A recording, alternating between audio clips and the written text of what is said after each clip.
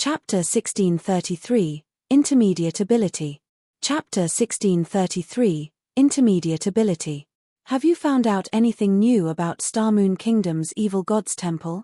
Shifeng could not help but ask as he watched Aqua Rose on the screen. Even he did not have any practical methods to deal with Heaven's Burial's monster army. However, he was not particularly worried about the army. Either the situation in Starmoon Kingdom had changed since their last confrontation. NPC armies constantly patrolled the kingdom right now, and if these NPCs encountered any evil beasts or demons, they'd quickly exterminate these monsters. Hence, Heaven's Burial couldn't dispatch an army of evil beasts and evil demons en masse into the kingdom right now. Otherwise, the enemy guild would have done it already, rather than send a video and try to threaten them. Although the monster army couldn't march into the kingdom, it could dispatch small contingents of high-tiered evil demons to ambush players. Hence, Heaven's Burial's monsters were still quite a problem. If Zero Wing wanted to squash this problem thoroughly, it had to destroy the Evil Gods Temple in Starmoon Kingdom. They've hidden it quite well. Even now, we haven't found any clues leading to the kingdom's Evil Gods Temple yet, Aqua Rose said, shaking her head. She continued, moreover, even if Heaven's Burial doesn't mobilize its monster army, at the rate it's growing, it's only a matter of time before the guild overwhelms and crushes us. Based on our most recent information, Blackwater has recently hired another batch of Refinement Realm experts to help hunt our members. It's taking everything we've got just to defend ourselves. If more Refinement Realm experts join the fight, I'm afraid that we won't last very long. In addition, our financial state is particularly concerning. We've already used all of our available funds, and we don't have the support of any major corporation. We're entirely reliant on Zero Wing City, Stone Forest Town, and the Candlelight trading firm's profit to keep the guild running. If something unexpected happens that require those funds, we'll be ruined. She was also aware that Heaven's Burial had merely sent the video to scare them. However, nothing changed the fact that Heaven's Burial and Blackwater's aggression was increasing. Furthermore, Blackwater had recruited plenty of Refinement Realm experts to help in this war using its expansive connections. Initially, Blackwater had sent over 20 Refinement Realm experts to aid Heaven's Burial, and now it was sending an additional 30+ experts. Although the total count was still far less than the Conqueror parties, these Refinement Realm experts would be more than capable of keeping the Conqueror parties busy. With the Conqueror parties distracted, Heaven's Burial's other experts could attack without worry. Because of this, Zero Wing suffered severe casualties. The remuneration the guild paid out every day was astronomical. If any other guild had to pay such a price, it would have long since gone bankrupt. I understand. I'll have everyone return immediately, so your team should get ready to receive them. Also, notify Melancholic and tell her to host an auction in the Zero Wing auction house in 6 hours. We'll sell Zero Wing City's private houses and shops, Shifeng said after giving the matter some thought. Right now, he needed to deal with the guild's financial problems. Although he had tried to think of a way to increase Zero Wing's income, these revenue sources weren't enough to compete with Heaven's Burial and Blackwater were selling Zero Wing City's private houses and shops. But, with the current situation, I'm afraid that we'll have trouble selling them for a high price. Aqua Rose understood Shifeng's intentions. In fact, she had considered the same option. However, only a fool wouldn't see the situation of Heaven's Burial and Zero Wing's war. With that in mind, no one would willingly spend a large amount of money to purchase Zero Wing City's private houses and shops.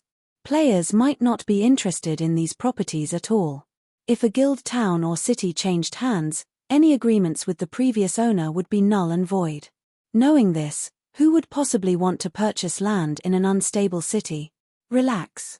Even if our situation is uncertain, what must be sold, will be, Shifeng said, chuckling.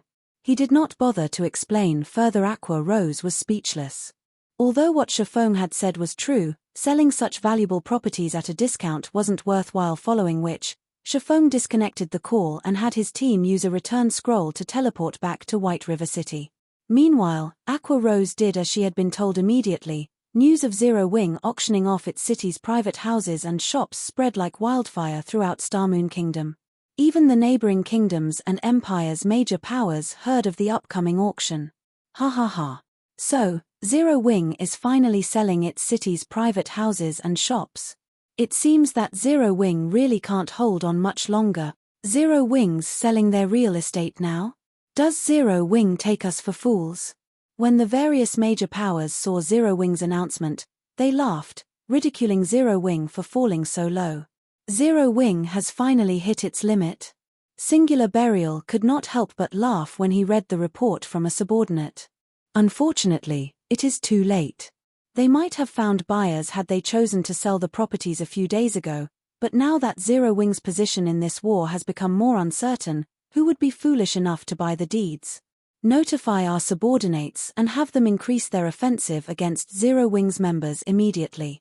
Also, spread a lie to the public, stating that we intend to attack Zero Wing City. I want to see just who actually attends Zero Wing's auction. Understood. Daybreak Fog nodded before leaving the guild leader's office. Although the various major powers understood that Zero Wing was approaching its end, many would be interested in attending the guild's auction. Aside from Zero Wing's in-house products, items were available from other players in Zero Wing's auctions. There was also the convenient option of bartering.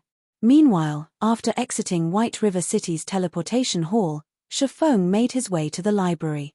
Although he had already bound the purple thunder flame to himself, he needed the help of a special magic array to fuse it with the soulfire, and only Charlin was capable of conjuring this magic array at the same time. Shifeng sent his team to deliver the mana and Eternium ore they collected to the Candlelight trading firm before getting some rest aside from the massive amount of EXP they had earned while grinding demonic creatures in the Lost Town.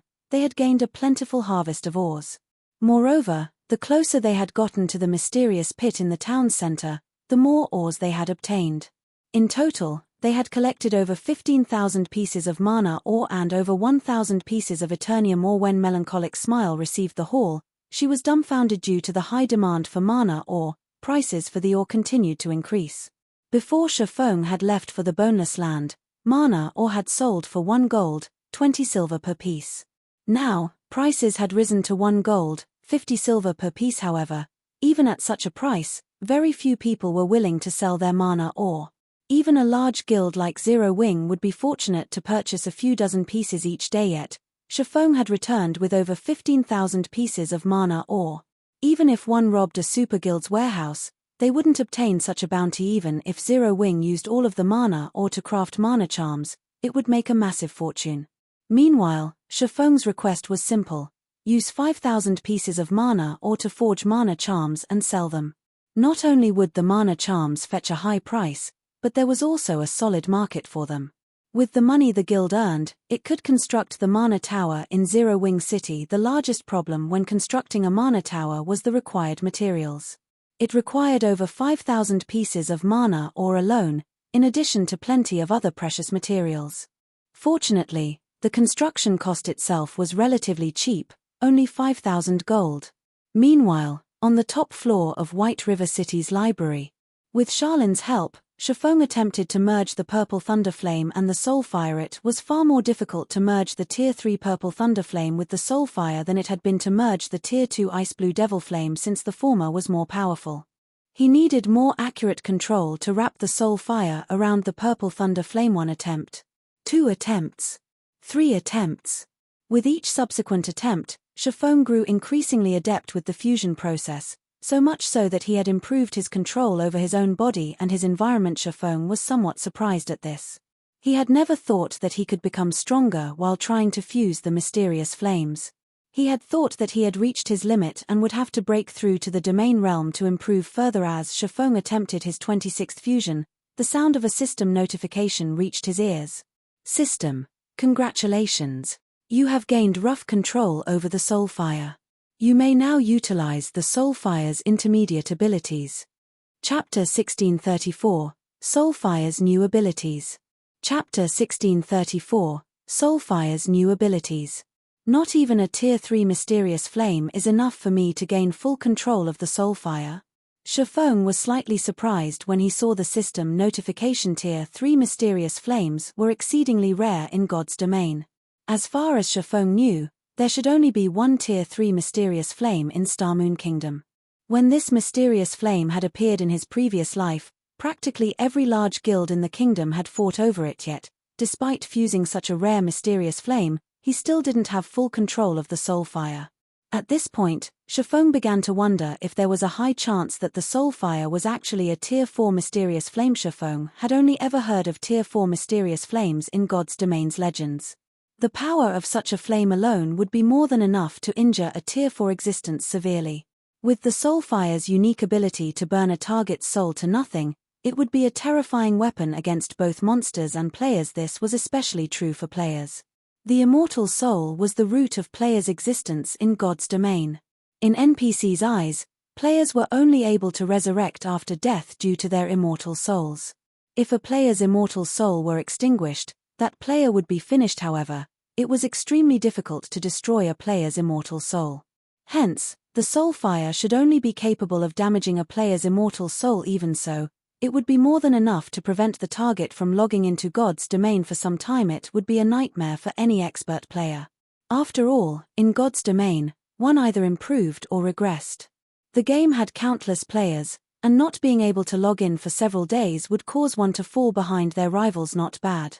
You've actually fused the purple thunder flame so quickly. With your current control over the Soulfire, you can weaken the soul chain's corrosion further. Locating that mysterious individual should become much easier, Charlene said, chuckling at Shifeng. However, you must still be careful. Although you've extended your time limit to 108 days after fusing with a Tier 3 mysterious flame, God's domain is very large. It might seem like a lot of time, but in reality, it isn't. It is best if you locate a few more Tier 3 mysterious flames during this time.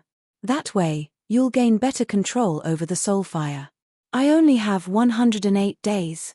Shifeng was dumbfounded when he heard Charlene's warning. He had hoped to extend his time limit by a year or so after absorbing a Tier 3 mysterious flame, yet the system had only given him a small extension, and just as Charlene had said, locating that mysterious Tier 5 NPC would not be an easy task. He had no clues leading to the NPC, either. He could only rely on the soul chain. Moreover, this was a legendary quest. In general, quests of this rank couldn't be completed within a short period. After pondering the situation for a moment, Shifeng calmed down. After all was said and done, the purple thunderflame had delayed his deadline by quite a bit. At the very least, he would have more time to deal with his own matters, following which, Shifeng tested the Soulfire's power immediately. Shifeng's dark pupils were consumed by silver fire. His aura also changed abruptly. If others had felt relaxed around him before, he would now feel like an icy hell. Death and cold dominated his aura. Amazing.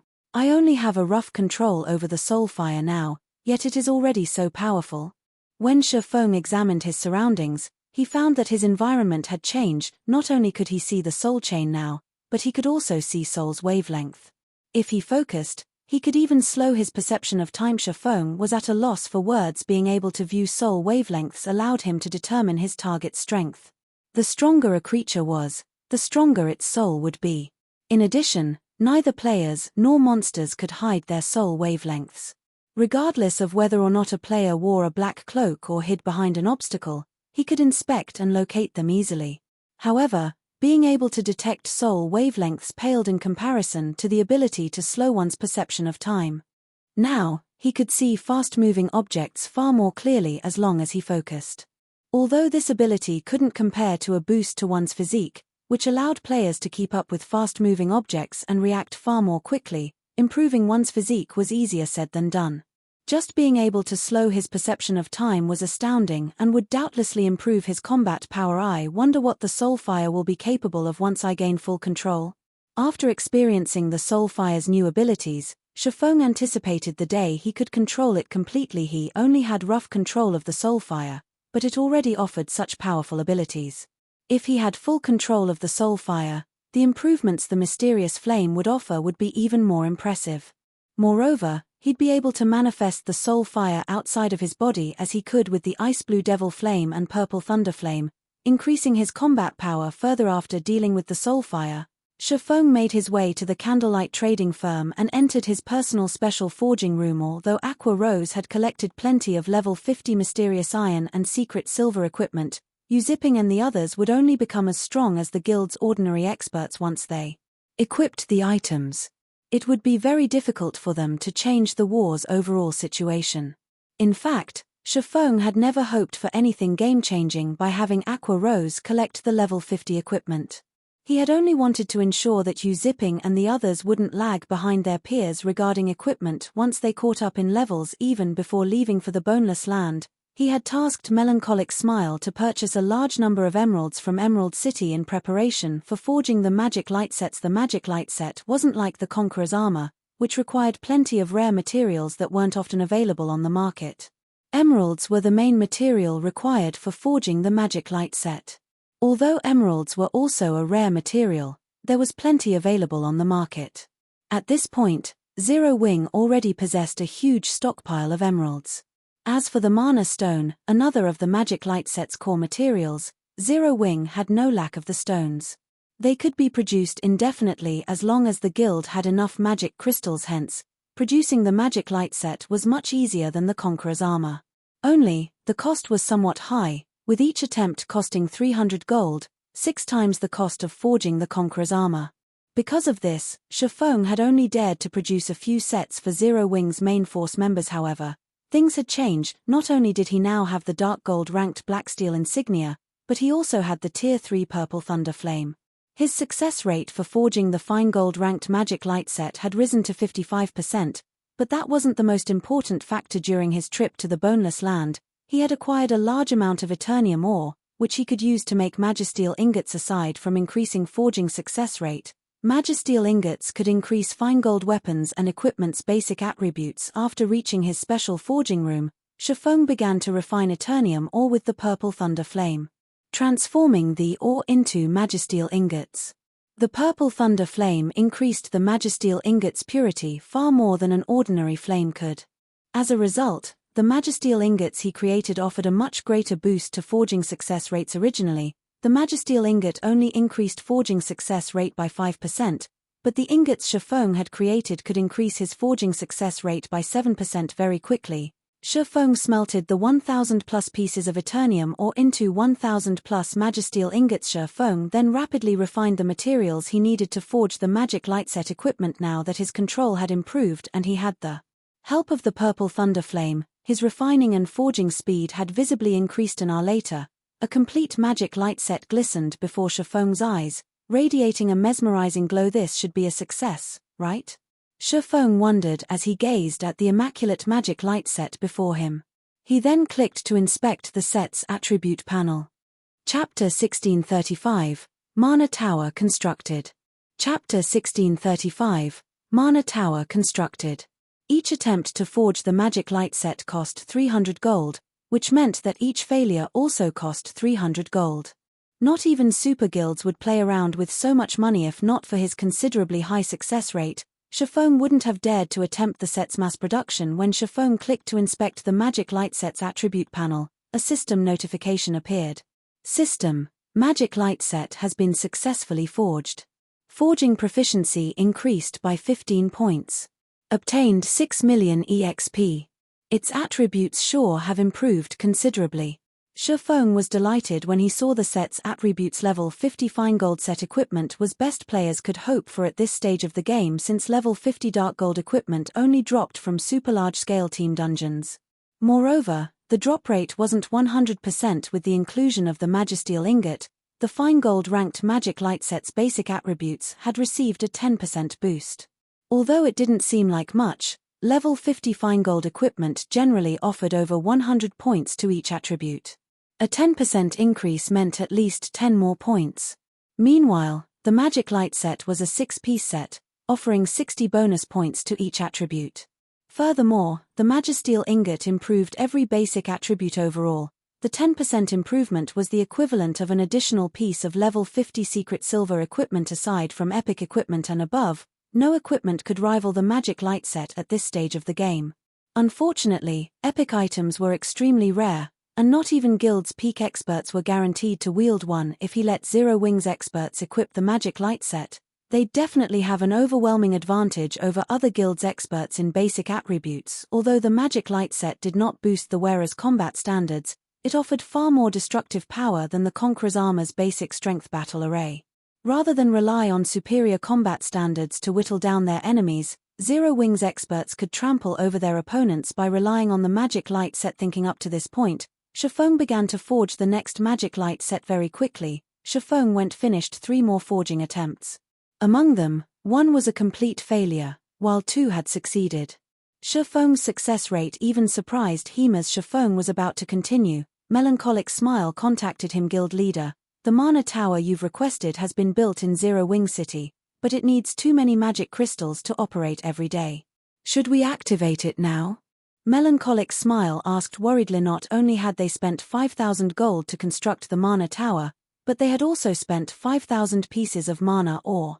She had assumed that the mana tower would bring in additional income for Zero Wing City, but once it had been constructed, she had discovered that activating it cost 3,000 magic crystals, and its continued operation would cost 1,500 magic crystals per day. This was a significant expenditure to any guild, especially Zero Wing. Although the 4 Towers of Elements' teleportation function and Zero Wing's battle arenas had earned the guild some magic crystals, they couldn't afford to squander what they had. It's fine. Activate it, Shifeng said, chuckling. The mana tower was the symbol of a guild city.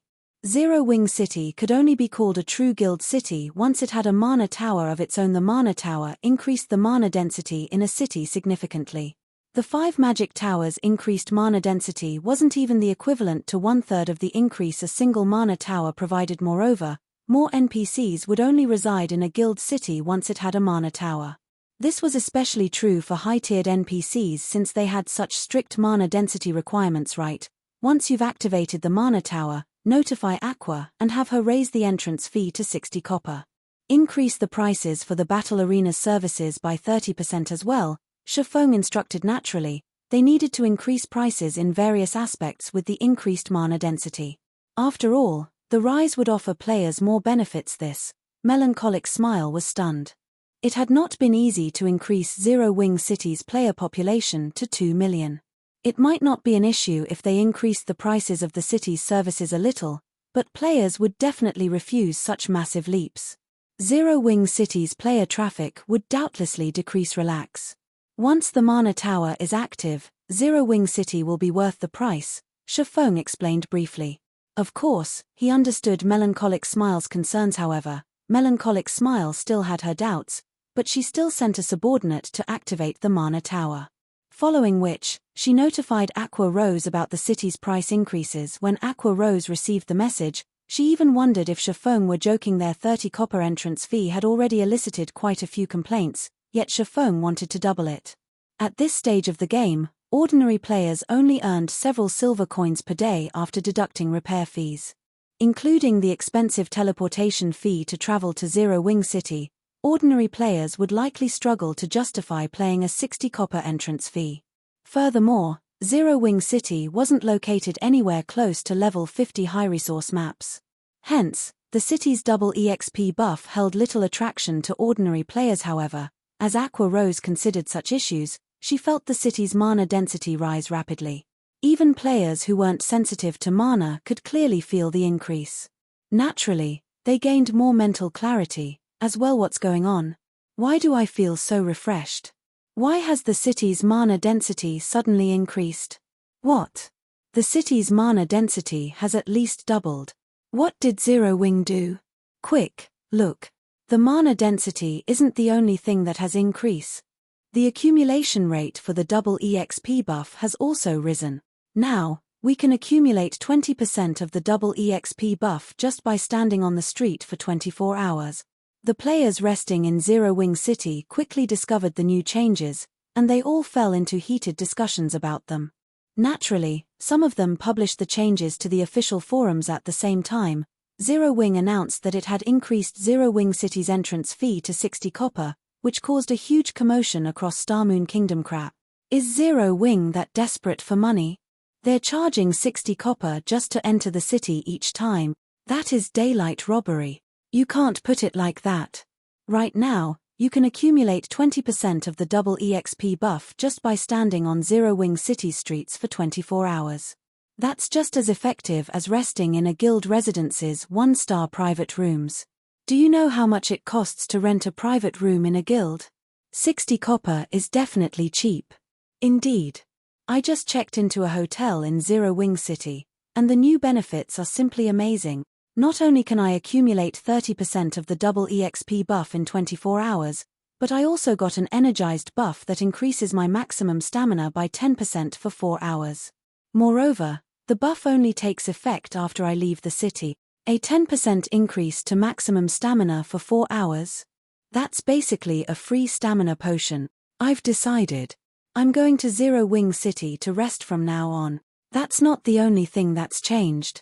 I've heard that Zero Wing City's teleportation function can cover a larger distance now. Now, you can teleport into the Orc Empire from Zero Wing City. At first, everyone had been disgruntled about the increased prices for Zero Wing City's services, but after learning about the new benefits the city offered, the number of players willing to rest in Zero Wing City skyrocketed. This was especially true for the adventurer teams that planned to explore the Orc Empire. While ordinary players might consider the teleportation function expensive, the fee was no problem for adventurer teams. To them, time was more important. With the amount of time they saved, they could defeat more bosses, complete more quests, and earn more contribution points. They could easily earn back their teleportation fees and more in the end. Zero Wing City's player population shot from 2 million to 3 million in less than an hour after the guild implemented the new changes. At this point, the city even felt a little crowded. Chapter 1636, Zero Wing City's Rise. Chapter 1636, Zero Wing City's Rise. The rapid increase in Zero Wing City's player population had surprised Aqua Rose, who had assumed that it would decrease. Not only did the sudden addition of 1 million players bring in another 6,000 gold in entrance fees to Zero Wing City, but plenty of players also rushed to use the city's teleportation function to save on teleportation fees. The various adventurer teams visiting Zero Wing City had also bought memberships for the teleportation services, each earning Zero Wing 20 magic crystals. In one short hour since the guild implemented the new changes to the city, over 4,000 players had bought a membership, bringing in over 80,000 magic crystals. There were even more players interested in teleporting to the Orc Empire. Due to the increased teleportation distance, non-members had to pay 30 silver for each maximum range teleportation. Even after deducting the teleportation cost, Zero Wing still earned 18 silver from each traveling player during the past hour. Over 6,000 non-members had teleported to the Orc Empire, handing over 1,000 gold to Zero Wing. Aqua Rose and Melancholic Smile were stupefied previously. Melancholic Smile had worried that they wouldn't be able to earn back the cost of the Mana Tower, but the city's teleportation function alone had raked in over 1,000 gold. The function alone made money faster than the Candlelight trading firm as a whole, not to mention the amount of magic crystals the service raked in. Moreover, the number of players using the teleportation function and registering for membership continued to increase. Guild leader, where did you obtain this Mana Tower? It is simply amazing. Aqua Rose said excitedly. With its profit speed, we can easily cover our daily expenditures. We won't have anything to fear, even if we continue to duke it out with Heaven's Burial for another 2 weeks. She had agonized over Zero Wing's lack of funds. The increased bounty had skyrocketed the guild's daily expenditures, but now, she didn't need to worry about the issue. This is only the beginning. Later, I'll store the weapons and equipment I've recently acquired in the guild warehouse. Everyone can trade for the items. Since our guild members have suffered so greatly, give our members in Starmoon Kingdom some bonus GCPs. Normal members get 50 points, elite members get 200 points, and core members get 500 points, Shafong said, laughing. With the Mana Tower and the 4 Towers of Elements, Zero Wing City should have no problem reaching a player population of 5 million in the near future. At that time, the city should easily earn 30,000 gold off of entrance fees alone. Furthermore, there would be profit from the shop rentals, hotel fees, battle arena, and other revenue sources. Guild leader, won't it be a little much to give out so many GCPs at once? Aqua Rose could not help but gasp when Shafong told her to award so many GCPs to their guild members. Although the value of Zero Wing's GCPs had recently decreased, each point was still worth nearly 20 copper. Giving normal members 50 GCPs would be the equivalent of handing them 10 silver each. Elite members would receive 40 silver, and core members would receive 1 gold. Although this didn't seem like much, Zero Wing had a lot of members in Starmoon Kingdom. The total cost would easily reach more than 100,000 gold. Although players couldn't exchange these points for coins, there weren't many weapons and pieces of equipment in the guild warehouse available for purchase. It's fine. Our members have worked hard lately. Moreover, who says our guild doesn't have any weapons and equipment? Shifeng said, chuckling. However, he did not bother to explain further. Instead, he sent Yu Zipping a message, instructing him and the others to deposit the weapons and equipment they had obtained during their visit to the Boneless Land into the guild warehouse. After disconnecting the core with Aqua Rose, they had obtained over 6,000 level 55+ pieces of equipment from all of the demonic creatures they had slain in the Boneless Land. Although the majority of the items were bronze rank, there were several hundred pieces of mysterious iron equipment and dozens of pieces of secret silver equipment. Meanwhile, Shifeng's statement has confused Aqua Rose. She had no idea what Shifeng planned to do about this situation. However, she followed his instructions and published the announcement on the guild's notice board. Very quickly, this announcement caused a commotion in the guild chat. Vice guild leader, is this true? The guild is actually awarding us so many GCPs. Doesn't the guild lack funds right now? If the guild gives us so many points, what will it do about coins? Many of the guild members were surprised by Shifeng's generosity. Although each player only received a small reward, the total cost of giving all of them bonus GCPs, with how many members the guild had, would be massive. In reality, the guild didn't need to reward its members. Many were already satisfied with the benefits the new residents in Zero Wing City offered after the Mana Tower had been constructed. Now, due to the increased mana density in the city, members could accumulate 25% of the double EXP buff after resting for 20 hours in the guild hall, 35% if they rented a private room. Moreover, players would even accumulate the buff while they were offline. This sudden improvement had skyrocketed the guild members' morale. Their confidence in Zero Wing's future had not only returned, but increased. The biggest problem players faced in God's domain was leveling up. Unfortunately, the constant fighting with Heaven's Burial had severely affected Zero Wing members' leveling speeds. In fact, some members were losing levels faster than they could recover them. However, now that they could accumulate the double EXP buff so quickly, regaining their lost levels would be much easier. In contrast, Heaven's Burial's members didn't enjoy such a benefit. If this war continued, Zero Wing's members would definitely surpass Heaven's Burial's members in levels. No need to worry. This is a direct command from the guild leader. Moreover, the guild leader has said that since everyone is still willing to believe in Zero Wing will not mistreat any of you. Aqua Rose explained in the guild chat. Inwardly, though, she had no confidence in her words in the least. All hail the guild leader. All hail Zero Wing. Hearing Aqua Rose's words, Zero Wing's members cheered. After everyone received their bonus points, many players ran to the guild warehouse to purchase items. When they saw the available items, however, they were stupefied. All sorts of weapons and equipment had been put up for purchase in the guild warehouse.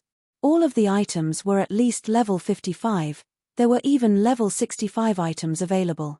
There were easily over 6,000 items in total currently. Even level 50 equipment was incredibly difficult to obtain, not to mention level 55+ weapons and equipment. Although none of them could use these level 55+ weapons and equipment at present, at the very least, they wouldn't have to worry about weapons or equipment once they reached level 55.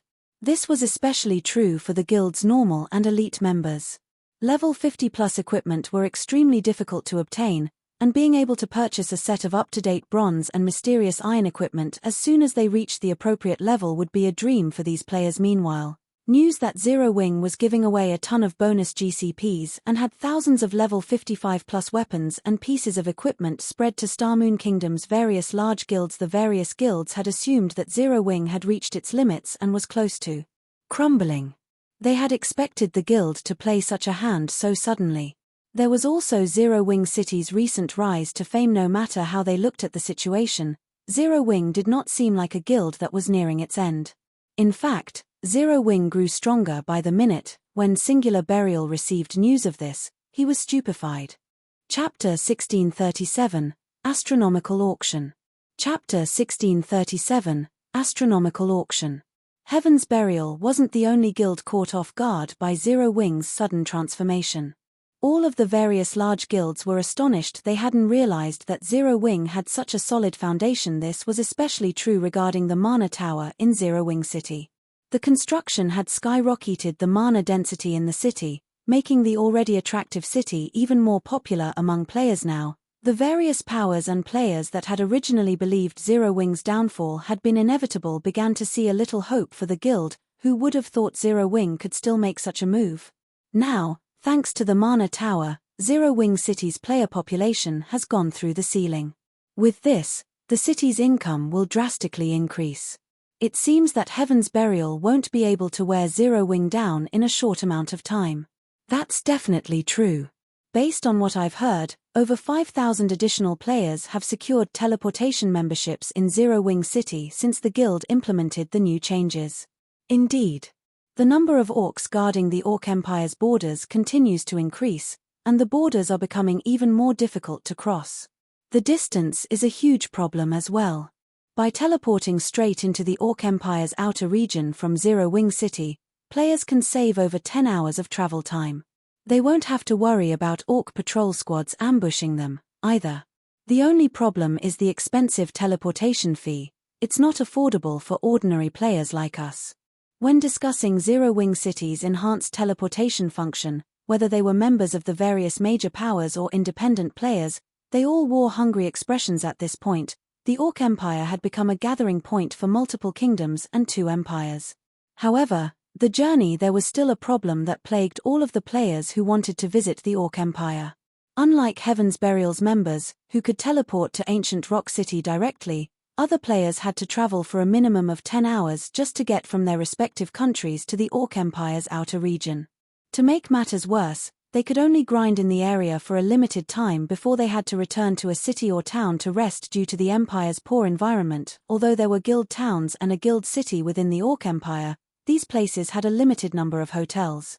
There wasn't nearly enough accommodation for every player adventuring in the Orc Empire. This meant that the majority of the players visiting the Orc Empire were forced to return to their country's NPC cities to rest, spending another 10 or so hours to travel back to the Orc Empire. However, Zero Wing City had changed everything.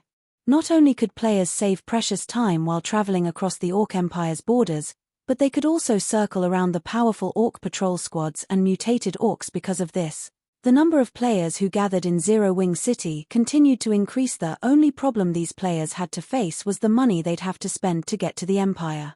There was also the matter of traveling to Zero Wing City. Although players could teleport to Zero Wing City via Evernight City, they still had to cross quite a distance to get from Starmoon City to Evernight City.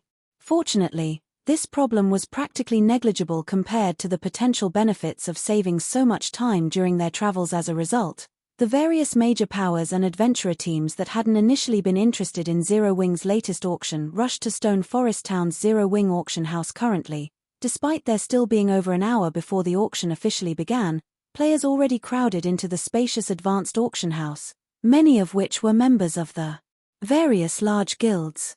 There were also plenty of well-known adventurer teams from the multiple kingdoms and 2 empires that neighbored the Orc Empire. Big Sis Aqua. More than 50,000 players have already arrived to participate in the auction. At this rate, we might even have 70,000 participants by the time the auction starts, Yaya said excitedly as she read the statistics report in her hands. Although Zero Wing was about to host its auction, not just anyone could take part. They had to fulfill certain conditions first. If one wished to enter the auction venue, they needed a minimum of 100 gold in their bags. If one wished to use the VIP rooms, then they had to have a minimum of 10,000 gold. The advanced auction house was even larger than the Candlelight trading firm in White River City. Not only could the largest auction hall house 100,000 people, but it also had 100 VIP rooms. Even so, all of the VIP rooms had been claimed. When Aqua Rose saw the statistics, she, too, was shocked. Even Super Guild's auctions had trouble attracting such a colossal crowd. Aqua Rose finally understood why Shifeng had said that this was only the beginning. With so many people contesting for Zero Wing City's private houses and shops, it would be strange if these properties did not fetch a high price. Following which, time passed quickly. Under Aqua Rose's guidance, Zero Wing's auction began smoothly. Although this was an impromptu auction, the available items were still of considerable quality, all of which were quite valuable to guilds and players. In fact, Zero Wing even intended to offer plenty of level 45 dark gold and level 50 secret silver equipment. Next up is our auction's first finale item, Zero Wing City's private house. The first private house is located behind Zero Wing City's battle arena. The starting bid will be 1,500 gold, with each increment being no less than 50 gold. As Aqua Rose, the auction's host, finished speaking, the crowd stirred. The players in the VIP rooms, in particular, who had, thus far, shown no interest in the items for auction, stared longingly at the image on the large display above the stage. Crap. Zero Wing actually dares to ask for such a price. Even the private houses in major NPC cities don't cost 1,500 gold. Is Zero Wing that desperate for money? Many of the players present were shocked by the minimum bid Aqua Rose had stated. The private houses in NPC cities with player populations in the millions only sold for around 1,000 gold. A few of the private houses in strategic locations only sold for a little more than that. Meanwhile, players didn't have to worry about attacks or sieges in NPC cities, but it was a different story for a guild city. There was no telling when another major power would attempt to take the city for itself. Zero Wing was simply insane for trying to sell an unstable private house for such a high price. Honestly, even Aqua Rose considered the price somewhat high, but Shifeng had determined the minimum bid 1,500 gold and not a coin lower. Hence, she had no choice but to go along with his wishes. However, after the auction's guests discussed the private houses in hushed tones, voices began to echo throughout the auction hall one after another as they began to place their bids. 1,600 gold, 1,700 gold, 1,800 gold. The rapidly increasing prices flabbergasted everyone. After a short moment, the price had risen to 2,200 gold. The bids only slowed after reaching this point. In the end, Remnant Cloud, the commander of the Firecloud Fox Adventurer team, won the first private house for 2,550 gold. Because of the winning bid, the spectating major powers envied Zero Wing. A single private house barely took up any of a city's land, yet Zero Wing had earned so much money from a single private house. At the same time, many of them pitted Remnant Cloud for his foolish decision. Although Zero Wing's situation had improved significantly, its chances of defeating Heaven's Burial were still slim. Purchasing a private house for so much money was foolish. However, as the various large guilds' upper echelons entertained such thoughts, the second private house sold for 2,700 gold. In total, Zero Wing had sold 15 private houses. Every one of them had sold, with the cheapest going for 2,450 gold and the most expensive earning 2,800 gold. The price could already rival that of high potential lands in NPC cities. As for Zero Wing City's shops, the minimum bid was a frightening 5,000 gold, with each increment being no less than 100 gold. In the end, of the 5 shops that had sold, the cheapest sold for 7,800 gold, while the most expensive one had gone for 8,500 gold. During this single auction, Zero Wing had gained a net profit of more than 120,000 gold. When Aqua Rose saw the final numbers, she even wondered if she were dreaming. Guild leader, with this much money, we can purchase a large amount of level 45 equipment and replenish our warehouse. We can definitely help our guild members recover their full strength. Aqua Rose's eyes glistened when she saw the profits the auction had raked in. It had been a long time since she had seen so much money. No. Set the guild warehouse's replenishment aside for now. First, prioritize the NPC shop's construction, Shifeng said, shaking his head. He had never intended to sell Zero Wing's precious lands just to help the guild's members recover their lost weapons and equipment. Although the guild members' items were quite important, they paled in comparison to the NPC merchants' shops. NPC shops were the lifeblood of a guild city. Only after gaining NPC shops could a guild city start its endless cycle of development. I understand. I'll get to it immediately. Hearing Shifeng's words, Aqua Rose recalled the NPC merchants that had visited Zero Wing City to discuss business.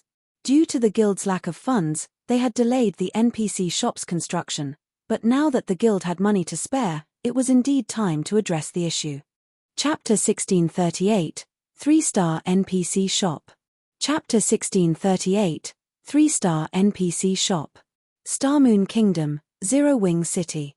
Since there was no need for players to construct NPC shops personally, Tall buildings began to rise in Zero Wing City as soon as Aqua Rose made the necessary payments. The shop's 2-star NPC merchants required usually only had 2 or 3 floors, costing between 500 and 1,000 gold to construct. As for the shops for the 2-3-star NPC merchants, one had 5 floors, while the other had 6 floors. Each had cost over 2,000 gold to construct. 15 minutes after Aqua Rose made the payments, the NPC shops were complete. The added buildings made Zero Wing City look far more prosperous. The 2-3-star NPC merchants' shops, which were both located in the heart of Zero Wing City, were particularly eye-catching. The architecture of these shops was even more gorgeous than the candlelight trading firm.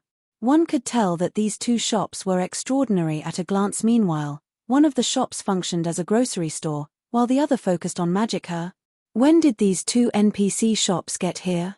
These buildings are so extravagant. Quick, let's go in and take a look.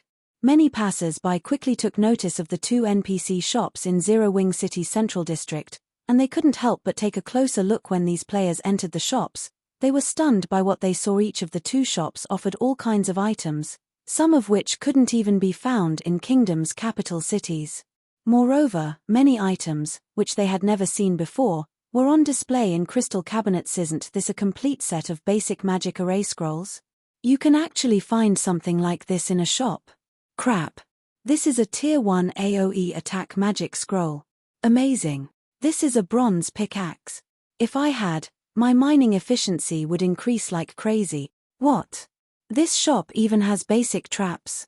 Everyone's eyes nearly fell from their sockets when they saw the items on display in the dozens of crystal cabinets in the magic store's first-floor hall. Basic magic arrays were rare on the market, mostly because it was extremely difficult to collect a complete set. Normally, only the various large guilds were capable of collecting a complete set.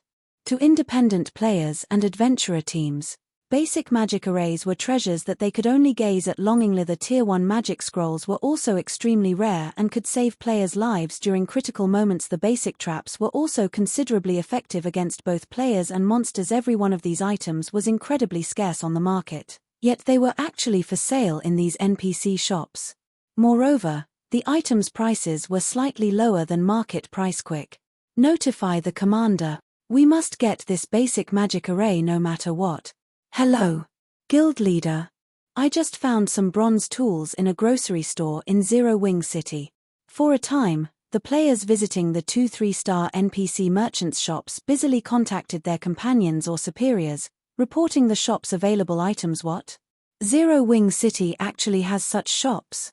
I'll have someone bring the money immediately. Keep an eye on those items. The various major powers' upper echelons were wrought with desire over the new NPC shops in Zero Wing City. They promptly issued commands to acquire these items, no matter the cost. In less than 10 minutes, the 2 NPC shops were overcrowded with players, becoming even more popular than the candlelight trading firm. News of these NPC shops quickly spread throughout Starmoon Kingdom. Many players might not regard the double EXP buff as important or have any interest in the Orc Empire, but every player was interested in obtaining rare items. This was especially true for tools that could help players defeat powerful monsters, such as Tier 1 magic scrolls and basic magic arrays. Usually, only guilds had the opportunity to use such items. They couldn't simply be purchased with enough money. After acquiring these tools, players could take down powerful monsters they previously had to avoid. Guild leader, now that every NPC merchant has begun their shop's operation, shouldn't we purchase some of their products for ourselves?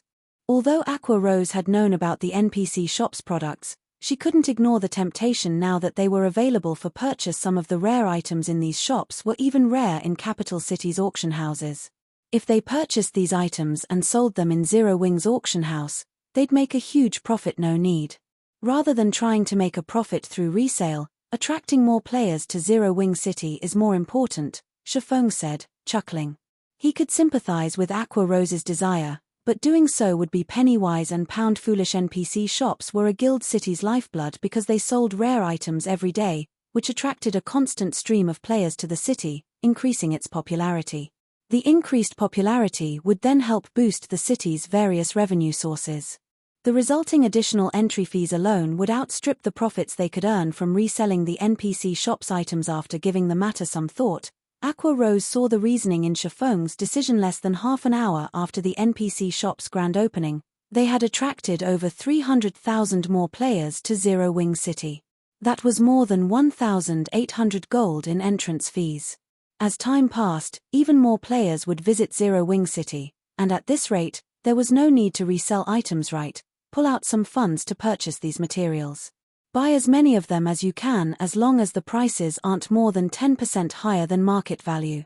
Once you have them, send all of the materials to me, Shifeng instructed after examining the materials he had left to forge the magic light set. Although he had Melancholic Smile gradually collect the necessary materials, the cost was simply too high. Overall, Melancholic Smile had only managed to purchase around 100 sets of materials for him.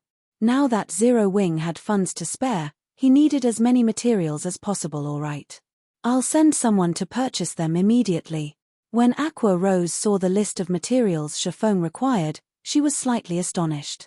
However, now that Zero Wing City's income soared, she was confident in acquiring a large stock. Orc Empire, Ancient Rock City.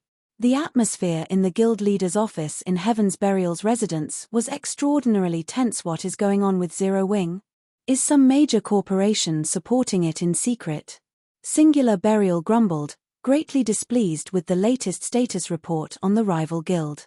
At the same time, he felt an immense pressure bear down on him. Not long ago, it had been obvious that Zero Wing was about to crumble, yet it was now full of vim and vigor.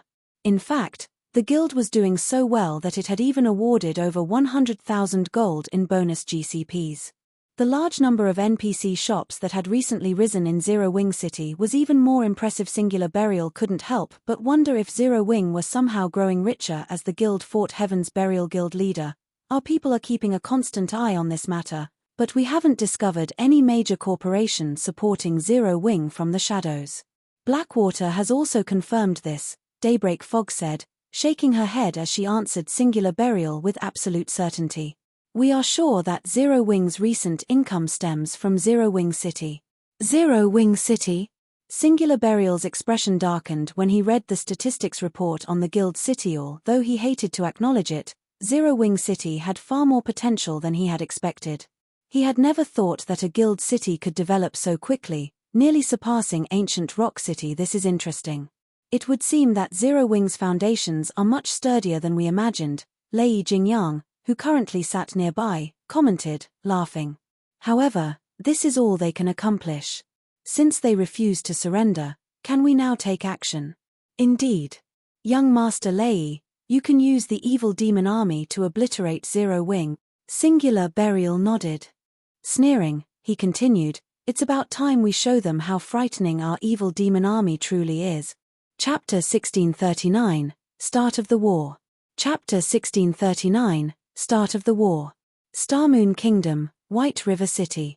Due to Zero Wing City's sudden rise in fame, many independent players from the neighboring kingdoms had gathered before Zero Wing's residence in White River City, hoping to join the guild. Although Zero Wing didn't fare so well against Heaven's Burial right now, it was only a matter of time before Zero Wing City surpassed Heaven's Burial's Ancient Rock City at the rate it was developing. Zero Wing City's teleportation function and numerous NPC shops were so attractive that even independent players and well-known adventurer teams considered settling down, long-term, in the city.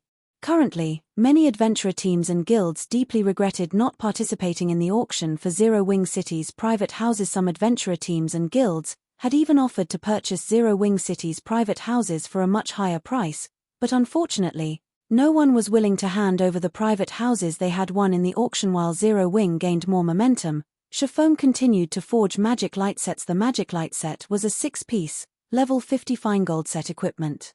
Its forging procedures were extremely complex and difficult to accomplish. However, as Shifeng completed more sets, he became increasingly familiar with the forging process. With the help of the Purple Thunder Flame, he needed even less time to complete each set. Normally, a master forger would need nearly an hour to complete one attempt. Shifeng, on the other hand, only needed around 40 minutes now. Moreover, his practical success rate had risen to 60%. He could successfully forge 6 sets out of 10 attempts due to Shifeng's familiarity with the forging process. Most of the remaining 40% only had a few minor defects, coming out as either secret silver or mysterious iron rank. Only 10% of the failures were unusable. While the secret silver and mysterious iron sets were considered failures, the pieces were still valuable to level 50 expert players. Furthermore, the failures still retained their set effects, which made them half a rank stronger than ordinary equipment of the same rank. Since Shifeng had no intention of keeping the magic light sets a secret, he dropped the failures in the guild warehouse and only kept the successful sets on him. As Shifeng prepared for his 27th attempt, Aqua Rose contacted him. Guild leader, Heaven's Burial has made a move. Currently, Heaven's Burial's Lei Jingyang is leading a massive number of evil beasts and expert players to attack our members in the 4 high-resource maps. We're too outnumbered. We simply can't hold them back. We've already lost a lot of expert members. Although I've already ordered a temporary retreat, it seems that Heaven's Burial had prepared for that. Our members won't be able to get out easily, Aqua Rose anxiously reported as she sent Shifeng a few videos. Each of the recordings displayed Heaven's Burial's expert teams leading 20 to 30 Lord ranked and above evil demons. Although the evil demons did not have as much HP as evil beasts of the same rank, they possessed superior intellect. A single level 70 Lord ranked evil demon was more than capable of cornering a 20-man team of ordinary experts, let alone 30 of them. Any of Zero Wing's 100-man expert teams would be basically annihilated if they came across these evil demons.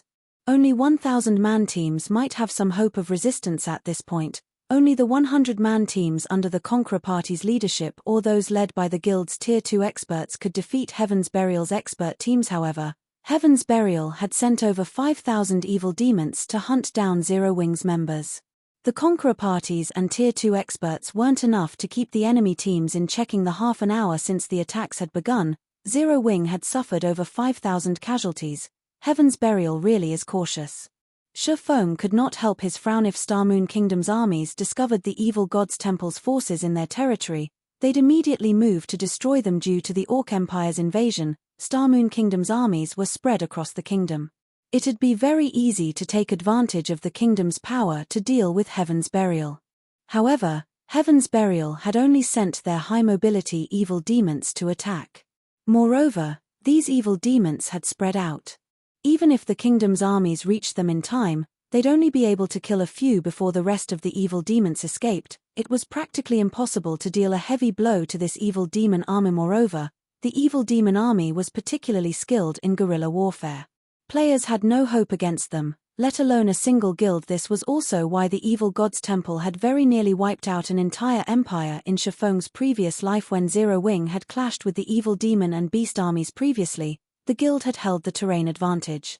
It had also had the help of defensive magic arrays, defense turrets, NPC guards and soldiers, and other such tools.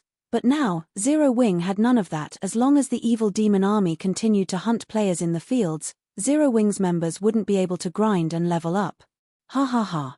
Boss Lei, these evil demons are amazing. Not even Zero Wing's expert teams can hold a candle to these monsters, a burly ranger exclaimed, laughing as he watched the evil demons crush a 100-man expert team from Zero Wing. A short distance away with just 40 evil demons, they had forced a Conqueror Party-led expert team to retreat. He had never thought this situation would be possible. Keep a close eye on them. Make sure none of them escape, Lei Jingyang said, laughing. He, on the other hand, wasn't surprised in the least. He had personally fought a great Lord-ranked evil demon before. Without a berserk skill, he was no match for the evil demon, barely able to defend himself. If a group of evil demons ganged up on him, even an expert of his caliber would quickly fall. Although Zero Wing had stood toe-to-toe with Heaven's Burial in this war of attrition thus far, the outcome had been determined long ago. Zero Wing never had a chance of victory. Meanwhile, news that Heaven's Burial had dispatched an evil demon army against Zero Wing quickly reached the major powers. Seeing the numerous evil demons spread across the high-resource maps Zero Wing's members occupied, even Super Guild's upper echelons couldn't help but frown. It seems that Heaven's Burial has gathered a powerful evil demon army. Even with Zero Wing City's rise in popularity, Zero Wing's legacy will soon end. Yuan Taishan could not help his rueful sigh as he read the latest report on the war between Zero Wing and Heaven's Burial. According to the report, Heaven's Burial had dispatched 20 Grand Lord-ranked evil demons to Starmoon Kingdom. Every one of these Grand Lords was an absolute nightmare for players. The guild had also dispatched 500 great lords and thousands of lord-ranked evil demons. This army would be invincible in the fields. Starmoon Kingdom's NPC armies were the only hope of exterminating these monsters now. Unfortunately, by the time the kingdom's armies arrived, the evil demons would have likely escaped had Zero Wing agreed to the secret pavilion's conditions. There might be a solution to this problem, but the guild had lost any possibility of escaping this predicament. As Zero Wing's members retreated from the various high-resource maps, Heaven's Burial published a post on Starmoon Kingdom's official forum. Zero Wing, do you dare face us in a final stand?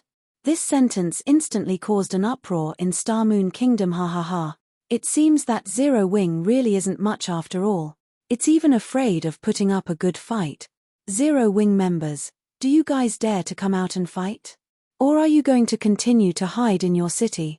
Heaven's Burial's members clamored on the forums, provoking Zero Wing's members to a fight in the fields. Naturally, Zero Wing's members were incredibly frustrated.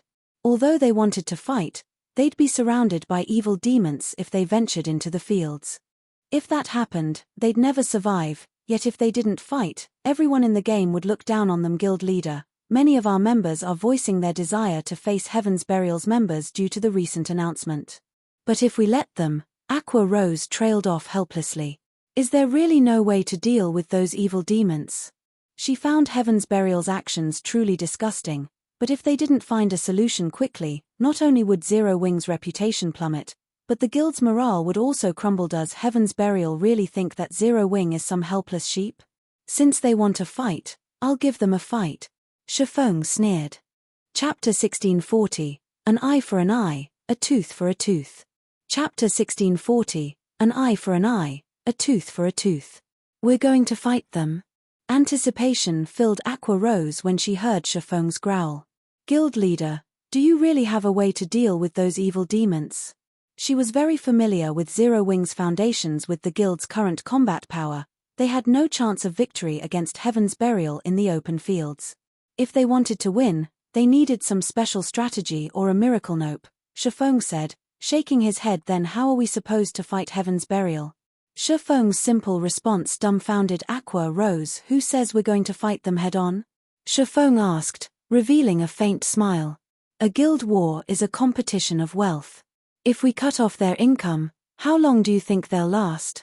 Both guilds had already set bounties on each other's members and incurred massive expenditures each day because of it. If one side suddenly lacked the funds to pay for the massive number of bounty claims and couldn't compensate its guild members, that guild would crumble under the pressure. Cut off their income?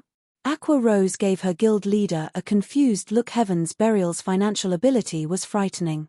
Not only was it backed by the Blackwater Corporation, but it could also lean on the Orc Empire's ancient rock city for funds. If it were possible to cut off these sources, Heaven's Burial would suffer a devastating blow to its finances. However, no matter how Aqua Rose considered the situation, she couldn't find a way to do so. Ancient Rock City was located in the Orc Empire's inner region.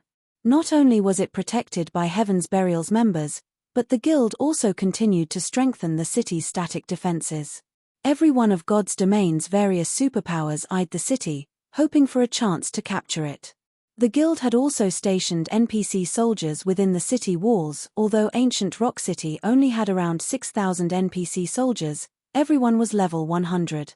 The majority of them was also Tier 1 soldiers, with a minority of Tier 2 NPCs and a few Tier 3 commanders. Level 100 was the second major turning point in God's domain.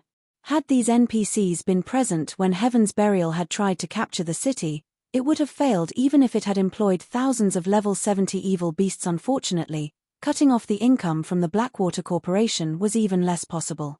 Blackwater had already taken control of the Iron Empire, and with Zero Wing's current strength, attacking the guild in its own empire would be suicidal in any case. Have someone send me 60,000 magic crystals. I intend to visit Ancient Rock City and try to cut off Heaven's Burial's income from it. Also, inform our guild members to stay indoors for now. If they have to level up, they can do so in the maps around Zero Wing City. Have Flying Shadow, Shadow Sword, and the others offer reinforcement if our members come under attack, Shifeng instructed after nodding to Aqua Rose's question. None of the others had the power to deal with Ancient Rock City. Unfortunately for Heaven's Burial, he had obtained the Demon King's Horn, an epic consumable, During his trip to the World Summit, even Zero Wing City's defensive magic array would shatter against a full-powered attack from a Tier 5 Demon King, not to mention Ancient Rock City's. The Demon King's horn's only flaw was its maddening requirement of magic crystals. Previously, Zero Wing hadn't even had 10,000 magic crystals in its warehouse, and Shifeng couldn't have afforded to use the Demon King's horn. But things had changed for the guild. Zero Wing City alone earned more than 100,000 magic crystals through its teleportation services and battle arena, and the number continued to climb by the minute. Hence, taking 60,000 magic crystals would not harm Zero Wing's daily operations too much. Since Heaven's Burial dared pull such a stunt, Shifeng had to return the favor. As the saying went, an eye for an eye, a tooth for a tooth. When Aqua Rose heard that Shifeng planned to head to Ancient Rock City by himself, she panicked. Hurriedly, she argued, "Guild leader, it is too dangerous for you to go alone. There are level 100, Tier 3 NPCs guarding Ancient Rock City. Heaven's Burial has long since set Zero Wing as an enemy. The moment you approach the city, the NPCs will annihilate you." Every NPC soldier in Ancient Rock City was more than capable of slaughtering current players. Going there alone was suicidal. "Relax. I know what I'm doing. If I really can't pull it off, I won't force the issue," Shifeng said, chuckling. He did not bother to explain further. "Then, you must be careful. I will have Yaya deliver the magic crystals right away," Aqua Rose repeatedly implored.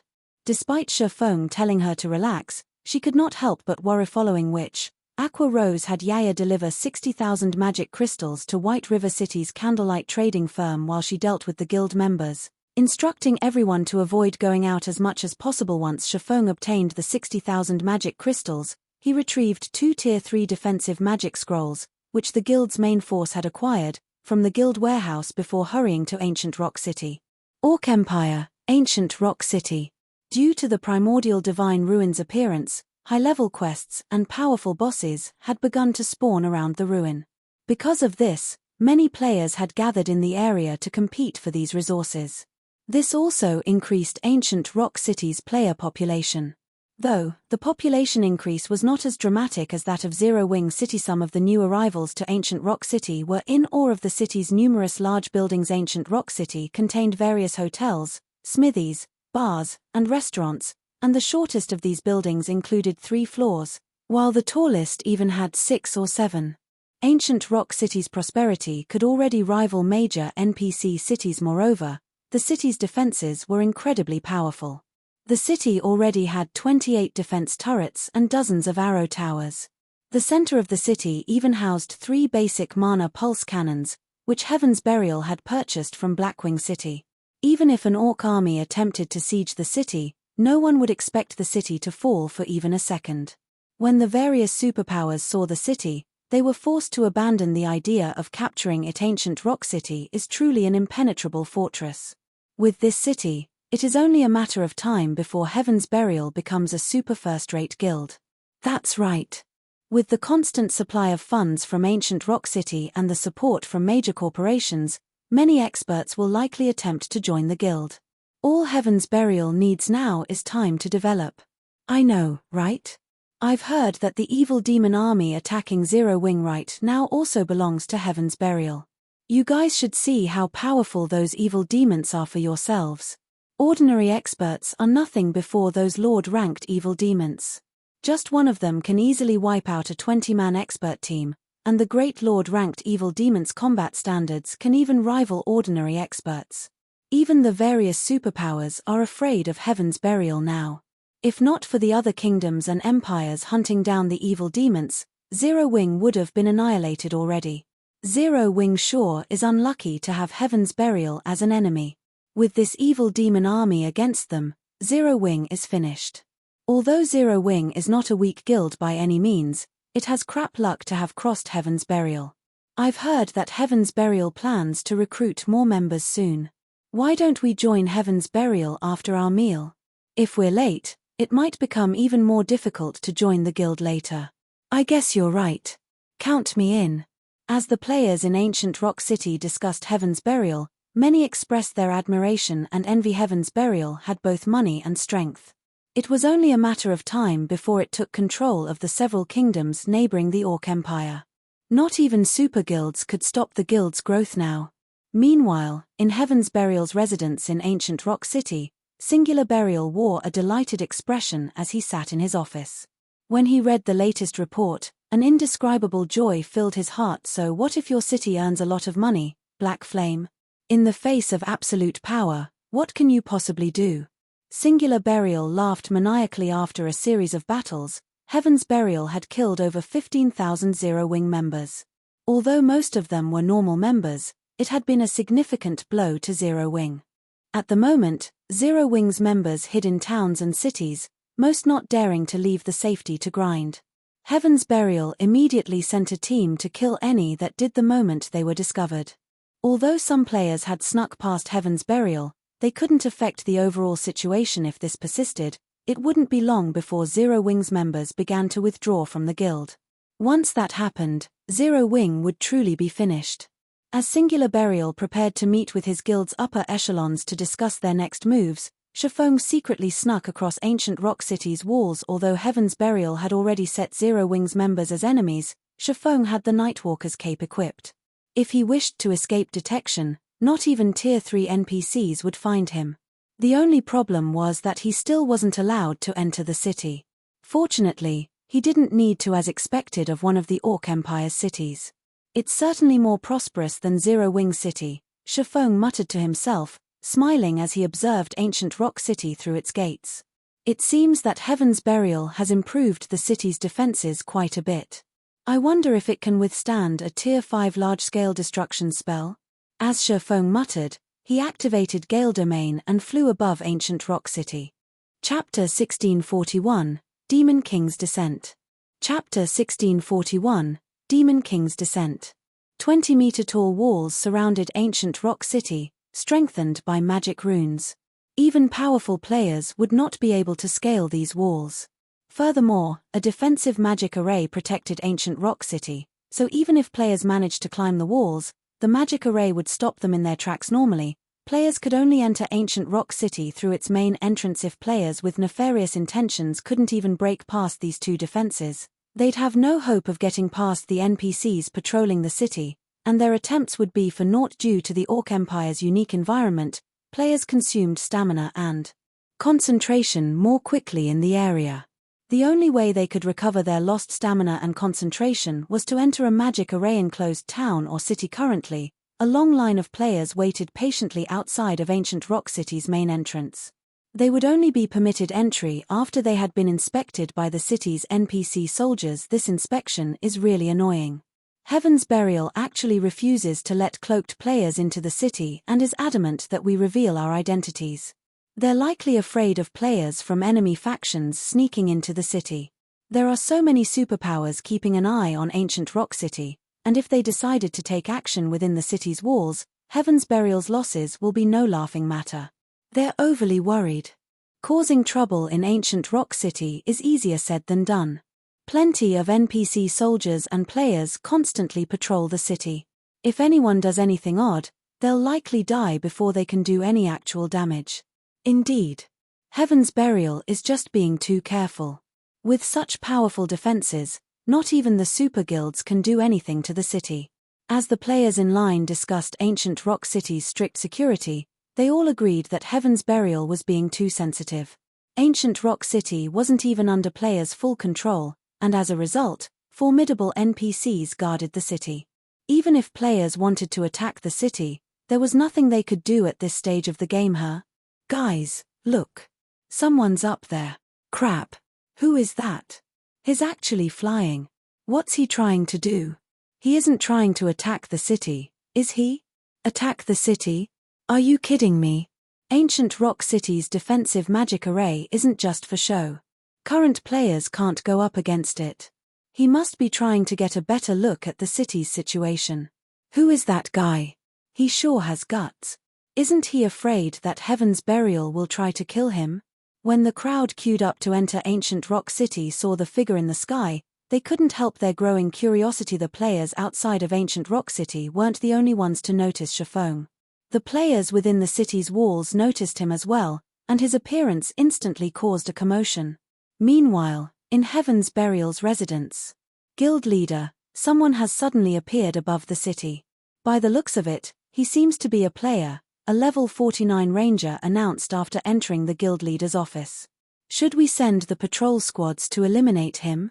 Normally, they didn't bother with players as long as they didn't try to cause any trouble. However, this unknown player dared to look down on ancient Rock City from above. This was a blatant insult to Heaven's Burial. If they did not teach this player a lesson, it could impact the guild's prestige. Someone's looking down on the city from above. The Rangers report surprised Singular Burial slightly. Do you know who it is? This was the first time they had encountered such an arrogant player since Heaven's Burial had taken control of ancient Rock City. Wivie tried to investigate, but is wearing a black cloak, so we can't see the player's identity, the ranger said, shaking his head. Interesting. This person must be tired of life to act so wildly in Heaven's Burial's territory. Although I don't know what they intend to do, I don't want to see them leave this place alive. Notify our subordinates immediately and have them display the guild's strength, Singular Burial said, sneering as he looked at the cloaked image of Shifeng. Understood. The ranger left to notify the NPC and player patrol squads to take action. Normally, NPC soldiers wouldn't take long to deal with an intruder when an enemy appeared in a city, but since this mysterious individual had hidden his identity and hadn't done anything just yet, they'd only be prevented from entering ancient Rock City. The NPCs would not attempt to remove the player. However, these NPCs would launch an attack if they received a direct command. Current players were little more than flies to level 100 NPCs. Shortly after Singular Burial issued the command, the NPCs on the city walls set their sights on Shifeng as he hovered above the city. One of the Tier 3 commanders immediately launched a Tier 3 spell, while the Tier 1 soldiers beside him pulled out their bows and fired at Shifeng. It seems that Heaven's Burial is really angry. They actually commanded the NPCs to attack. That person is in for a beating. I know, right? It really makes you wonder what is going through that person's mind. Does he really think ancient Rock City's NPC soldiers there for decoration? As everyone watched the Tier 3 spell and hundreds of arrows soar towards the hovering intruder, Shifeng finished his preparations. He then unfurled the Tier 3 defensive scroll in his hands and activated it. Immediately, dark blue streams of air danced around Shifeng, encasing him. Not only did the airstreams strike the incoming arrows down, but they also blocked the Tier 3 spell. In the end, Shifeng emerged from the volley unscathed. What? He's still alive. Everyone was stunned when they saw Shifeng unharmed against a level 100, Tier 3 NPC's Tier 3 spell. Even a player of the same rank and level would take significant damage. The other NPCs had also fired hundreds of arrows at Shifeng, yet, despite such a domineering assault, Shifeng hadn't taken any damage. Contrary to expectations, Shifeng didn't try to escape after the NPC's first volley ended. Rather, he pulled an item from his bag. The instant he revealed this item, the surrounding mana surged towards Shifeng as he began to chant an incantation. The mana around him concentrated into liquid. In seconds, a pitch-black magic array, covering a 2,000-yard radius, appeared above ancient Rock City. The phantom of a demon king then appeared beneath the magic array, radiating a terrifying aura that every player in ancient Rock City could feel. What a powerful spell. What is that person trying to do? He couldn't really be trying to siege the city, right? This is insane. That person is definitely crazy. This is ancient Rock City we're talking about. What can one player like him possibly do to the city's defensive magic array? Ancient Rock City's players didn't panic in the least as they watched the pitch-black magic array above the city. Rather, they were confused. If this player had used this spell to attack within the city, it would decimate ancient Rock City, but since it was outside of the city's defenses, it couldn't damage the city in the slightest. At most, it would expend some of the defensive magic array's energy. As everyone questioned Shifeng's sanity, the black magic array in the sky completed its formation. At the same time, the Demon King released a furious bellow and summoned numerous flaming meteors, raining them down on ancient Rock City. Tier 5 spell, Hell Meteor. The instant the hill-sized meteors met the city's defensive magic array, a deafening boom echoed throughout the city. As one meteor after another crashed down, cracks began to snake across the magic barrier around ancient Rock City. As the cracks continuously spread, the defensive magic array protecting the city eventually shattered and disappeared. Chapter 1642, Shocking All Sides. Chapter 1642, shocking all sides. As the players within the city watched the defensive magic array around ancient Rock City transform into particles of light and disappear, their expressions froze. How is this possible? What's going on here? Ancient Rock City's defensive magic array was destroyed. For a time, everyone struggled to process and accept the fact that the defensive magic array had actually broken. Although they were not particularly familiar with the strength of a city's defensive magic array, they knew that normal spells would be utterly useless against it. Even Tier 4 spells would barely have an effect. When Heaven's Burial had tried to capture ancient Rock City, the guild had spent many hours bombarding the city's defensive magic array. It had even employed Tier 4 mythic-ranked evil beasts to assault the barrier, yet this same, peerless magic array had crumbled under a single attack. It felt like some kind of joke. What did that person do? Is he some kind of high-tiered NPC? Curiosity filled ancient Rock City's players as they watched Shafong's cloaked figure. Meanwhile, the eyes of the various players from visiting superpowers within the city glowed as they watched the defensive magic array fall. A chance. This is our change. Quick. Notify the guild leader. Thus far, the superpowers hadn't given up on securing ancient Rock City for themselves. Its daily income was so astronomical that not even super guilds could ignore the temptation. However, nobody had been able to do anything against the city. Its defenses were simply too powerful. Aside from the city's level 100 NPCs, the city's defensive magic array was impossible for these superpowers to overcome. They'd also have to contend with the defensive magic array protecting the City Lord's mansion now. However, ancient Rock City's defensive magic array was gone. City's defensive magic arrays weren't like the defensive arrays players could summon with magic array scrolls. Once shattered, the protective barrier would need a long time to reform.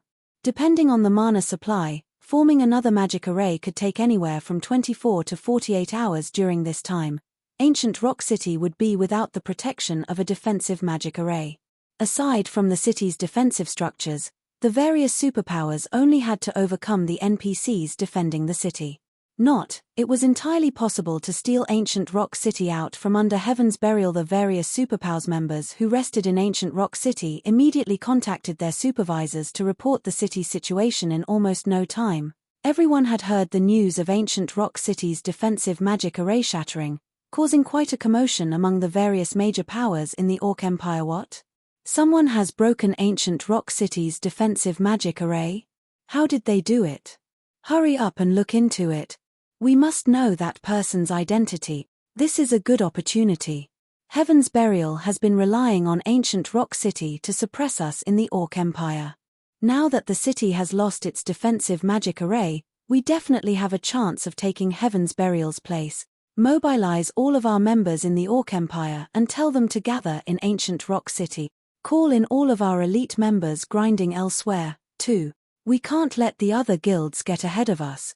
For a time, the various superpowers developing in the Orc Empire began to gather their forces in ancient Rock City. 24 hours was more than enough for their forces to make it to ancient Rock City. Without the defensive magic array in their path, they just needed to distract the NPC soldiers and destroy the City Lord's tablet, which was inside the City Lord's mansion.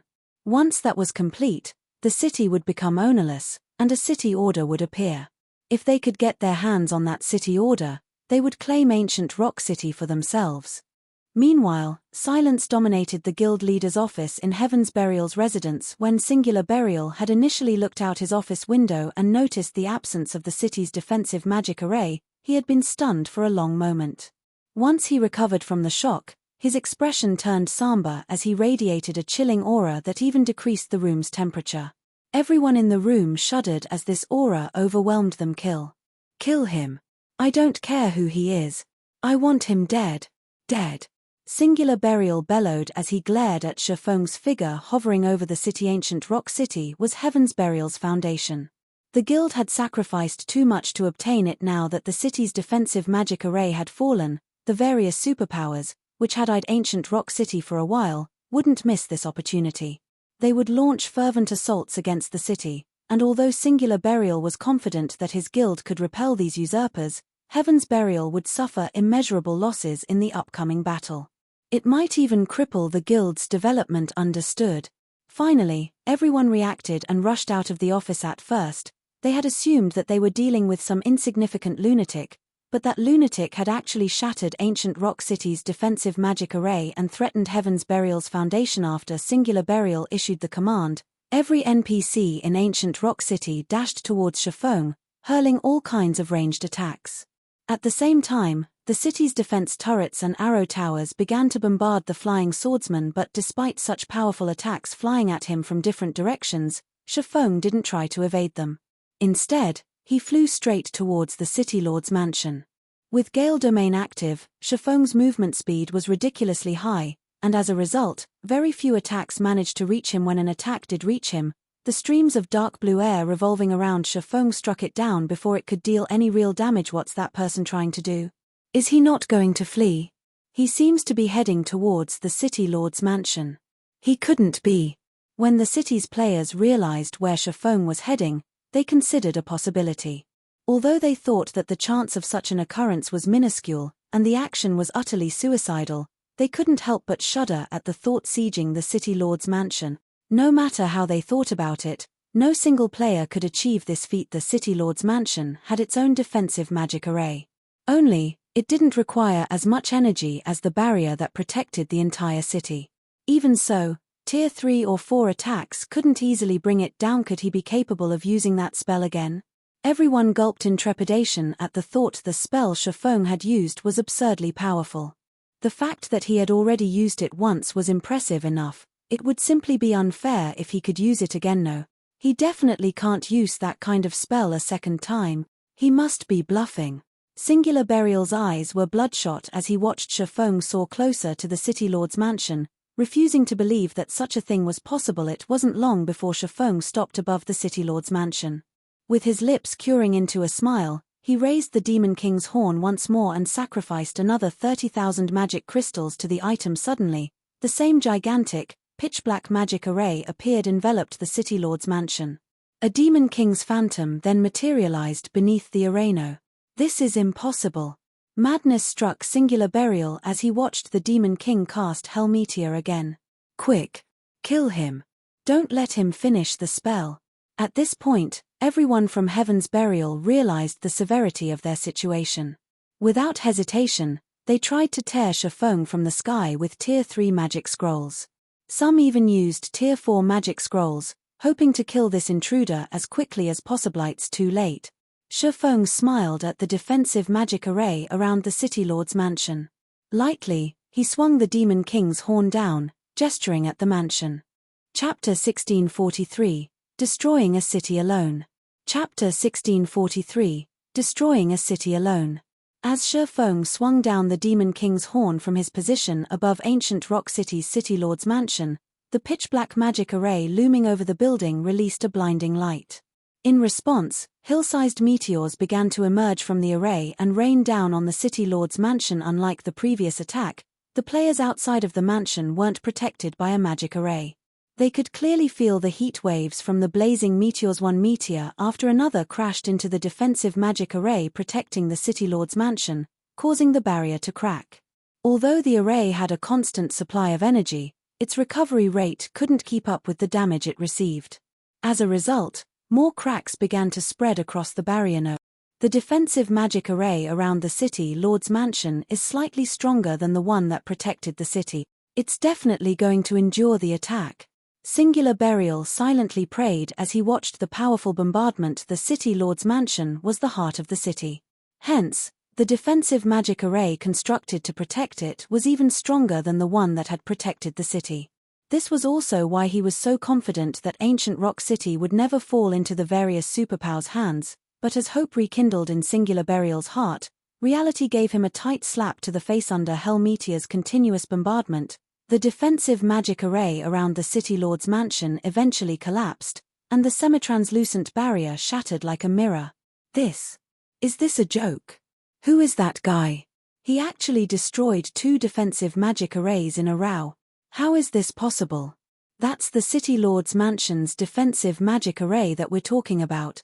Even several mythic monsters would need to attack it for a long time to destroy it. What kind of spell did he just use? The crowd in Ancient Rock City was stupefied as they watched the spectacle before them. Even Heaven's Burial's members had forgotten to attack the intruder as they stared at the now unprotected City Lord's mansion with dumbfounded expressions. Nobody could believe their eyes. Not even the City Lord's mansion's defensive magic array could stop Shifeng's attack. What these players didn't know was that the attack Shifeng had executed with the Demon King's horn contained a Demon King's full power. The attack ranked at the peak of Tier 5. A normal city's defensive magic array would have no trouble blocking Tier 3 attacks. It could even withstand Tier 4 attacks, which would only exhaust a, albeit considerable, portion of the array's energy reserves. However, the Demon King's horn's attack far exceeded the threshold of any city's defensive magic array. The item could even break through Zero Wing City's defensive magic array, which had a special power source. Once an attack exceeded a defensive magic array's threshold, its energy depletion would increase by multiple times. It wouldn't be unusual if the array stopped functioning entirely. This was also why the various guilds had held massive celebrations whenever they gained a Tier 5 player in Shifeng's previous life. Tier 5 players weren't just capable of defending a city by themselves, they could also shatter an ordinary city's defensive magic array without help, making it far easier for their guild to capture a city. Even after the defensive magic array around the City Lord's mansion fell, Hell Meteor's duration hadn't ended. The brilliant meteors bombarded the mansion itself, and although the building had been reinforced with divine runes, it was no match for the incredible attack. In just a few short seconds, the City Lord's mansion was in shambles, as expected of a Tier 5 peak existence's large-scale destruction spell. Its power really is amazing. Shifeng was astonished as he stared at the tattered City Lord's mansion. He had thought that the Demon King's horn would only be able to break through the defensive magic array, but looking at it now, it would seem that he had still underestimated the item's power. Unfortunately, he could only use the Demon King's horn twice. Once the attack ended, the Demon King's horn gradually disintegrated, becoming no more than dust particles before it disappeared. Die. He must die. I want him removed from God's domain entirely. Singular Burial glared at Shifeng with bloodshot eyes. If the man stood before him now, Singular Burial would eat Shifeng alive. Heaven's Burial could have relied on the City Lord's mansion's defensive magic array to withstand the various superpowers assaults, but now that that array had shattered, Ancient Rock City had lost its last line of defense. Now, however, with said magic array shattered, this meant that Ancient Rock City's last line of defense had also disappeared as Singular Burial barked out commands like a madman. Daybreak Fog and Heaven's Burial's other members worked with the NPC soldiers to eliminate Shifeng. In truth, though, they knew that their actions were futile. Even if they killed Shifeng, Ancient Rock City's 2 defensive magic arrays were gone, and they would need a long time to recover. Meanwhile, facing attacks from all sides, Shifeng unhurriedly retrieved a Tier 3 defensive magic scroll and activated it, blocking every incoming attack. Damn it. Just who the hell is he? What kind of feud does he have with our guild? Find out. Use whatever means it takes to discover that person's identity. Seeing that Shifeng was unfazed despite so many players' attacks, both Heaven's Burial's members and the players from the various superpowers wondered about the man's identity. Even super guilds were helpless against Ancient Rock City, yet Shifeng had destroyed 2 of the city's defensive magic arrays by himself. It was utterly unbelievable, but with the facts before them, they had no choice but to admit it had happened. As players ran off to investigate this flying intruder, Shifeng took the initiative to remove his black cloak, revealing his black flame appearance. Heaven's Barrier. Didn't you guys ask for a fight? I'm here. Shifeng shouted as he looked down on Heaven's Burial's members. The moment Shifeng revealed his identity, a moment of silence descended on the city. What? It's Black Flame? Impossible. Black Flame actually came to Ancient Rock City? And he destroyed 2 of the city's defensive magic arrays? Amazing. Truly amazing. The players in Ancient Rock City were thunderstruck when they learned Shifeng's identity. They had never thought that Zero Wing's Black Flame would actually accomplish such an unbelievable feat. Black Flame? His actually Black Flame? How is that possible? Singular Burial was dazed when he saw Shifeng, struggling to think properly. When he had sent the evil demon army after Zero Wing, he had taken into account that the enemy guild might launch some kind of counterattack, but he had never imagined that Zero Wing's guild leader would be so bold as to attack Heaven's Burial's headquarters by himself. Meanwhile, Daybreak Fog, who commanded the battle outside the City Lord's mansion, took a deep breath and ordered, "Kill him. We outnumber him. We cannot let Black Flame enter the City Lord's mansion." The guild's members only reacted and remembered to attack Shafong after they heard Daybreak Fog's voice ring out. Now that the City Lord's mansion had lost its defensive magic array, there was nothing to protect the City Lord's tablet. If they allowed Shafong to destroy the tablet and obtain the city order that would then appear, Heaven's Burial would suffer unimaginable consequences. There was no way that Shafong, who hovered above them all, would emerge unscathed with so many attacks from both players and NPCs. However, Shafong had no intention of entering the City Lord's mansion. Instead, he swiped his right hand across the empty air before him. In response, a spatial tier appeared in front of him, blocking the incoming attacks before every player's eyes. In Ancient Rock City, Shafong entered the spatial tear and vanished. Chapter 1644, Reversal. He's gone. He must have teleported. Amazing. He's too strong. So, that was the Sword King? Everyone was dumbfounded yet again as they watched the tear in space gradually mend. Shafong had certainly given them a shocking show. First, he had attacked Heaven's Burial's main headquarters by himself and destroyed 2 of Ancient Rock City's defensive magic arrays. Then, despite the fact that he had been surrounded by Heaven's Burial's members and Ancient Rock City's NPC soldiers, he had left without taking a single point of damage. Meanwhile, Heaven's Burial's members had been utterly powerless during all of this. They had only been able to watch as it had all happened. Not even super guilds could impact Ancient Rock City, yet Zero Wing's Black Flame had flipped the city upside down on his own. The man's capabilities were simply terrifying. Damn it. He escaped. Broken Flow ground his teeth in frustration as he watched Shafong disappear. Shafong had safely left Ancient Rock City as everyone had watched. If news of this spread, Heaven's Burial's reputation would be in ruins. Black Flame. Daybreak Fog's expression darkened. She had thought that Zero Wing had run out of options and was on the path to destruction. She had never thought that the guild would actually make such a move. Compared to what Shafong had just achieved, Heaven's Burial's recent success in killing over 15,000 Zero Wing members wasn't even worth mentioning. Now that both of Ancient Rock City's defensive magic arrays had been destroyed, the various superpowers would attack the city with renewed fervor. Meanwhile, Singular Burial seethed with rage in Heaven's Burial's residence. His eyes were bloodshot as he continuously smashed the desk before him to pieces. Black Flame, I will never let you off the hook. Singular Burial bellowed from within his office, and everyone in the guild residence could hear his declaration. He had lost too much this time. Without the 2 defensive magic arrays, the various superpowers' armies could charge into Ancient Rock City without trouble. Ancient Rock City had just begun to take shape. The guild hadn't even fully fortified the city yet. If the various superpowers attacked now, the city would sustain heavy damages and would be out of commission for some time. Even if Heaven's Burial managed to hold on to it. Guild leader, what should we do now? Daybreak Fog asked Singular Burial through a private call. Recall everyone, notify young Master Lei and the others and have them return to help defend the city. We cannot allow the other superpowers to get anywhere near the City Lord's mansion. Singular Burial instructed once he had calmed slightly. Although he wanted nothing more than to hunt Shafong down and decimate Zero Wing City, fending off the superpowers' armies was far more important right now. Zero Wing, just you wait. Sooner or later, I will have my revenge. After Singular Burial finished issuing his commands, he took another look at the video before him. It replayed Shafong's reign of destruction as he eliminated the defensive magic array around the City Lord's mansion. Shafong's latest actions had caused Heaven's Burial plenty of trouble. It would also delay Zero Wing's destruction by quite a while.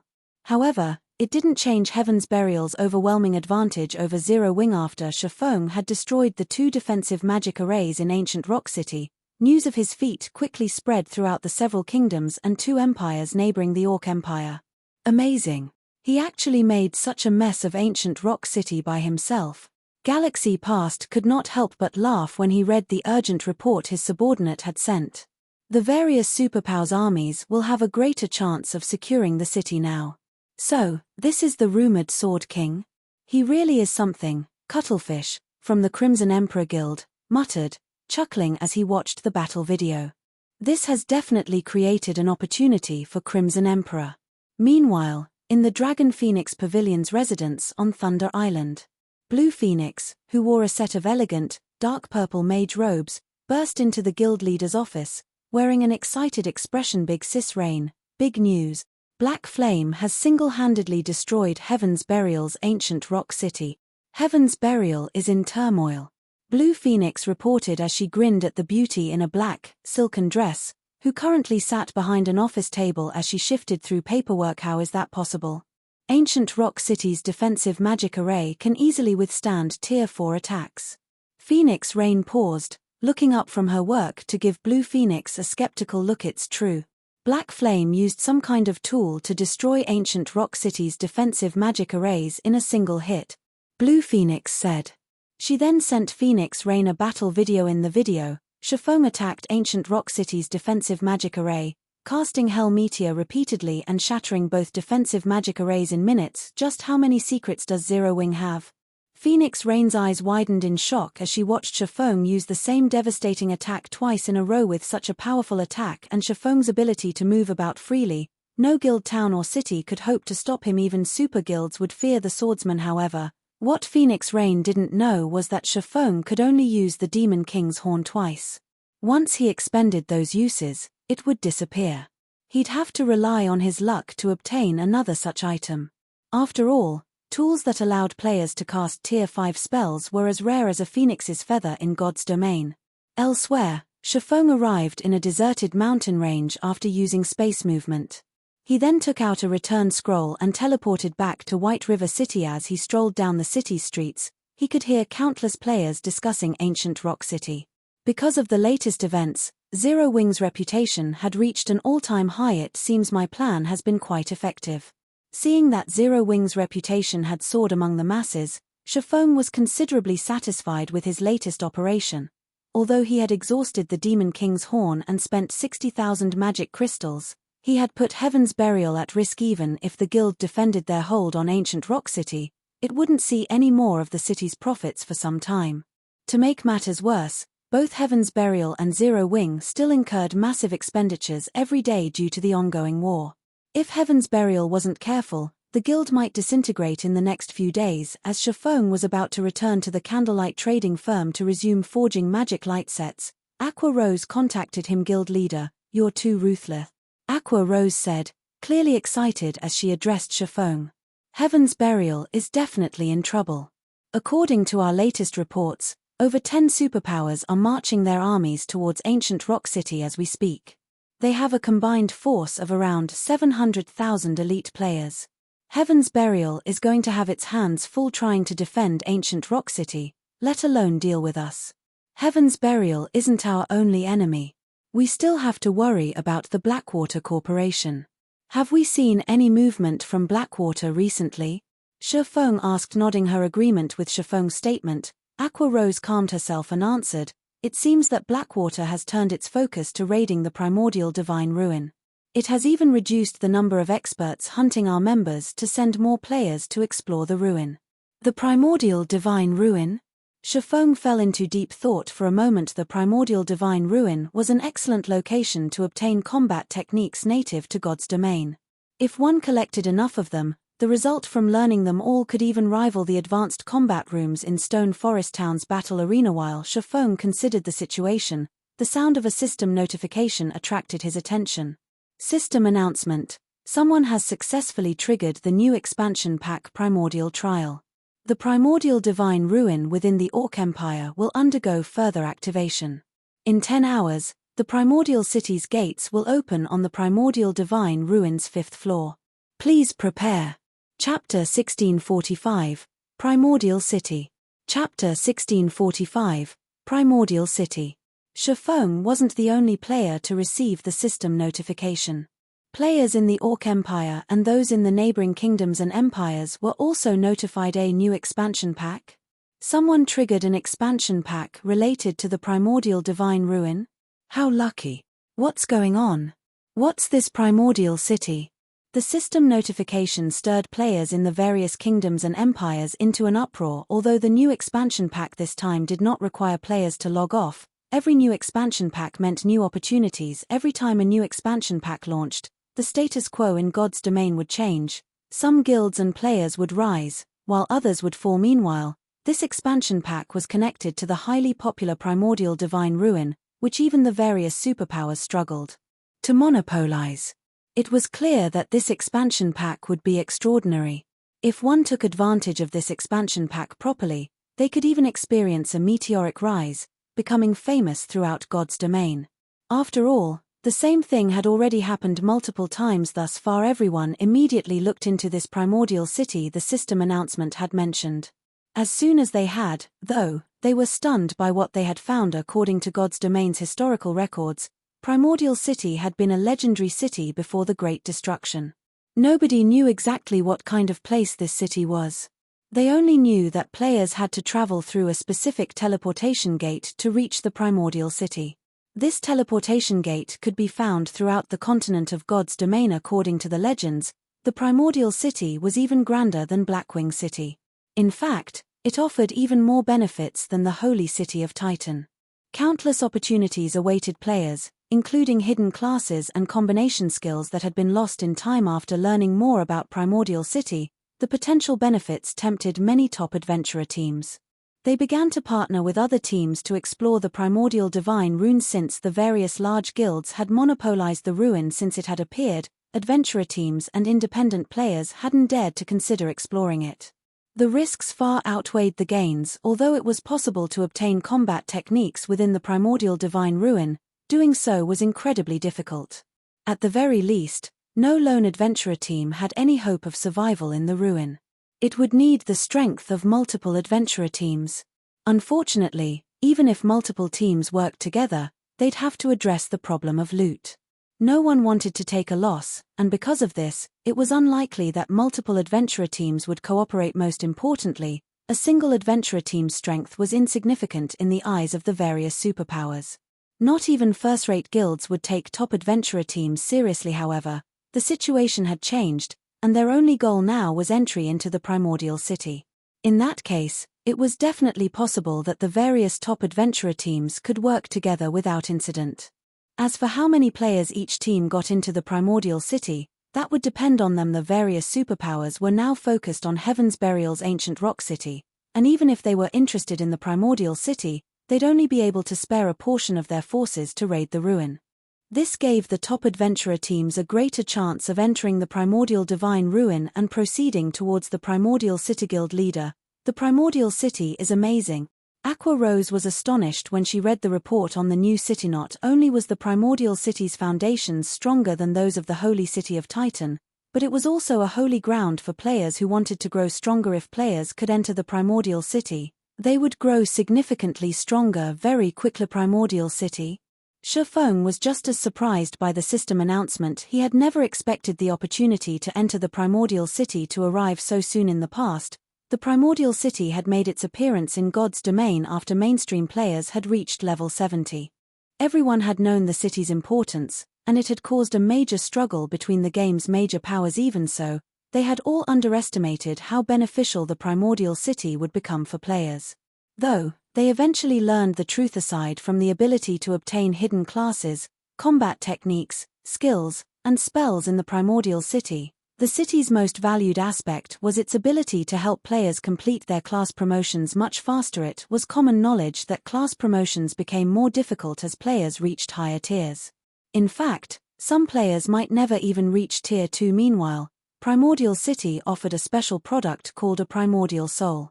When used, it provided a buff that improved players' physiques for a certain amount of time. With an improved physique, players would have a much easier time completing their promotion quests. As for using the Primordial Soul for PvP, that was not possible. This was because the Primordial Soul's buff would vanish the moment any other players were within 1,000 yards of the user. Hence, players could only use the Primordial Soul when they soloed monsters or quests. Even so, the Primordial Soul had become highly sought after in God's domain. Unfortunately, it wasn't easy to obtain a Primordial Soul since the city only sold a limited number each day. Once they were bought out, the item would only restock the next day.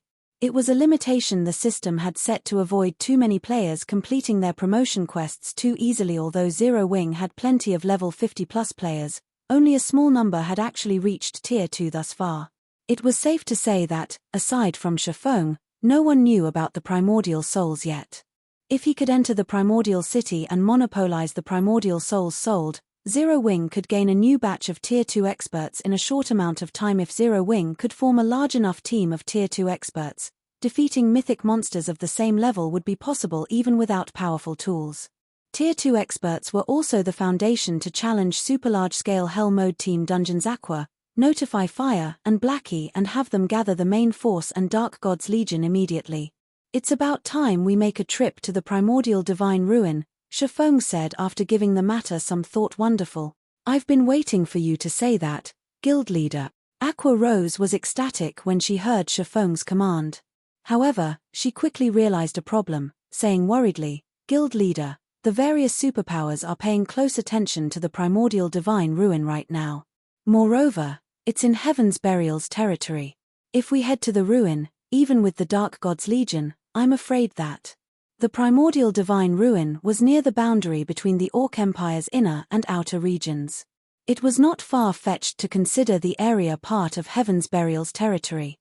The location was also one of the reasons that Heaven's Burial had always secured around 1/10 of the available entry slots into the ruin despite so many powerful competitors. Now that Shifeng had destroyed Ancient Rock City's defensive magic arrays, Heaven's Burial would give them a piece of its mind if they dispatched forces to the Primordial Divine Ruin. Even if they dispatched both Zero Wing's main force and the Dark God's Legion, they would only have 1,000 plus players. If they tried to face the superpowers elites and experts, they'd likely have a very difficult time securing enough slots. Relax. Yu Zipping and the others will join us as well, Shifeng said, chuckling. While we're on the topic, how is the equipment collection coming along? We've collected the necessary weapons and equipment. I'll have someone send them over in a moment. But even if we include Yu Zipping and his team, our members are still, Aqua Rose said worriedly. Even if they included Zero Wing's internal members and White Tiger Dojo's disciples, they'd still have less than 2,000 players. Compared to the tens of thousands of elites and experts the superpowers had dispatched, such a small force wasn't worth mentioning. However, Shifeng remained firm on his decision. In God's domain, quantity wasn't the most important. Rather, quality meant everything. Chapter 1646, Team Strengthens. Chapter 1646, Team Strengthens. After receiving Aqua Rose's answer, Shifeng disconnected the call and focused on forging magic light sets. He only had 10 hours before the Primordial City's gates opened, which coincided with the Primordial Divine Ruin's activation time. It would not be easy to put together a powerful team in so little time, so he needed to make use of every second. Meanwhile, Aqua Rose contacted Zero Wing's members. She also sent someone with the level 50 weapons and equipment to White River City, instructing them to hand the items over to Yu Zipping and the others. With this, Zero Wing instantly gained nearly 700 powerful experts. This development, more or less, brightened Aqua Rose's mood. Normally, large guilds nurtured expert players very slowly, producing 200 or 300 experts per month. Some guilds' development was even slower, losing experts rather than gaining them. More players joined God's domain each day, after all, and as players became more familiar with the game's combat styles, the standards for expert players rose to greater heights. With the addition of Yu Zipping and the others, Zero Wing's expert count increased drastically. If the public knew of this, countless players would be shocked. 700 expert players might not be a match for a 10,000-strong elite army on a battlefield, but when it came to guerrilla warfare, the experts would dominate. Moreover, expert players could adapt to far more easily than elite players. Now that Heaven's Burial had its hands full, it and Blackwater would suffer if Zero Wing suddenly introduced another 700 expert players to their war. It was a pity that Yu Zipping and the others were forced to make their debut in the Primordial Divine Ruin. It would allow Heaven's Burial and Blackwater to see to preemptive measures to cope. Candlelight Trading Firm, Special Forging Room. Controlling the purple thunder flame, Shifeng carefully smelted and combined the necessary materials to forge the magic light set. Once he included the magisteel ingot, he began to shape the molten alloy. He had completed the entire process as smoothly and naturally as flowing water, with every one of his movements nearly, if not exactly, perfect. At the end of the day, however, his forging success rate was only 60%. Even if he followed the procedures perfectly. After successfully forging another 4 magic light sets and increasing his total to 30, Shifeng stopped crafting. Instead, he retrieved the Advanced Book of Magic from his bag and began to forge Advanced Mana Armor Kits. The Advanced Mana Armor Kits didn't provide as much of a boost as the magic light set, but if every player equipped 3 of these kits, their basic attributes would increase by at least 10%. This was a substantial increase for level 50 players. The strengthened magic light sets could rival dark gold equipment of the same level in basic attributes, but after including the advanced mana armor kits, the set equipment would be on par with level 50 dark gold set equipment. The various superpowers currently treated level 50 fine gold equipment like precious treasure, not to mention level 50 dark gold equipment or set equipment. Thankfully, I made it in time. Shifeng revealed a satisfied smile as he gazed at the advanced mana armor kits on the table before him. Due to the purple thunderflame, his production speed with these kits had improved significantly. After working for 5 hours straight, he had successfully forged 90 armor kits, enough to equip 30 players. He had also gained an incredible amount of EXP and was now only 19% away from level 65, following which, Shifeng contacted Yu Zipping and had the youth lead 29 other plate armor players to his special forging room. It wasn't long before Yu Zipping and his companions arrived in Shifeng's room. They all wore a mix of level 50 mysterious iron and secret silver equipment. When Yu Zipping and the others entered the special forging room, they were dumbfounded by what they saw. Numerous pieces of dazzling equipment littered the room. It was clear that the equipment was extraordinary at a glance. Moreover, based on the piece's design, they obviously belonged to a single set. However, what stunned Yu Zipping and his companions the most was the unique glow of fine gold items radiating from the pieces. And the room actually held 30 full sets. The sight was blinding. Level 45 fine gold set equipment. Everyone inwardly guessed the set equipment's rank as shock overwhelmed them. Guild leader, I've brought the players you've requested, 15 shield warriors and guardian knights, and 15 berserkers and swordsmen, Yu Zipping respectfully announced as he walked up to Shifeng. After seeing the sight before him, his admiration for the swordsman had solidified. It was obvious that Shifeng had personally handcrafted fine gold sets in the room. At this stage of the game, countless experts dreamed of equipping level 45 fine gold set equipment. Even the various major powers would have to invest a lot of time, manpower, and resources to acquire one set, yet Shifeng could actually forge such equipment. If the various superpowers knew about this, they'd likely curse Zero Wing for cheating. With the ability to produce level 45 fine gold set equipment, Zero Wing would almost certainly grow stronger. Alright, I want every one of you to pick a set and equip it, Shifeng said as he gestured the magic light sets in the room. We're supposed to equip them? The 30 players couldn't help their confusion. They currently wore level 50 mysterious iron and secret silver equipment, which was only slightly weaker than level 45 fine gold set equipment in terms of basic attributes.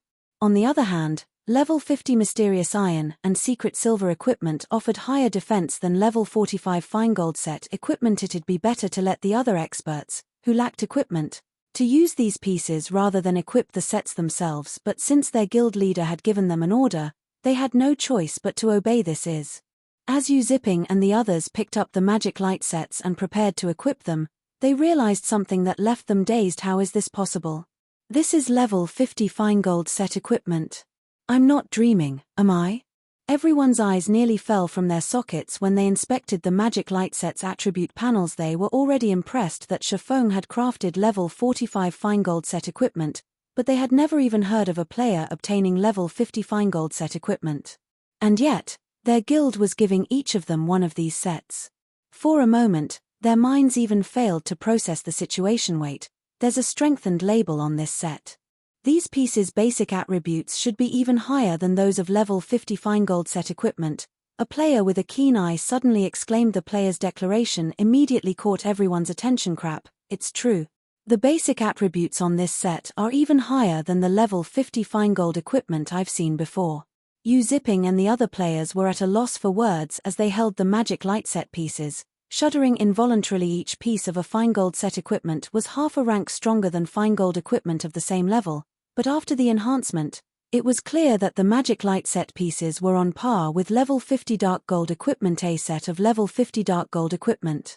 If news of this matter spread, it would definitely cause a sensation throughout God's domain. Before Yu Zipping and his fellow players could digest this information, Shifeng gestured to the advanced mana armor kits atop a stone table in the corner of the room and instructed, once you've equipped the magic light sets, I want each of you to take 3 armor kits and equip them as well. Take a look at the final effects. Chapter 1647, Zero Wing appears. Chapter 1647, Zero Wing appears. When Shifeng finished speaking, Yu Ziping and the others turned towards the advanced mana armor kits, their eyes bulging and bloodshot. Although they weren't the guild's frontline members, they knew how valuable the advanced mana armor kits were after all. Only Shifeng was capable of crafting these armor kits. There was an extremely limited number available, and even guild members struggled to purchase them with GCPs. Not only did guild members have to spend an exorbitant amount, but they also needed to be elite members or higher to purchase the advanced mana armor kits. In addition, each player was limited to 3 armor kits. Even now, the various major powers offered extraordinary prices to purchase advanced mana armor kits, yet these players had the chance to equip these armor kits. This was simply a dream. However, when they thought about how each of them had just received a magic light set, they quickly recovered their senses. Amazing. These basic attributes are incredibly high. That's right. My basic attributes have risen by over 30% with everything equipped. I'm pretty sure that I can even put up a fight against a peak expert now. Once they had equipped the magic light sets and advanced mana armor kits, these players felt transformed.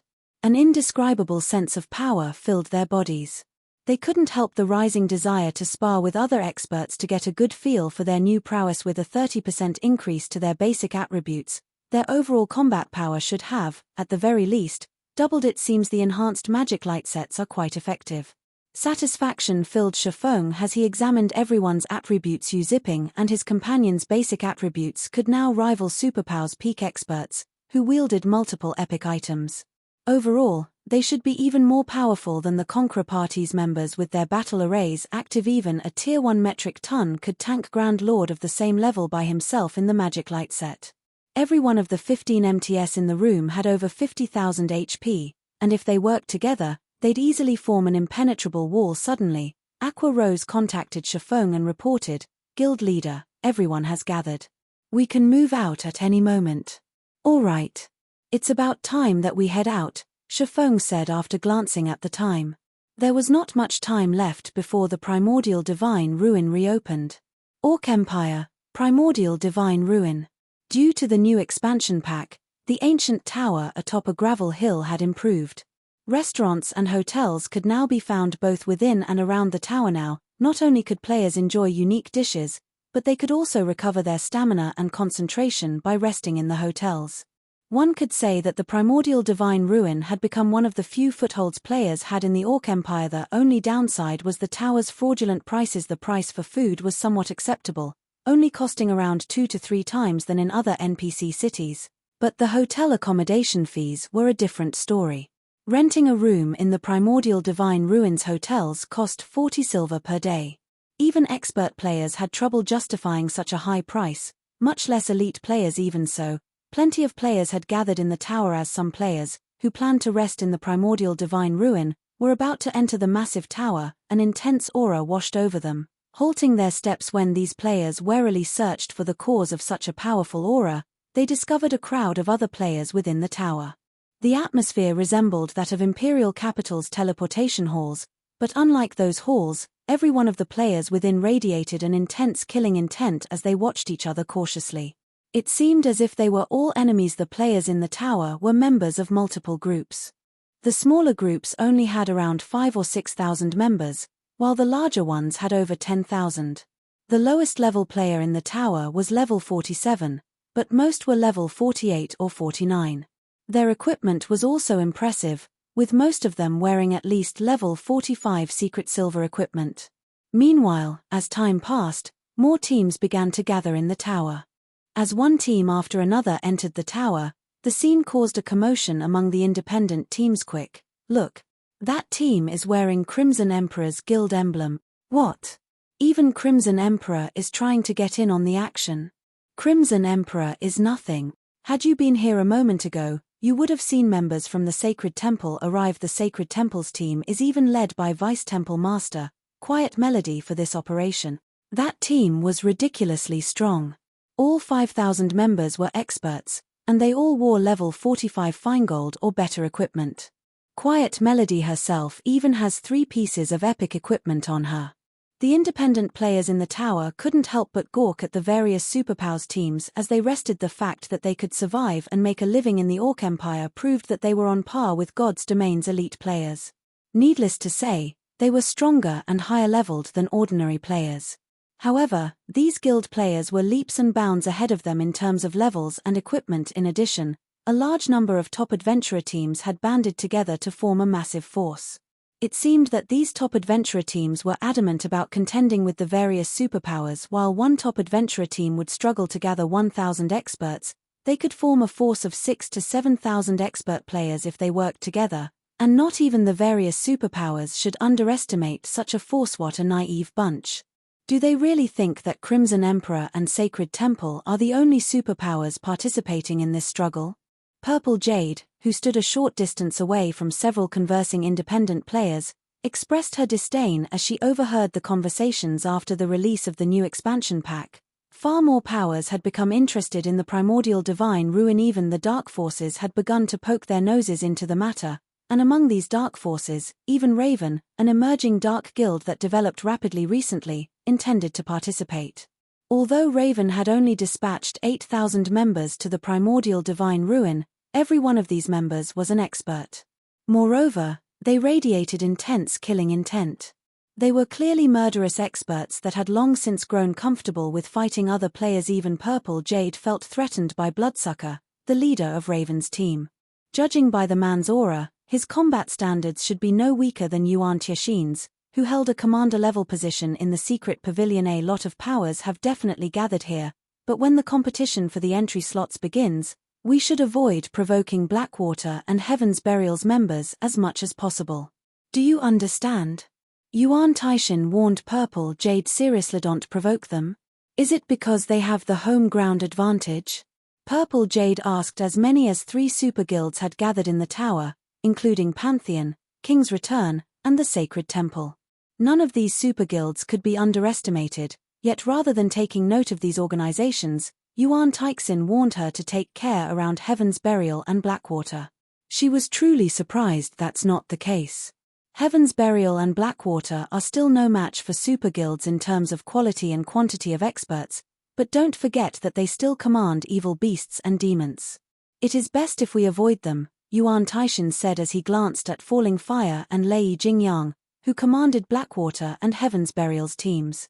Although the destruction of ancient Rock City's defensive magic arrays has forced Heaven's Burial to station most of its evil beasts and evil demons in the city's defense, it is best if we use caution around them. MHM. Purple Jade nodded as the various powers in the tower prepared for the upcoming struggle. A team of players arrived outside of the Primordial Divine Ruin. The team was pitifully small compared to the various guild teams, with not even 2,000 players in total. However, when this team entered the tower, silence fell. What? Zero Wing? That shouldn't be possible, right? Zero Wing just destroyed ancient Rock City. Are they trying to get themselves killed by showing up in Heaven's Burial's territory? Or do they really not consider Heaven's Burial a threat? Chapter 1648, Surge of Experts. Chapter 1648, Surge of Experts. As Zero Wing entered the Primordial Divine Ruin, every player in the tower turned towards its entrance. The culprit for the destruction of ancient Rock City's defensive magic arrays was none other than Zero Wing.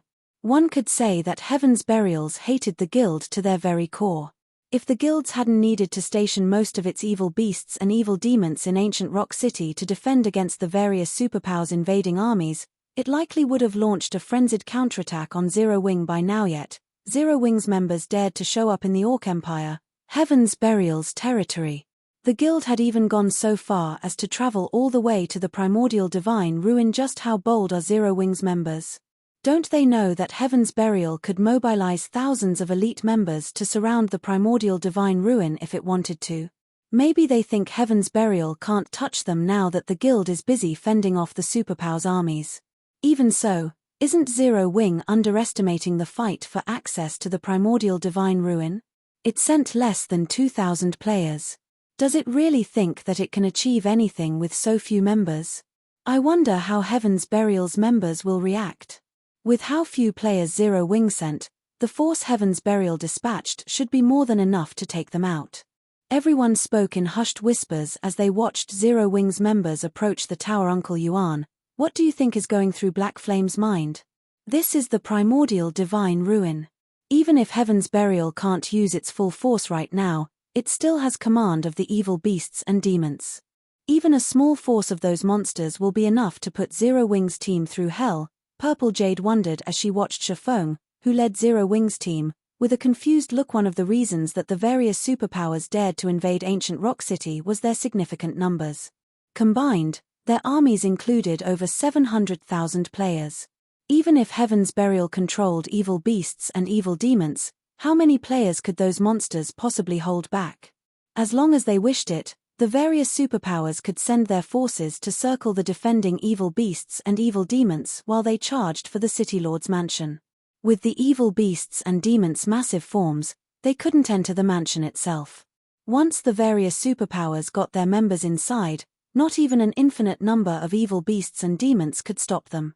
Heaven's Burial would have to rely on players and NPCs to hold the City Lord's tablet. Moreover, it was very difficult to protect a city with evil beasts and evil demons. At the end of the day, the human race was the evil god's temple's mortal enemy. If human NPCs encountered anything connected to the evil god's temple, they'd move to exterminate it immediately. In fact, there was a very high chance that ancient Rock City's NPC soldiers would disregard the invading players and attack the evil beasts and demons instead, accomplishing the opposite effect. This was also why the various superpowers dared to attack ancient Rock City. However, it was a different story in the fields and the Primordial Divine Ruin. Players weren't prohibited from attacking each other in the ruin, and Heaven's Burial didn't have anything to protect here, so its evil beasts and evil demons could focus on the slaughter.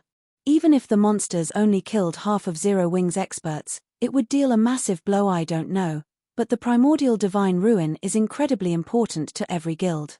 It is not strange that Zero Wing is willing to take such a risk, Yuan Taishan said, shaking his head as Zero Wing's force moved closer to the tower. The players from the various superpowers and adventurer teams, who anticipated an interesting show, revealed dumbfounded expressions. Is this a joke? Those players are actually all level 50 or higher. Crap. Didn't someone say that Zero Wing didn't have much equipment left? How are so many of those players wearing Feingold set equipment? What level are those Feingold sets? I can feel so much pressure coming off of them. Who are those players in the lead? I don't think I've ever seen them before. When did Zero Wing gain another batch of experts? For this operation, Shifeng did not have his team members wear black cloaks. Hence, both their levels and equipment were exposed for all to see. At this stage of the game, only an extremely small number of players had managed to reach level 50. First-rate guilds only had around 30 to 40 level 50 players, and the various superpowers only had 300 to 500 yet. Every player in the team of nearly 2,000 that Zero Wing had dispatched to the ruin was level 50 or higher. Some were even level 52. This was simply unbelievable. Moreover, Zero Wing's members wore dazzling equipment. The 30 unfamiliar players at the lead even wore the same Feingold set equipment. The aura they radiated was akin to a ferocious beast that had just been released from its cage, wearing the magic light sets, which were even stronger than level 50 dark gold equipment. Zipping and the others' basic attributes were even higher than a Lord-ranked monster of the same level. A Lord-ranked monster might not be a tough opponent for the players in the Primordial Divine Ruin, but it was a different story if it were a player with the attributes of such a monster. Such a player could easily solo an elite party. Even the superpowers commander-level individuals felt an immense pressure wafting from Zipping's group. Although their equipment was considered top-notch in God's domain, their basic attributes were nowhere near a level 50 Lord. Suddenly, the various superpowers members saw Zero Wing's players in a new light. They were all powerhouses, and they knew what this aura and pressure represented. Although these factors couldn't be used to determine a player's strength, they did hint at a player's general combat standards. Just how much strength has Zero Wing hidden? It already introduced another 100 refinement realm experts, and now it's revealed so many experts with such intense auras. Could some superpower really be supporting Zero Wing in secret? Purple Jade's eyes widened when she saw the magic light sets Zipping and the other players wore. Currently, she had numerous pieces of level 50 Feingold equipment on her, and the weakest piece she had was level 45 dark gold rank. In addition, she carried an epic weapon and a piece of epic equipment. Overall, her lineup was among the best in the game right now yet. Yu Zipping and his companions' basic attributes seemed higher than hers. Her basic attributes ranked among the top in the Secret Pavilion. What kind of power was the Secret Pavilion? It was an organization which only a small number of super guilds could compare to, yet Zero Wing had just revealed 30 never-before-seen experts with even higher attributes. The situation was simply ridiculous. It's no wonder why Black Flame dared to lead a team here. It seems that he came prepared. Yuan Tiexin's mouth twitched slightly as he watched Shifeng. Level 50 Feingold set equipment, huh? In his opinion, the only possible reason that Yu Zipping's group had higher basic attributes than his and Purple Jade's was their level 50 Feingold set equipment. There was no other way that these players could surpass them level 50 Feingold set equipment. Purple Jade couldn't help her surprise. How is that possible? Even our guild has only collected 2 of such sets so far. How could Zero Wing possibly collect 30 sets? Level 50 equipment was already extremely difficult to gather, let alone level 50 Feingold set equipment. Even after investing tons of manpower and resources, the Secret Pavilion had only obtained 2 level 50 Feingold sets. What means did Zero Wing, a guild that was many times weaker than the Secret Pavilion, possibly employ to obtain 30 such sets? Don't forget that Black Flame is a master forger. It is very likely that he crafted the level 50 Feingold sets, Yuan Taishan said, his expression turning somber truthfully. Even he struggled to believe it. It wouldn't be surprising if Shifeng were simply a master forger, but a master forger capable of mass-producing level 50 Feingold set equipment held an entirely different meaning. Just thinking about how Zero Wing could deploy expert teams in level 50 Feingold set equipment made Yuan Taishan shudder as players discussed the possible power. Behind Zero Wing, dense killing intent radiated from Heaven's Burial's team, which stood not far from Zero Wing's member Zero Wing. They actually dare to show up here. Lei Jingyang frowned, a cold glint flashing in his eyes as he glared at the enemy players. Do they really think we'll just stand by and watch? Chapter 1649, Power of the Magic Light Set. Chapter 1649, Power of the Magic Light Set.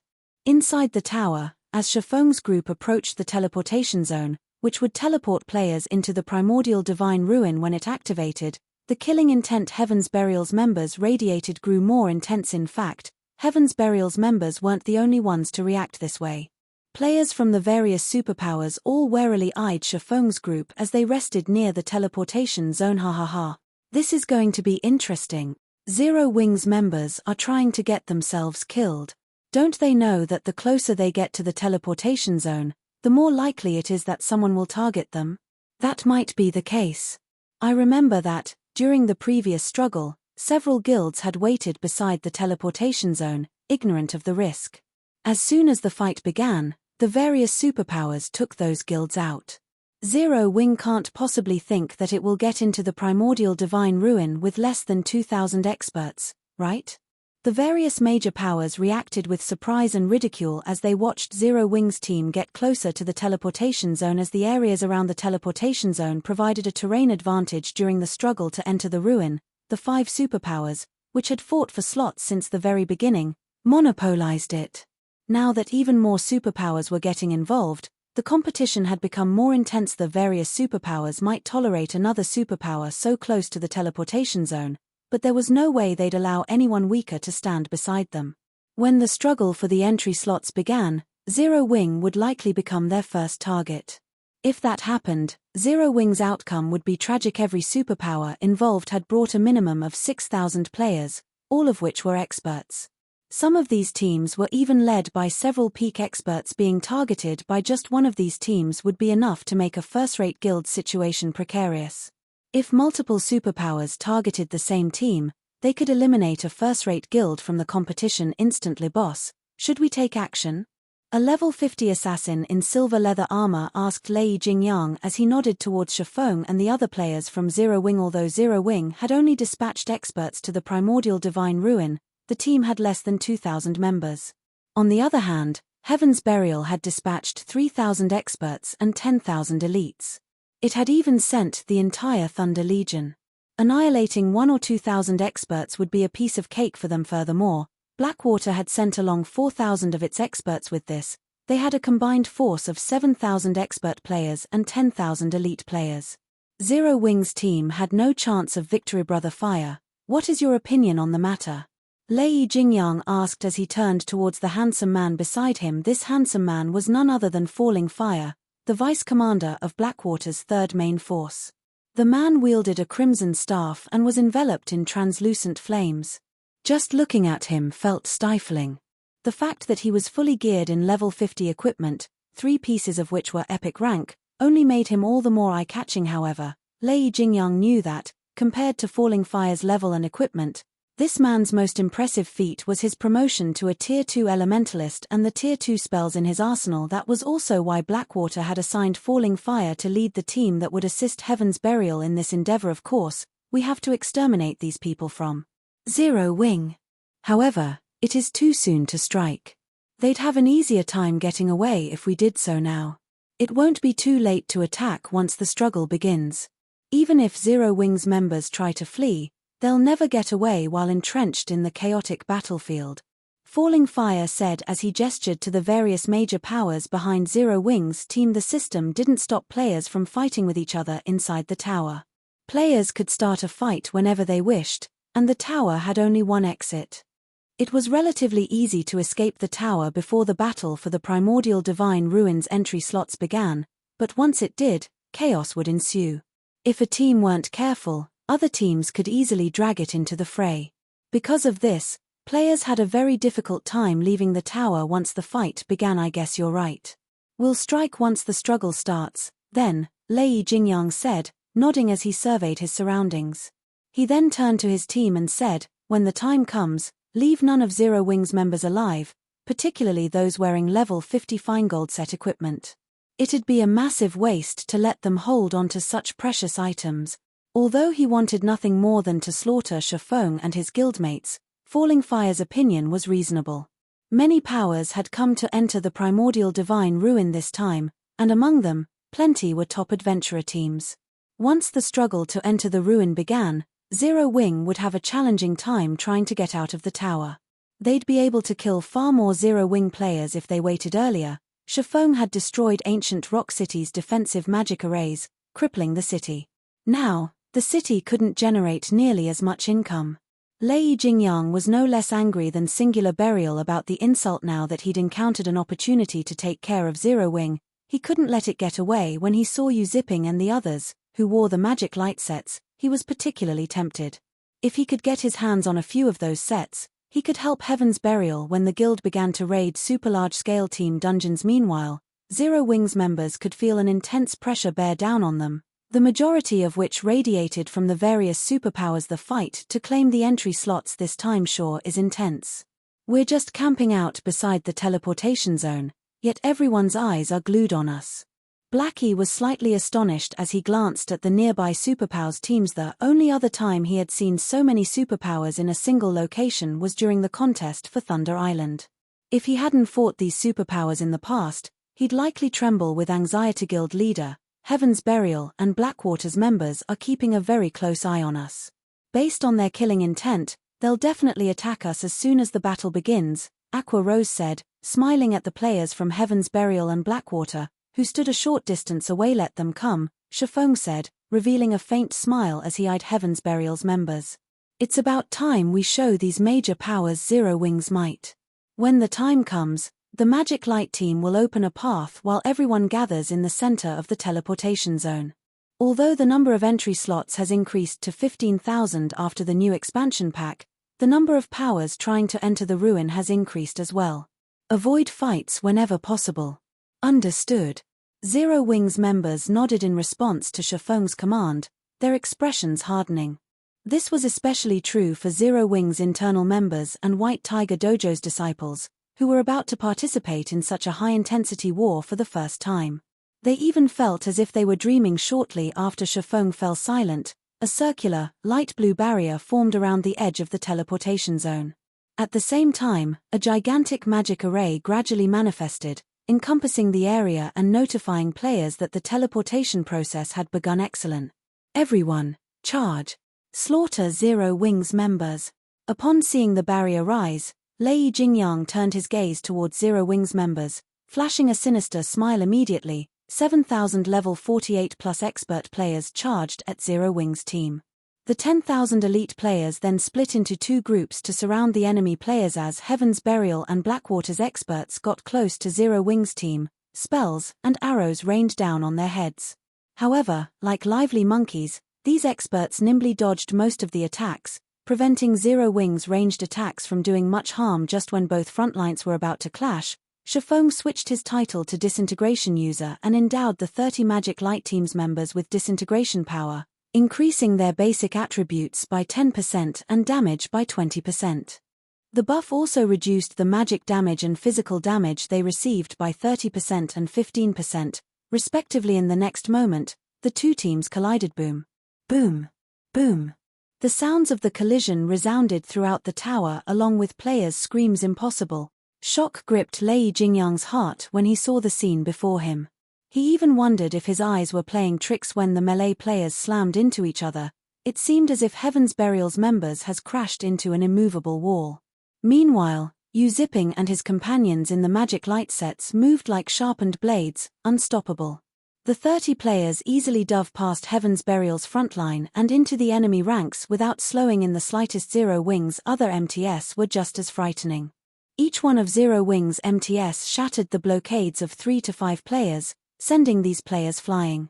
The difference between both sides' basic attributes was like heaven and earth.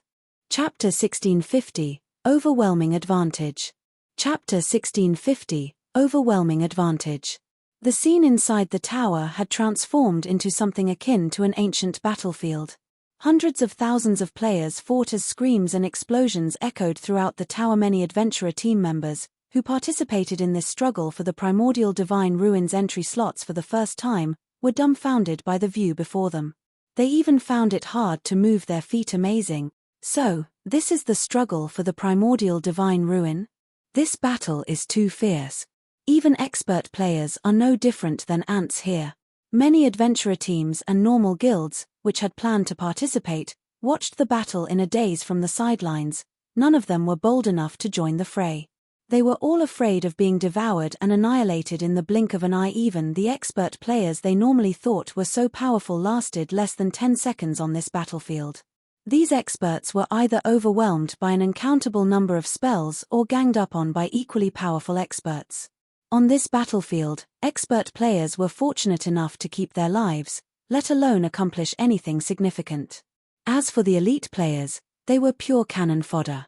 Most elite players usually died before any of the rear-line healers could get to them. Of the multitude of battles across the battlefield, those near the teleportation zone were the most intense. Zero Wings' 30-man Magic Light team moved like a pack of ferocious beasts that had just escaped their cages. Neither the attacks from Heaven's Burial's melee players nor those from the guild's ranged players could stop the mobile iron wall the 15 Magic Light MTS had formed. Not only did the Magic Light MTS block every incoming melee attack, but they also sent their attackers flying with their weapons and shields.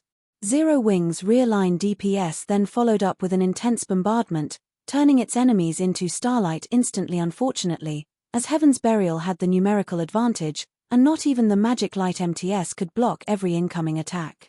From time to time, arrows and spells broke past their defenses. However, Heaven's Burial's members nearly despaired when they saw the damages above the Magic Light MT's heads. 3057.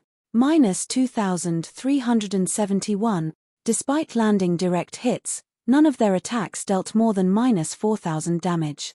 It was utterly inconceivable. Every Heaven's Burial expert present wore top-tier equipment, and even against top-tier MTS of the same level, their direct hits dealt at least -5,000 damage. Powerful spells could even deal over -10,000 damage, yet when a level 50 ranger struck one of the Magic Light MTS with a tier 1 heart-piercing arrow, the ranger had only dealt around -3,700 damage. These MTS took even less damage from spell attacks. Meanwhile, after receiving numerous buffs and the benefits from Shifeng's Disintegration User title, the Magic Light MTS had over 70,000 HP each. Not even 10 of Heaven's Burial's attacks could force their HPs below 50%. Zero Wings' rear-line healers could easily restore such little HP, making the Magic Light MTS practically invincible. In contrast to Heaven's Burial's DPS, Zero Wings' DPS was overwhelming. Zipping, for example, easily dealt over -3,000 damage to Heaven's Burial's MTS with his normal attacks alone. When he used skills like Cross Slash, he dealt over -10,000 damage. Unlike Zero Wing's MTS, Heaven's Burial's MTS only had around 50,000 HP. Zipping only needed a few attacks to devour most of an MT's HP by himself. Coupled with the ranged attacks from Zero Wing's rear-line DPS, the enemy MTS were dead before their healers could cast any healing spells. In the short moment since the battle had begun, Heaven's Burial had suffered several hundred casualties, and every one of them had been an expert player. Damn it! Why is there such a huge difference in our basic attributes? Confusion tore at Lei Jingyang as he watched Zero Wing's Magic Light team move closer to Heaven's Burial's ranged classes and healers. He simply could not fathom how Zipping and the others had such high basic attributes. Heaven's Burial's expert members were all geared in top-tier equipment, and even if Zipping's team wore level 50 Feingold set equipment, the difference should be this massive. He even wondered if the Magic Light team's members had activated Berserk skills. However, he was certain that none of them had. He was confident that Zero Wing's members hadn't activated Berserk skills because all of the various major powers had silently agreed not to use such skills in this struggle for the entry slots. There were two reasons for this agreement. The first was that every power participating in this struggle doubtlessly had some members who could use Berserk skills. If everyone used these skills, nothing would change. Berserk skills' long cooldowns was the second reason. On the off chance that they'd encounter trouble in the Primordial Divine Ruin, they'd likely be annihilated if they couldn't use their Berserk skills. However, Lei Jingyang didn't know that, although Zipping and his companions appeared to be wearing level 50 Feingold set equipment, the Magic Light set's basic attributes could rival level 50 Dark Gold set equipment. This was the reason that the gap between their basic attributes was so vast. This fight was on par with a player in a full set of Secret Silver equipment trying to contend with a player in Dark Gold equipment. Such a massive gap was only natural when both sides had similar combat standards. Moreover, the Conqueror Party's performance was also impressive. Although the Conqueror Party's basic attributes weren't as high as the Magic Light team members, their combat standards were higher. When they worked together, they could exhibit even greater combat power. Hence, the destruction the Conqueror Parties caused on the battlefield was in no way inferior to the Magic Light team's. Even Lei Jingyang's prided Thunder Legion was forced back. Meanwhile, the various superpowers upper echelons, who had kept a constant eye on Zero Wing, were astounded. Despite Zero Wing's less than 2,000 players, it actually overwhelmed and suppressed Heaven's Burial and Blackwater's combined army of 7,000 experts and 10,000 elite players. Boss, we can't hold on for much longer. At this rate, they'll chase us out of the teleportation zone. One of the Thunder Legion members on the front lines hurriedly shouted through the team chat. I know. All of you, get ready, Lei Jingyang said, grinding his teeth as he took 5 dark grey crystal balls from his bag. He had planned to save these as a trump card to surprise the other superpowers. He had never expected to need them so soon. Following which, he turned to Falling Fire beside him and said, Brother Fire, I'll have to rely on you for cover fire. Relax. Although they have superior basic attributes, they're all Tier 1 players. They're nothing compared to Tier 2 players, Falling Fire said, disdain flashing in his eyes as he watched the distant Zero Wing members. Good. Lei Jingyang then began to chant an incantation to activate the 5 crystal balls. Suddenly, the 5 grey crystal balls shattered, and 5 dark grey magic arrays appeared around Lei Jingyang. Shortly after, 5-meter-tall figures emerged from these arrays. They were humanoid creatures covered in sharp spikes and radiating dense evil energy. These 5 humanoid creatures were none other than Grand Lord-ranked evil demons. The frightening aura these Grand Lords radiated stunned everyone in the tower. Level 70 Grand Lord. Such monsters were on par with natural disasters to current players. So, this is Heaven's Burial's trump card. Yuan Tiexin's expression darkened upon seeing the evil demons. When Heaven's Burial's members saw the Grand Lord-ranked evil demons, however, excitement lit up their faces, and their morale skyrocketed. Although the combined force of Heaven's Burial and Blackwater's players appeared exceptionally powerful, it was nothing compared to the superpowers' forces. They had only dared to contend with the superpowers because of this trump card. However, Lei Jingyang wasn't a member of the Evil God's Temple. He couldn't summon evil demons directly and control them. He could only rely on flame blood, asking the cleric to spend the evil god's temple points he had struggled to accumulate on 5 evil demon crystal balls. Each evil demon crystal ball allowed players to store 1 evil demon within, and even non-evil god's temple players could use the crystal balls to summon and control the stored evil demon. However, the cost was painful. The evil demon crystal ball was a consumable item, and once the evil demons were stored inside, they would become so as well. Once the crystal ball's 3-hour duration ended, the summoned evil demons would be permanently destroyed. Lei Jingyang had wanted to avoid using this trump card unless absolutely necessary. Since you forced me to use the evil demon crystal balls, none of you from Zero Wing should even think of escape. Lei Jingyang revealed a sinister grin as he glared at Zero Wing's team. He then charged at Zero Wing's members alongside his 5 level 70 Grand Lord ranked evil demons. Falling Fire followed the charge with his own team. Chapter 1651, Hidden Power. Chapter 1651, Hidden Power. The appearance of the 5 Grand Lord ranked evil demons immediately attracted the attention of everyone on the battlefield. If the evil demons summoned were merely level 70 Great Lords, they still wouldn't pose much of a concern. After all, current players could defeat such existences, albeit after paying a considerable price. However, level 70 Grand Lords were a different story. Without Berserk skills, level 50 peak MTS would not survive 2 hits from a level 70 Grand Lord. Moreover, evil demons possessed superior combat standards to monsters of the same rank. Even level 50 MTS with their Berserk skills activated wouldn't last very long against such a monster. Meanwhile, 5 of such evil demons had actually appeared on the battlefield. How could anyone ignore and not feel worried over these monsters?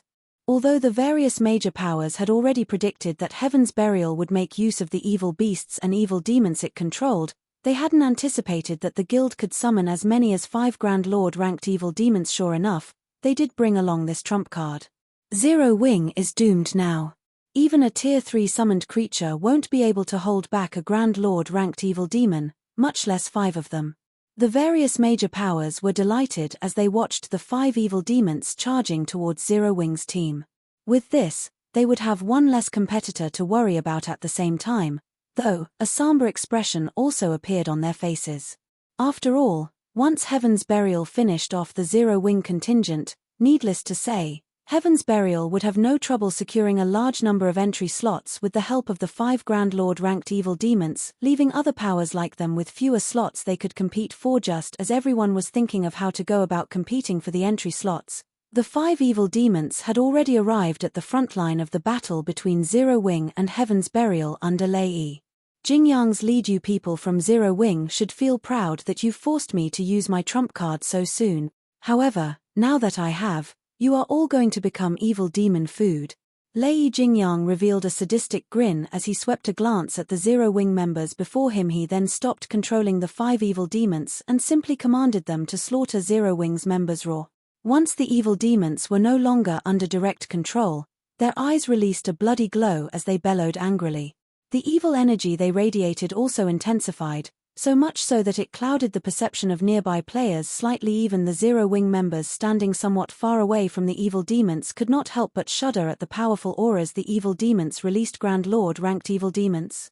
Shi Feng frowned slightly as he glanced at the roaring evil demons. Immediately, he commanded through the team chat, "Cola, Turtle Dove, Yi Wumian, you 3 go keep those evil demons busy. Everyone else, focus on wiping out Heaven's Burial's members." Evil demons.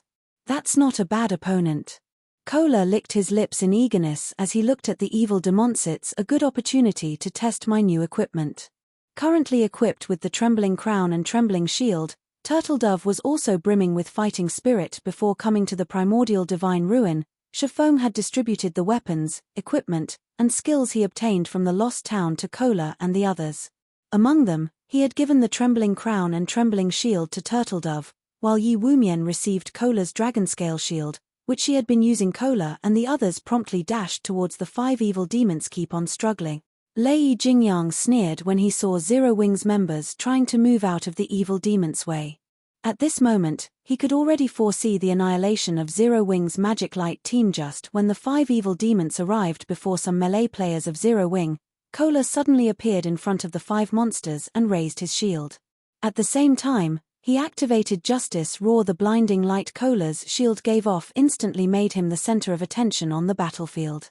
Meanwhile, the 5 evil demons involuntarily stopped their actions and turned to look at Cola and AoE taunt. What a suicidal bastard.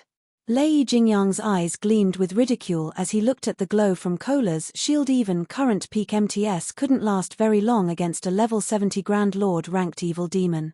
Yet, now, Cola had used an AoE taunt on 5 of such evil demons. At this moment, Lei Jingyang could already foresee the scene of Cola being killed instantly. As if summoned, the 5 evil demons instantly appeared before Cola, with one evil demon already swiping its right claw at the male guardian knight so fast. The evil demon's attack astonished the spectating crowd, which could just barely see the afterimage of the evil demon's claw. If it were up to these players, blocking or dodging the monster's attack would be impossible. Needless to say, if they were its target, they would no doubt be killed instant. Lepeng. However, the scene that occurred a moment later was utterly different from everyone's expectations. Not only did Cola manage to block the first attack using the Titan Guard, but he actually retreated by only 2 steps after receiving the attack. Moreover, he only sustained a little over -10,000 damage from doing so. How is this possible? Could it be a skill? The nearby spectating crowd was stunned by this scene. Just as everyone was wondering what Cola did to take so little damage, another 2 evil demons launched attacks on Cola, their claws blurring. Peng, peng. Another 2 crisp clangs rang out. Cola was forced to retreat by a total of 4 steps, and 2 damages above -10,000 also appeared above the Guardian Knight's head. However, even after receiving 3 attacks that dealt over -10,000 damage each, he still had over half his HP remaining. Not bad. Their strength should be roughly the same as a level 60 specialized Grand Lord.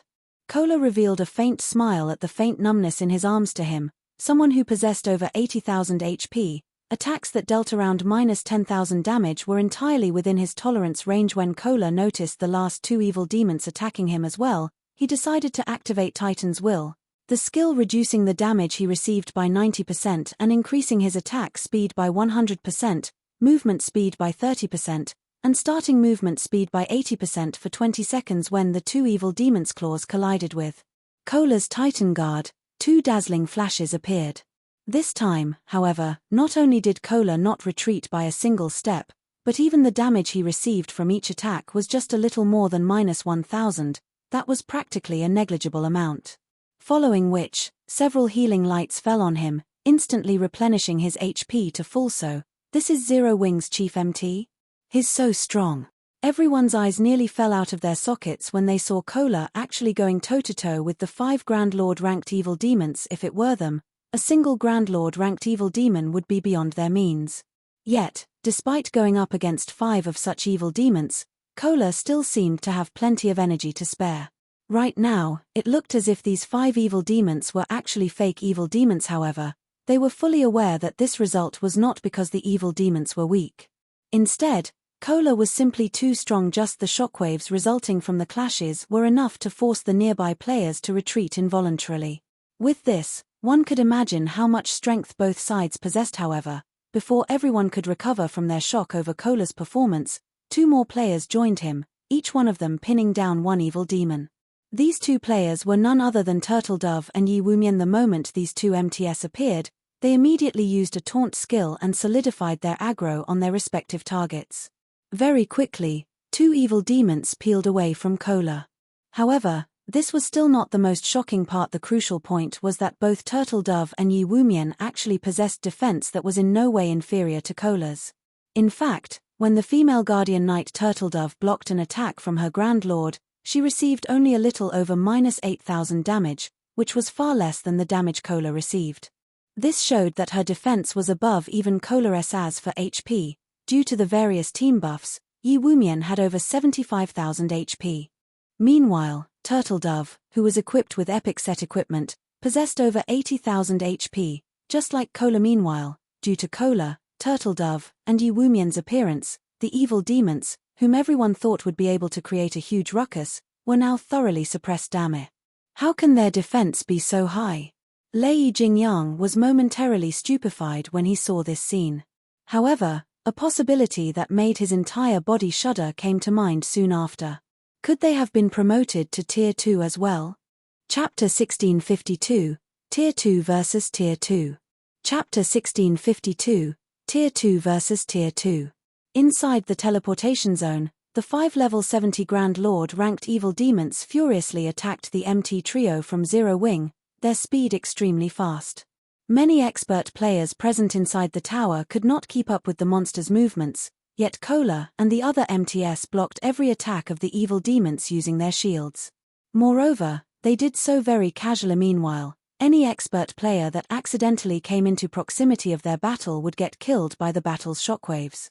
They're able to stop even 5 Grand Lord ranked evil demons. Purple Jade wore an incredulous look on her face as she watched Kola, Turtle Dove, and Yi Wumian going up against the evil demons. Even the peak MTS of the secret pavilion would need to activate their berserk skills to go up against a level 70 Grand Lord. However, Kola and the other 2 MTS could actually hold back the evil demons without using any berserk skills. Moreover, they were even at a numerical disadvantage. Zero Wing is truly extraordinary. It's no wonder Rain is so adamant in working together with the guild. Quiet Melody, who was commanding the Sacred Temple's members in battle, could not help her surprise when she sent a glance at the distant evil demons. Now, she more or less understood why Phoenix Rain had decided to partner with Zero Wing early on in the game. Phoenix Rain's insight was indeed many times more acute than Nine Dragons' Empress. Meanwhile, Zero Wing's members also had their morale boosted further after seeing the MT Trio's performance. Brimming with fighting spirit, they started putting even more effort into suppressing Heaven's Burial's members. Damn it. How is this possible? Lei Jingyang was filled with envy as he looked at Kola and the other 2 MTS. Why does Zero Wing possess 3 Tier 2 MTS? Not only did Heaven's Burial receive financial support from major corporations, but it had also managed to recruit plenty of expert players. Despite all this, the entire guild had only 3 people that succeeded in their Tier 2 promotion even until now. The guild had invested everything it had to help these 3 players complete their promotion quests after they reached level 50. Moreover, unlike other classes, MT classes faced much more difficulty with their Tier 2 promotions. Although Heaven's Burial had attempted to help its MTS with their promotions, all of those MTS failed. On the other hand, Zero Wing actually possessed 3 Tier 2 MTS. The value of Tier 2 MTS was much greater than that of Tier 2 players of other classes. After all, the majority of a guild's weapons and equipment came from dungeons. If a guild possessed powerful MTS, it would have a much easier time raiding dungeons. Boss, what should we do? Those 5 Grand Lords are all pinned down right now. We're also still getting pushed back by Zero Wing. At this rate, we'll be chased out of the teleportation zone, the level 50 ranger commanding the battle asked worriedly. Although their side had an overwhelming advantage in numbers, Zero Wing's members were simply too powerful. Thus far, their side had already lost over 1,000 players. In contrast, Zero Wing's death toll amounted to only a little over 100. Most importantly, the 30-man Magic Light team had yet to suffer a single casualty. All ranged DPS, change targets, and focus fire on those 3 MTS of Zero Wing. I refuse to believe that Zero Wing will have another method to stop the evil demons once we get rid of the 3 of them. Lei Jingyang commanded through the team chat. After saying so, Lei Jingyang personally led a team of 20 experts, followed by Falling Fire's team, and charged at Kola, Turtle Dove, and Yi Wumian. Although it was indeed surprising that Zero Wing possessed 3 Tier 2 MTS, both Falling Fire and he were Tier 2 players as well. If they went up against the MT trio, they would not necessarily be the one to lose. Not to mention, Kola and the other 2 still had to tank 5 evil demons very quickly. Lei Jingyang and the others arrived within 40 yards of the Mount Trio die. Like throwing a javelin, Lei Jingyang hurled the great sword he carried at Kola, arcs of silver electricity appearing around the weapon as it left his hand. In mid-flight, the great sword suddenly split into a dozen serpents made out of silver lightning. Meanwhile, unlike normal spells and arrows, which could only move in a straight line, the serpents slithered nimbly through the air towards Kola, their movement patterns changing constantly. The boss is getting serious. Zero Wing's members are dead now. The eyes of the Thunder Legion members glowed when they saw this scene. The attack Lei Jingyang had just executed was a trademark move of his, a combination of his precision control and the additional skill of his great sword. Electric Serpent bites. Each electric serpent summoned possessed 120% of the user's strength. They also moved ridiculously fast, so much so that even top-tier experts would have trouble coping with just one of the serpents. Going up against a dozen electric serpents simultaneously would be a struggle even for peak experts of the same level, who would have no choice but to retreat temporarily. As for Falling Fire, who stood beside Lei Jingyang, he was not one to be outdone, either. As he completed an incantation, 9 crimson magic arrays appeared on the ground around him. The ambient fire-type mana immediately began surging towards these 9 magic arrays frantically. Shortly after, Falling Fire tapped the butt of his staff on the ground. Tier 2 curse, Spark Impact. In the next moment, the 9 magic arrays started launching small meteorites one after another into the air. After reaching a certain altitude, the meteorites then changed trajectories and flew straight towards Kola. The power packed within each meteorite was visibly stronger than that of Lei Jingyang's electric serpents. Their speed was on par with the electric serpents as well. They were working together to attack me. Despite seeing the electric serpents and small meteorites rapidly approaching him, Kola showed no sign of panic whatsoever. Instead, he gave the ground a mighty stomp, taking a defensive stance, and activated Titan's Heart. The instant Kola used Titan's Heart, a yellow, earthen barrier formed around him, shielding him from the electric serpents and small meteorites. Boom. Boom. Boom. Let's see how you people from Zero Wing stop the evil demons now. Lei Jingyang laughed in ridicule as he looked at Kola's position. Although Kola had activated a life-saving skill, Lei Jingyang's electric serpent bites possessed extraordinary attack power. It was not something that could be received head-on. Not to mention, the Tier 2 curse that Falling Fire used possessed even greater power. Falling Fire likewise laughed as he looked at the dust surrounding Kola's position. He then turned to look at Turtle Dove and Yi Wumian. However, as the dust settled, a figure emerged standing where the electric serpents and meteorites landed. Meanwhile, this figure was none other than Kola. At this moment, Kola's surroundings had already been charred black. However, Kola himself remained completely unharmed. In fact, not only had his HP not decreased by the slightest, but it had even increased quite significantly. Lies not dead. Lei Jingyang and Falling Fire were stunned. Both of them had used their respective aces in the hole, each of which was easily capable of instant killing a player of the same level. Yet, Kola actually managed to survive both attacks without taking any damage. In fact, aside from blocking their attacks, Kola had also fended off the attacks of 3 evil demons. What powerful attack! They actually managed to deplete half of my protective energy. Kola could not help being startled when he looked at the remaining energy of his barrier, as Titan's Heart created an energy shield that had an HP equivalent to 10 times his own. Had he tried receiving all those attacks without Titan's Heart, even if he activated Protection Blessing, he still would have gotten killed instantly. An invulnerability skill.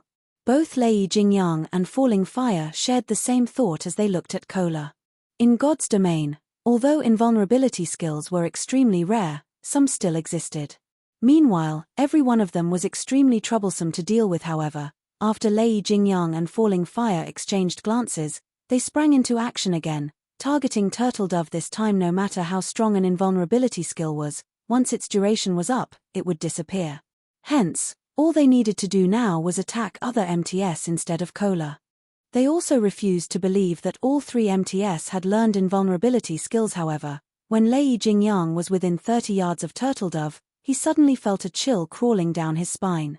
Immediately, he tightened his grip around his Whitebone greatsword and activated Whirlwind Slashdang.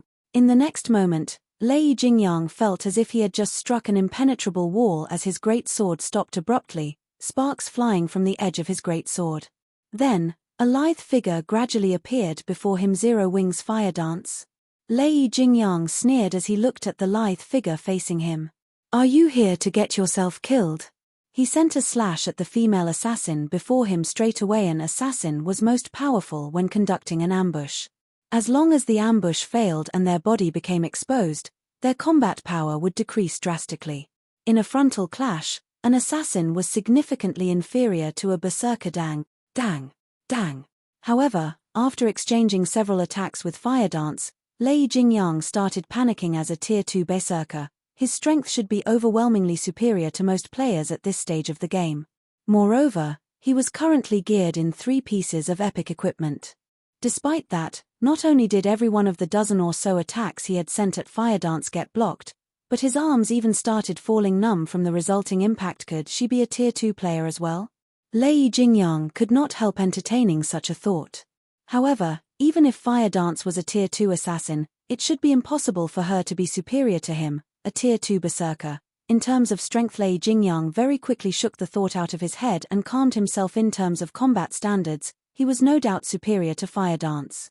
Since he couldn't win using a forceful approach, he simply needed to target her weak points. He immediately activated the Tier 2 skill Battering /, allowed him to ignore his target's defense and block effects. Although the damage his attacks dealt would decrease significantly, it would be more than enough to kill an assassin, a class that had both low HP and defense. However, when his great sword passed through Fire Dance's body, Lei Jingyang's complexion immediately darkened. The reason for this was the sensation he felt coming from his great sword. It did not feel as if he had just cut through a physical entity at all. He tried using Bladestorm right away, but before he realized it, Fire Dance had already appeared behind him, the 1,000 transformations in her hand stabbing towards his back. Tier 2 skill, Shadow Ray. Fire Dance instantly transformed into numerous streaks of shadows that pierced through Lei Jingyang's body. Damages ranging between 10,000 and 20,000 appeared rapidly above the berserker's head one after another, depleting his HP to 0. Chapter 1653, Tier 2 Galore. Did Lei Jingyang die? An instant kill. For a time, the players watching the battle between Fire Dance and Lei Jingyang were stunned by the sudden development. The fight had been lightning quick, and many had failed to realize what had happened before it was over. In one moment, Lei Jingyang had been alive and kicking, and in the next, he was dead. The members of Lei Jingyang's Thunder Legion were particularly dumbstruck. They all knew how powerful their commander was.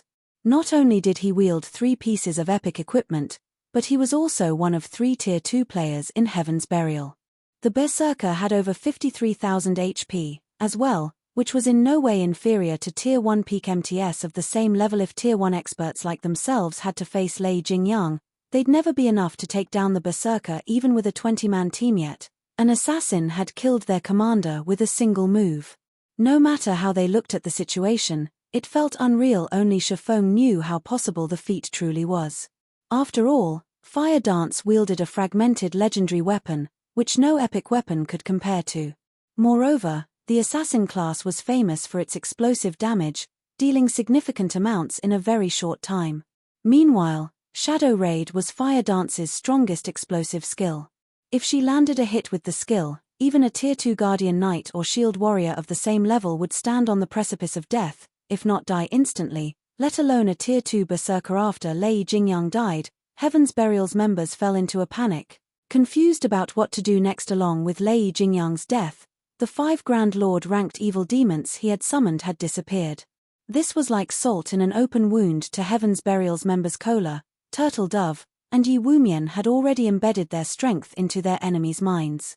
Lei Jingyang's followers doubted that they had the strength to surpass a Grand Lord ranked evil demon. Useless trash.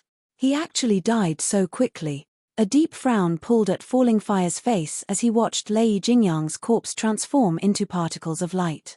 He had never expected Zero Wing to have a Tier 2 assassin and 3 Tier 2 MTS. Immediately, he shouted through the team chat, "Everyone, retreat. Leave the teleportation zone for now. We'll re-enter from another side."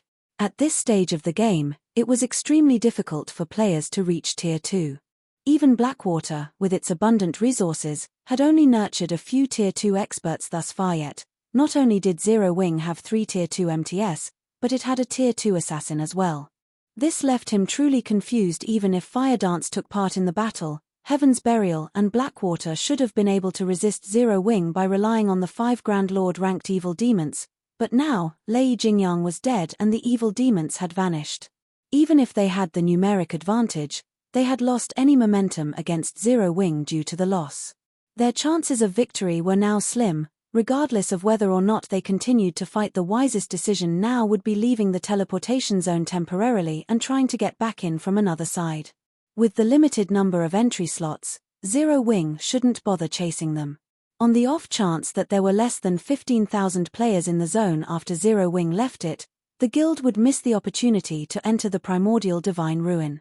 The risk of giving chase simply outweighed the gains, however. As falling fire ushered his team out of the teleportation zone, a snowy white dagger appeared behind him, transforming into a streak of silver light as it thrust into the elementalist's back another assassin.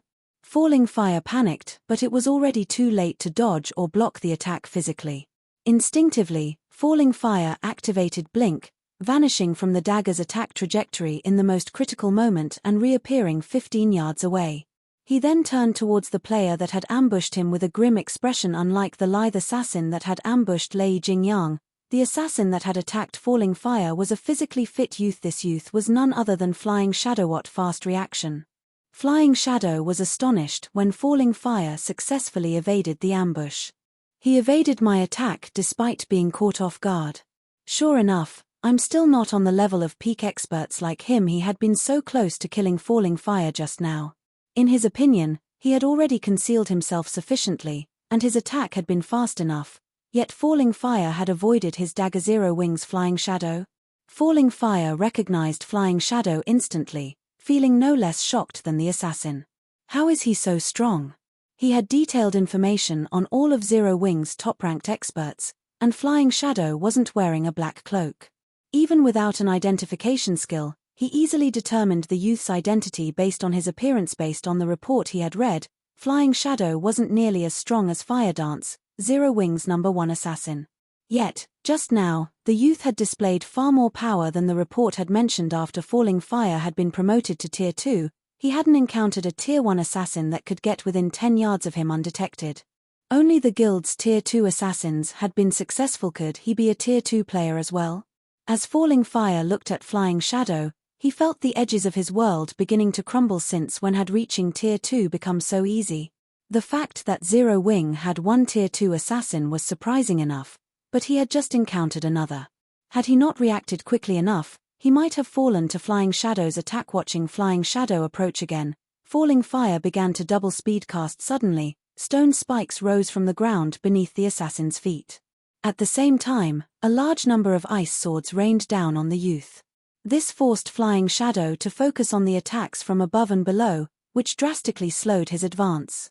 Moreover, he stiffened slightly each time he blocked an ice sword. Aside from Falling Fire's attacks, Flying Shadow had to deal with the nearby Heaven's Burial and Blackwater members. For a time, all of the incoming attacks forced Flying Shadow into a passive state.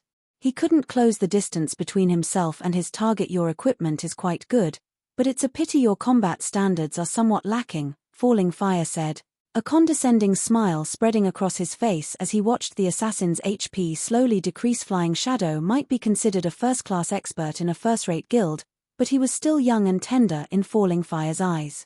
The assassin's focus on dodging and blocking was particularly poor and inefficient. Even without the support of other players, he could easily kill this player. Falling Fire completed the final verse of his incantation and launched the Tier 2 spell, detonating flame arrows, at Flying Shadow. However, before he could release the dozens of flaming arrows that had formed above him, a dark blue magic array had appeared in the sky, releasing a torrent of water that snuffed the arrows out. Reacting, Falling Fire used Blink again and avoided the descending water. By the time he reappeared, the force of the torrent had carved out a massive crater in his previous position, filling it with water. How is that possible? Someone actually crushed my detonating flame arrows? Confusion tore at Falling Fire as he eyes the man-made pond. He had cast a Tier 2 spell, which shouldn't have crumbled so easily even under another Tier 2 spell, yet not only had his detonating flame arrows been eliminated, but the torrent of water had contained enough destructive power to form a massive crater. But before Falling Fire could discover his attacker, over a dozen light blue water spears shot towards him. The spears had appeared in almost the same moment Falling Fire had reappeared after using Blink. The enemy caster's timing and aim were incredibly precise. Dazed, Falling Fire failed to protect himself in time with an ice barrier, and 4 water spears plowed into him, each dealing over -16,000 damage. Falling Fire, who only had 40,000 HP, died instantly. As the elementalist's HP reached 0, he was barely able to turn his head in time towards the water spear's origin. Standing around 30 yards away was a lithe, graceful woman in a lilac robe and wielding a dark blue crystal staff. A light blue magic array gradually faded from beneath her feet while dense, water-type mana surrounded her. Another Tier 2 player? Although Falling Fire still wanted to speak, his vision had already darkened, and his body collapsed. Chapter 1654, Shocking All Sides. Chapter 1654, Shocking All Sides. As Falling Fire collapsed, silence descended on Zero Wing and Heaven's Burial's battlefield commander. The commander actually died. Do they also have a Tier 2 magical class expert? Blackwater's members gaped at Aqua Rose, who was responsible for Falling Fire's death. Falling Fire was both one of the scant few Tier 2 players and a top-ranked expert within Blackwater. Normally, the Elementalist killed them instantly when they sparred with him. However, they had just watched this man die after one hit. No matter how they looked at the situation, it was utterly unbelievable. The tier suppression Tier 2 players had over Tier 1 players was much greater than that of Tier 1 players over Tier 0 players. Moreover, as an Elementalist, Falling Fire had a few passive skills that increased his magic resistances, making him much tougher against spells. Yet, Aqua Rose had annihilated Falling Fire with a single spell. There were only two possibilities to explain the outcome. The first was that Aqua Rose had used a Berserk skill followed by a Tier 1 curse. The other possibility was that Aqua Rose was also a Tier 2 player. When players activated a Berserk skill, some kind of special effect would change their bodies. Only, not all Berserk skills generated visible indicators.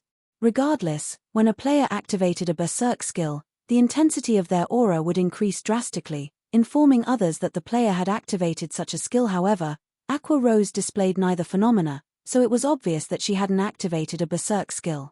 There was also no way they'd miss the resulting changes. They all had keen senses as experts, and activating a Berserk skill was akin to turning on a light in a dark room. When Blackwater's members considered the possibility that Zero Wing also had a Tier 2 magical class, they couldn't help but shudder. Tier 2 MTS were only powerful when tanking monsters. Their DPS was lacking. However, it was a different story for Tier 2 magical classes. Magical classes already wielded extremely high DPS even at Tier 1, and they had more AoEs than other classes. After their promotion to Tier 2, magical classes' attacks would grow even stronger. It wouldn't be an exaggeration to call Tier 2 magical classes mobile defense turrets. When solely comparing combat capabilities, Tier 2 magical classes were stronger than another class by far. While everyone struggled with their shock over Falling Fire's death, Aqua Rose used the opportunity to cast the Tier 2 spell, Aqua Precinct, with the female Cursemancer at its center. A water domain manifested, covering a 70-yard radius. Any of Heaven's Burial and Blackwater members caught within Aqua Precinct soon noticed the rapid drop in their basic attributes. In the blink of an eye, their basic attributes had fallen to 70% of their original values. Following which, 12 8-meter-long water serpents rose from the pool of water, releasing enraged bellows that echoed throughout the tower. Every water serpent possessed the strength to rival a great lord of the same level. Under Aqua Rose's control, the water serpents jumped at the players from Heaven's Burial and Blackwater. Aqua Precinct wasn't like normal AoEs and was categorized as a domain skill. When using it to attack, Aqua Rose wouldn't harm her allies as normal AoE spells would as long as she controlled the spell properly. Tier 1 experts would have a very difficult time coping with a Great Lord's attacks. Only Tier 1 MTS of the same level could block such attacks without receiving much damage. However, unlike normal Great Lords, which had monotonous attack patterns, the water serpents were flexible since Aqua Rose controlled them. Any MT that failed to block the serpent's attacks instantly lost over 20,000 HP. Since Heaven's Burial and Blackwater's MTS had lost 30% of their basic attributes, the water serpents only needed 2 hits to finish off a level 50 MT. In the short moment since Aqua Rose had cast Aqua Precinct, she had killed 4 level 50 MTS. The rear-line healers had never even had a chance to heal their allies. Monster. She's a monster. Heaven's Burials and Blackwater's experts stared at the female Cursemancer in utter horror. Retreat. Run. There's a monster. With Zero Wing's Magic Light team and Conqueror parties gaining the upper hand, followed by Aqua Rose's sudden massacre, Heaven's Burials and Blackwater's members panicked. Rather than a slow, organized retreat, they turned and fled like cowards. Not only would they lose a level if they died, but they'd also lose a piece of equipment. To expert players like them, the loss was unbearably painful. Hence, now that they knew that they were no match for Zero Wing, they wouldn't continue to throw themselves into the jaws of death. Furthermore, their commanders, Lei Jingyang and Falling Fire, had already died. Big Sis Aqua, you couldn't hold back a little? We've barely killed any enemies, yet you've already scared them all away. How are we supposed to earn extra income now? Shadow Sword and Zero Wing's other Tier 2 players sighed in frustration as they watched Heaven's Burial and Blackwater's members flee. They had previously held back because they were worried about scaring off their prey. It had actually taken quite a bit restraint to drag this battle out, yet their prey had run in fear of them before they could reap the benefits and slaughter them all.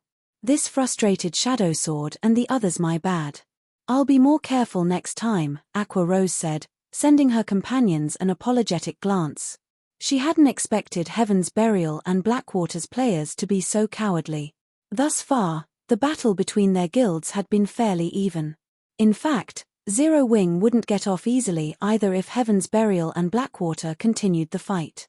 Yet, rather than stand their ground, the two guilds' members had turned and fled. This will work, too. Just kill as many as you can, but be careful to stay near the team and in the teleportation zone, Shifeng commanded. He was not particularly surprised by their enemy's response. Although Heaven's Burial and Blackwater's experts were no weaklings, the series of mental blows had thrown them into a panic. Fortunately, Heaven's Burial and Blackwater's reaction was a good thing for Zero Wing.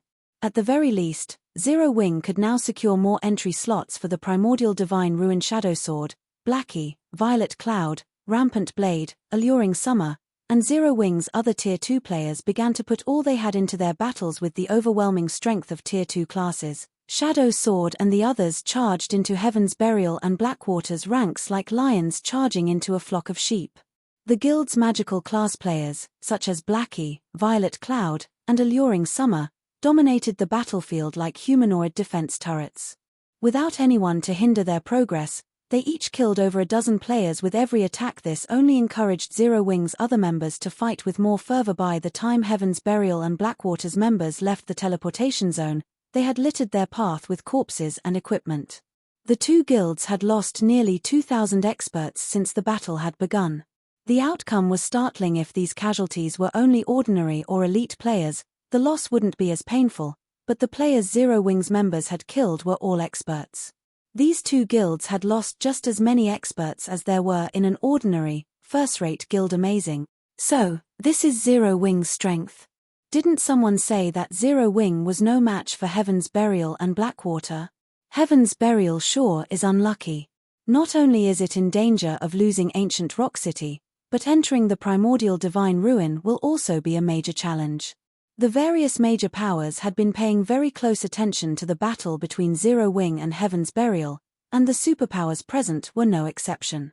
However, none of them had ever imagined that this outcome was possible. Even Purple Jade, who had a high opinion of Zero Wing, had assumed that the guild would fight its enemies to a draw at best. Yet, Zero Wing had actually chased Heaven's Burial and Blackwater out of the teleportation zone while suffering minimal losses. This had completely exceeded her expectations. As for the various guilds and adventurer teams, which had planned to enter the teleportation zone near Zero Wing, shrank back in fear after seeing the guild's prowess in battle. Commander, are we still going to charge in? A level 50 shield warrior clad in black armor could not help but ask his commander. Charge in? Are you suicidal? We're retreating. We'll go in from another side. Chapter 1655, 10 years too early. Chapter 1655, 10 years too early. After Zero Wing's victory over Heaven's Burial, the various superpowers in the teleportation zone couldn't help but re-evaluate their opinions of Zero Wing. Sure enough, Zero Wing can be quite capable. No wonder they dared to ignore our guild's warning. It might not be a bad idea to consider partnering with them for the Primordial Divine Ruin raid, a middle-aged man in black armor muttered as he looked at Zero Wing's members with an interested expression. He carried a great sword with runes that radiated a chilling aura. The Primordial Divine Ruin was akin to a dungeon. If one wished to progress inside the ruin, they needed a certain level of strength, whether it be basic attributes or combat standards. The difficulty also increased as one delved deeper into the ruin. After reaching the Primordial Divine Ruin's fourth underground floor, players faced extraordinarily strict requirements. In fact, it was so difficult to pass from the fourth floor to the fifth floor, where the gate to the Primordial City was located, that a single guild team could no longer clear the challenge. They would only have a higher chance of reaching the 5th underground floor by working together. The middle-aged man's words surprised the nearby players. The middle-aged man before them was none other than Broken City, an upper echelon from King's Return.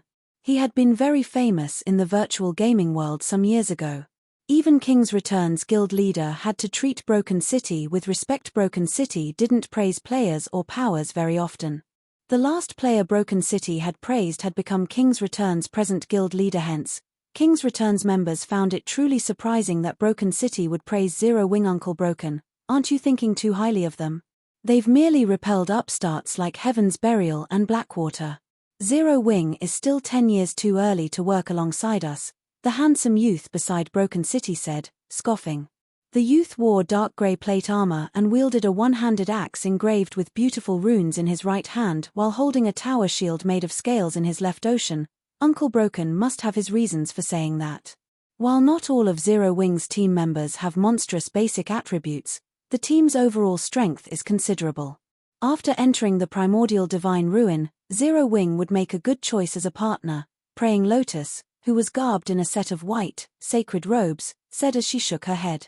She didn't particularly approve of Wild Ocean's opinion. Although Wild Ocean had recently received a promotion, becoming one of King's Return's adjudicators, and was one of the guild's few Tier 2 players, his thinking was shallow.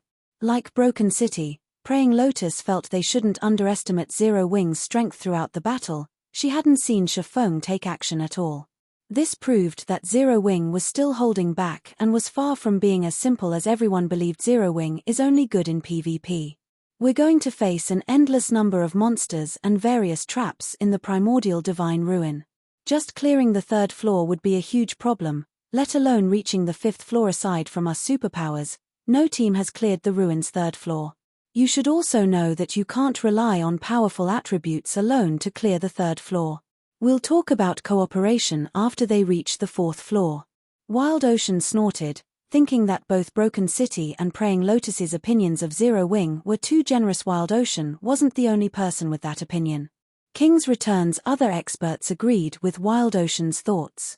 If they partnered with Zero Wing, they would have to share half their slots to enter the 5th floor. What kind of guild was Zero Wing? What kind of guild was King's Return?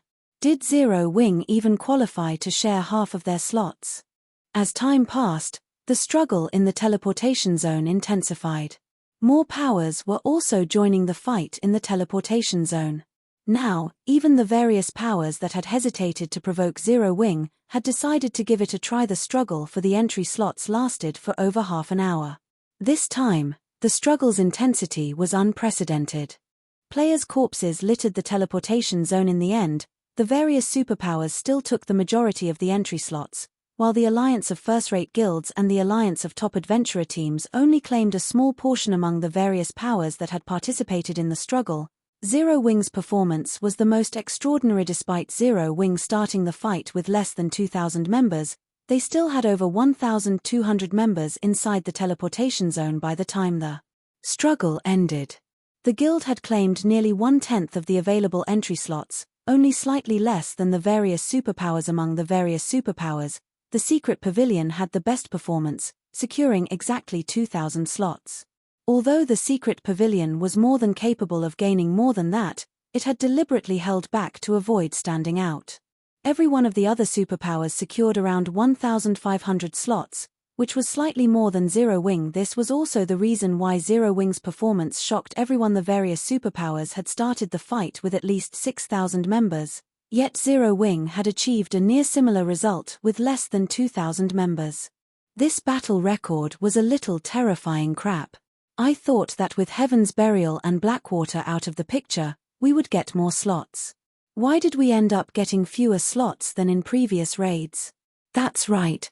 If I had known something like this would happen, I would have preferred for Heaven's Burial or Blackwater to win. The various first-rate guilds and adventurer teams' upper echelons clicked their tongues in anger and jealousy as they looked at Zero Wing's members. It was common knowledge that teams would have a greater advantage in the ruin if they entered with more players. Now that Zero Wing could send over 1,200 members into the ruin, the guild might actually make it all the way to the 5th floor and enter the rumored Primordial City. While everyone else was shocked by Zero Wing's strength, Shifeng was ecstatic. Zero Wing had earned over 5,000 pieces of the current top-tier equipment in the struggle for entry slots. Although the majority was level 45 fine gold equipment, they were still valuable. In comparison, Zero Wing had suffered practically insignificant losses. Zero Wing had suffered 600+ casualties in the battle, with the majority of them being the White Tiger Dojo disciples. The disciples were only geared in standard level 50 elite equipment. They had also recovered some of the lost weapons and equipment. Hence, Zero Wing had made a fortune in this battle. When there were fewer than 15,000 players in the teleportation zone, a blue glow enveloped the area. The players inside the zone disappeared a moment later, leaving an empty plot of land behind. The members of the various major powers that remained inside the tower quickly spread the news of the battle's outcome. With the teleportation array's help, Zero Wing's surviving members instantly arrived at Dark Canyon. There were 3 shining, silver moons hanging in the sky. The visibility within the canyon was also very poor. At best, they could see 200 yards around them, and they couldn't sense any other creatures, which instilled a deep fear and insecurity. So, this is the Primordial Divine Ruins first floor? Aqua Rose muttered as she curiously surveyed her surroundings. With her physique as a Tier 2 player, she soon discovered the hidden threats around the May group of skeleton undead hid at the top of the canyon, carrying heavy crossbows that could launch bolts with the power to rival Tier 2 skills. It was obvious that these skeletons had already locked onto their team and were ready to fire their crossbows at a moment's notice. Aside from the crossbow-wielding skeletons, Aqua Rose noticed a large number of ghosts flickering in and out of existence on the path ahead. The ghosts wandered around the bottom of the canyon, and even the weakest among them was a level 50 chieftain, while the strongest were level 55 grand lords. If players accidentally provoked these monsters, the consequences would be unimaginable. As if they had long since familiarized themselves with this flaw, the various superpowers teams quickly advanced on a predetermined path. As they advanced, the superpowers teams skillfully pushed away any ghosts they came across while dodging the heavy crossbow bolts. In comparison, the alliance formed by top adventurer teams quickly had their advance halted by powerful ghosts, their members peppered by the crossbow bolts from above the canyon. Damn it. Why is it so difficult? The various adventurer teams' upper echelons frowned at the first floor's difficulty. They were at a loss. Seeing this, the superpowers members shook their heads disapprovingly. The Primordial Divine Ruin was an extremely dangerous place, yet the various adventurer teams had believed that getting into the ruin was the most difficult part. The struggle in the teleportation zone was simply a prelude for what was to come. Before the adventurer team alliance could think of a plan, they noticed Zero Wing's members taking large strides towards the gateway to the next floor. Have they lost their minds? The various adventurer teams' upper echelons gaped as they watched Zero Wing fearlessly advance. Chapter 1656, Dauntless. Zero Wing. Chapter 1656, Dauntless. Zero Wing. The adventurer team alliance wasn't the only force confused by Zero Wing's sudden advance. The several superpowers upper echelons and the first-rate guilds alliance also flashed Zero Wing incredulous looks. What's Zero Wing trying to do? Zero Wing's behavior confused everyone. The Dark Canyon's terrain was complex. Although there appeared to be many paths that would lead to the top of the canyon, only a few were actually viable. Moreover, timing was very important when traversing the various paths. A single mistake could easily put an entire team in a dangerous situation.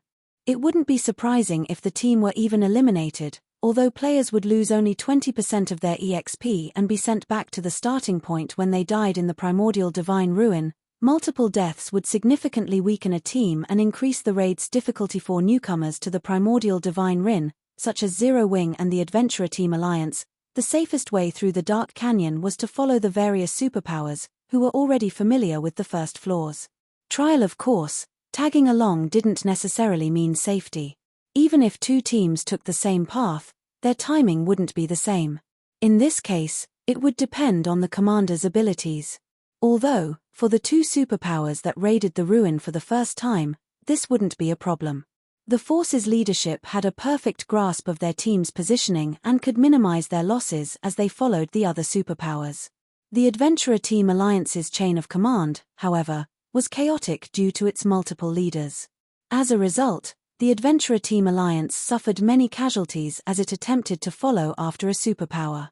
But the Alliance still fared better than if it pioneered a path of its own yet. Zero Wing did not even understand such a basic principle and had made a beeline for the top of the canyon. Moreover, Zero Wing's members moved with large strides, paying no attention to the monsters in their way, unlike the other teams who carefully and steadily advanced. Suddenly, Cola, Turtle Dove, Yi Wumian, and Violet Cloud rushed ahead of Zero Wing's team, charging onto the gravel path that contained a plethora of wandering ghosts. Meanwhile, the 15 MTS of the Magic Light team's 15 MTS guarded the rear of the team, while the Conqueror parties split up and covered the sides. Ghost Knight, Undead, Chieftain. Level 50. HP 6 000006 000000. Ghost Berserker, Undead, Lord. Level 52. HP 17 00000017 000000. Ghost General, Undead, Grand Lord. Level 55. HP 85 00000085 000000. As Cola and the others moved through the canyon, the wandering Ghost Knights and Ghost Berserkers quickly discovered their presence. Like hungry wolves that had just discovered meat, the ghosts surged towards the MT trio. Are they trying to get themselves killed? Are they really trying to grind the ghosts as if they were common monsters? Everyone was stupefied as they watched Cola, Turtle Dove, and Yi Wumian attract more and more Ghost Knights and Ghost Berserkers. The Primordial Divine Ruin had an endless supply of monsters, and even if players killed these monsters, the awarded EXP and loot was insignificant compared to monsters outside of the ruin. Grinding these monsters simply wasn't worth the effort. Though, to the various powers present, it did not really matter even if a large number of Ghost Knights and Ghost Berserkers ganged up on them, as they were more than capable of defeating these monsters. Instead, the canyon's true danger came from the numerous skeletons stationed at its top. The bolts they fired from their heavy crossbows were as powerful as Tier 2 attacks. Even level 50, Tier 1 MTS would be forced to retreat by several steps and lose around 4,000 HP if they blocked one of these bolts with their shields. If struck directly, they would be dead after 2 or 3 hits. Hence, it was important when selecting a path through the canyon to choose one with favorable terrain that could be used to block the crossbow attacks and lower the chances of encounter ghost generals. In the blink of an eye, over 500 Ghost Knights and dozens of Ghost Berserkers chased after Cola and the others. Moreover, the skeletons on both sides of the canyon had aimed and fired their crossbows at the MT trio. However, Cola and the others paid no attention to the countless incoming attacks and continued to advance mindlessly, attracting more monsters as they went. The commotion had even lured some of the wandering ghost generals. Good. Everyone, charge. Follow Cola's group. Shifeng revealed a smile when he saw the swarm of monsters charge at Cola and the others. At this stage of the game, nobody was more familiar with Primordial Divine Ruins than him. He knew that Primordial Divine Ruins were survival tests. Although it was the first time he had visited the Primordial Divine Ruin in the Orc Empire, every ruin had nearly the same tests. It had been common knowledge in his previous life that the Primordial Divine Ruins first floor trial would become more dangerous as teams spent more time here. Take the various superpowers, for example. Although they had familiarized themselves with the paths to the top of the canyon and hence could limit the number of crossbow attacks that reached their teams, it was impossible to avoid casualties completely. In fact, the various superpowers teams were continuously lost members as they advanced right now. Moreover, as they approached closer to the top of the canyon, their casualty rates became more severe. To make matters worse, players that died and allowed the system to resurrect them would reappear at the starting point. Once they did, they'd have no way of catching up to their main force. As for having the team stop midway to resurrect the fallen, that would only end up causing the team to suffer even more casualties. Because of this, team members that died halfway through the canyon were as good as eliminated unless a team wipe occurred. The best way to challenge the first floor trial was to send a player in as bait and draw the enemy fire while the rest of the team followed behind. Doing so would greatly reduce the number of attacks the team received and was much safer than following one of the more protected routes. The only problem with this method was that the players acting as bait needed to be strong enough. The main force also had to maintain enough distance from the bait. If the main force got too close, they would pull the agitated monsters aggro. If the main force fell too far behind, the bait would have moved past the skeleton's attack range. Fortunately, This wasn't the first time Shifeng had employed this strategy. His grasp of his team's positioning was incredibly accurate. With Violet Cloud in the center, Kola's group pushed forward. As they faced numerous attacks, their HPs steadily decreased. Fortunately, the chieftain-ranked Ghost Knights and Lord-ranked Ghost Berserkers were not much of a threat. The true threat came from the Ghost Generals and the heavy crossbow attacks from both sides of the canyon, in particular. Currently, a swarm of Ghost Knights chased after Kola's group of 4, and although the situation looked dire, it worked in the group's favor as the Ghost Generals had a hard time reaching the players. Unfortunately, the same couldn't be said for the crossbow attacks when Kola, Turtledove, and Yi Wumian used their shields to block the incoming crossbow bolts. They'd stiffen slightly and lose around 1,500 HP. When the other powers noticed the damage Kola and his team received, they couldn't help their jealousy. Unlike Kola and the others, their MTS received over -4,000 damage even when they blocked the crossbow bolts successfully. This meant that the MT trio from Zero Wing could endure 3 times the attacks that their MTS could. However, they still ridiculed Zero Wing for its foolish leadership. If Kola and his companions had the support of a large number of healers, they'd be practically unkillable. Zero Wing actually let these 3 powerful MTS charge ahead on their own. It was a reckless waste of resources. With how the team utilized Kola and the others, it wouldn't matter if they could endure 2 or 3 more hits than other MTS. Sure enough, Kola, Turtledove, and Yi Wumian's HPs began to decrease rapidly. In a short moment, they had lost more than 1/3 of their HPs. The various superpowers upper echelons lamented the loss. The MT trio only had a single healer to support them, and it simply wasn't enough to keep the 3 players alive. But after another moment, the superpowers noticed something strange.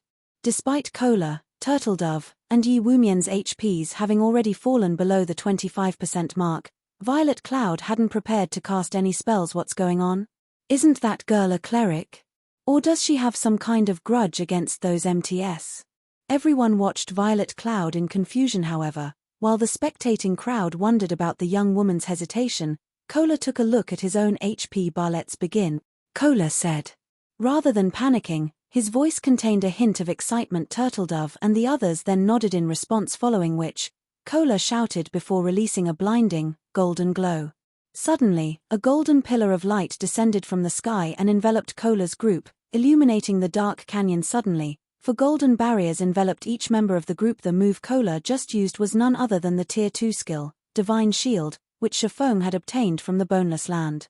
When activated, the skill granted the Divine Shield buff, which lasted 30 seconds, to a maximum of 10 players. The buff decreased incoming damage from Tier 3 or below attacks by 50% and attacks above Tier 3 by 20%. The buff also increased attack speed and movement speed by 20% and healing effects received by 100%. Divine Shield was a very powerful skill, though it had a downside, a 1-hour cooldown. Violet Cloud also used the Tier 2 spell, Holy Prayer. The spell affected all allies within a 50-yard radius and granted them an hot buff that healed them based on Violet Cloud's mana. Moreover, players affected by Holy Prayer would receive a 20% damage reduction buff. The spell had a 1-minute duration and a 20-minute cooldown. Under the effects of these 2 skills, Kola's group members each recovered over 8,000 HP every second. The damage they received was reduced to a pitiful amount as well. This turn of events allowed Kola's group to advance with ease while the rest of Zero Wing's team followed behind. In less than a minute, Zero Wing's members had reached the top of the canyon. Chapter 1657, Continuous Clearance. Chapter 1657, Continuous Clearance. The sounds of battle had filled the dark canyon, but as Zero Wing's members reached the top, the various powers, which were still engaged in combat, fell silent. That's actually possible. For a moment, everyone was at a loss for words as they stared at Zero Wing's members. They had invested a ton of effort and made numerous sacrifices during their previous raids to locate the best route up the canyon, and they would still suffer before they reached the safe zone at its top. Yet Zero Wing had run for the top of the canyon without sparing their surroundings a glance. Not only had the guild team succeeded, but they had only lost a few dozen players, which was practically negligible. Sure enough, Zero Wing is extraordinary, Praying Lotus muttered, her eyelashes fluttering as she watched Shifeng, The commander of Zero Wing's team, no other guild would dare to be so bold. The two skills Kola's group had used were particularly powerful. Although they were not invulnerability skills, the combined effect had nullified the threat from both the ghosts and the heavy crossbows they only got through thanks to powerful attributes and skills, Wild Ocean said, clicking his tongue. The next floors will be even more difficult, and basic attributes will become less important. If they try to pull another stunt like that, they'll get themselves killed. MHM. Praying Lotus did not rebuke Wild Ocean's words this time after all. What the Shield Warrior youth had said was true. As players delved deeper into the Primordial Divine Ruin, the trials they faced would become more difficult. They would also encounter more and different traps. Rather than simply relying on raw power, players would have to rely on their technical abilities in the lower floors. The brute force method Zero Wing had used was only viable on the first floor. It wouldn't be possible to clear the following floors with the same method correspondingly, though. Players would have higher chances of encountering opportunities and treasure the further they explored. There was practically nothing noteworthy in the ruins' first underground floor. One would be extremely lucky if they even came across a bronze treasure chest. Although players could also find combat techniques on the first underground floor, the chances of that were extremely slim. If one wanted better loot, they'd have to reach the Primordial Divine Ruins' third underground floor. Only the third floor and down offered level 50+ top-tier equipment.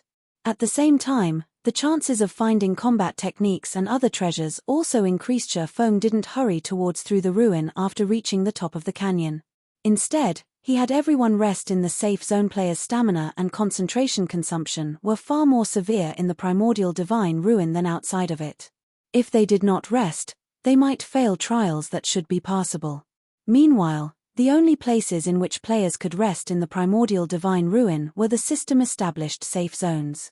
Traps and monsters were present everywhere else, and if they relaxed, even for a moment, in these locations, they'd swiftly lose their lives. After Zero Wing's members had rested for some time, the various superpowers teams began to arrive in the safe zone, one after another. However, unlike Zero Wing, the various superpowers only had around 80% of the 1,500+ members they had entered the ruin with. The rest of their players had to wait for the system to resurrect them, forming teams with other players to search for opportunities and treasure on the first floor. After everyone rested, they proceeded towards the second underground floor. The second floor contained a primal forest. Visibility here was even worse than in the first floor's dark canyon. Even Tier 2 players could only see up to 80 yards away. As players traversed the forest, they were bombarded by all kinds of spell attacks from out of nowhere from time to time. These spells packed a punch, and even Tier 2 MTS only survived after 3 or 4 direct hits. Tier 1 MTS were lucky to survive even 2 hits. If players wished to reach the next safe zone alive, they would have to rely on their individual reaction speed and decision-making. They'd have to dodge or block an attack instantly when targeted. Only by doing so would the healers have a chance of healing them. All the heals in the world wouldn't save them if a spell struck them directly. The ruin's second floor was also much larger than the first, a testament to the Primordial Divine Ruin's unique nature. As teams progressed, they'd encounter larger maps, forcing players to travel greater distances and face more danger. Feng didn't have any special strategy to get through the second floor's trial. He could only send in the Magic Light team and Conqueror parties to tank as many hits as possible, limiting the number of casualties the team suffered. Overall, Zero Wing didn't fare nearly as well as the various superpowers. Upon reaching the third underground floor, the increased difficulty was particularly evident. The necessary method to clear the third floor wasn't like the first two. The various attacks and traps players had to face had also changed. Now, players had to collect a sufficient number of teleportation stones to proceed to the fourth floor.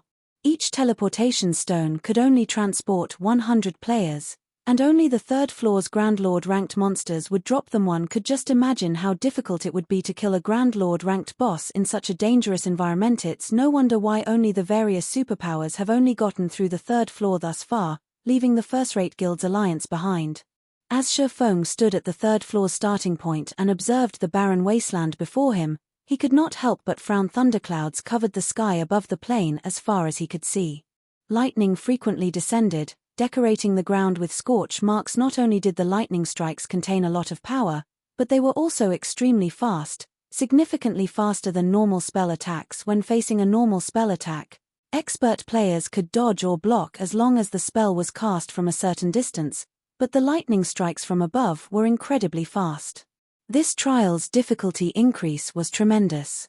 Furthermore, players had to kill level 55 Grand Lords. However, the various superpowers teams, which had just arrived, reacted as if they didn't see the lightning bombarding the plane. They quickly split into two groups, leaving one behind in the safe zone while the other boldly strode into the barren wasteland in search of Grand Lord-ranked thunderbeasts and thunder elementals. Lightning continued to descend from the sky, but the superpowers members swiftly maneuvered around the strikes. Aside from a few unlucky players, who had been targeted by multiple lightning strikes, most were able to dodge the natural attacks. Even if they failed to dodge in time, their team's healers would quickly restore their lost HP. In contrast, the first-rate guilds and adventurer teams were unsure of how to continue. If they only had to dodge the lightning strikes, most of their members would be successful, but with the addition of monsters, chaos would ensue. They'd either fall to the lightning, or the monsters would slaughter them. So what if they got a lot of players this far? They still won't clear the third floor. Wild Ocean could not help but flash Zero Wings' team, which still occupied the starting point, a ridiculing smirk. Players' basic attributes were no longer the key to clearing the trial once they reached the third underground floor. Here, individual combat standards held greater importance. If a team couldn't defeat the Grand Lord-ranked bosses while being showered by lightning strikes, it would venture no further. In the Primordial Divine Ruin Guild leader, the lightning strikes' attack rate and numbers are too high. I'm afraid that no more than 50 of our members will be able to fight while dodging the strikes. Should we grind the bosses for teleportation stones with just a 50-man team? Although it will slow us down, we shouldn't have a problem collecting the necessary teleportation stones, Aqua Rose suggested. If any other guild, excluding the superpowers, encountered such a situation, they'd likely be stuck here. Even Zero Wing only had a few experts who could fight in this lightning zone. Not even the Conqueror's armor's battle arrays would be very effective. Meanwhile, trying to raid Grand Lords with so few experts was impossible. This was also why the various first-rate guilds, which had reached the ruins' third underground floor previously, had never cleared it. However, Zero Wing was different. Its team had over 10 Tier 2 players and shouldn't have a problem forming a 50-man raid team that could dodge the lightning while fighting the bosses. Unfortunately, raiding level 55 Grand Lords with only 50 members would take a lot of time, more time than the various superpowers raid teams, which had around 300 members each. No need, we'll all go together, Shifeng said, smiling as he shook his head. Everyone? For a moment, Aqua Rose thought she had misheard Shifeng. Relax.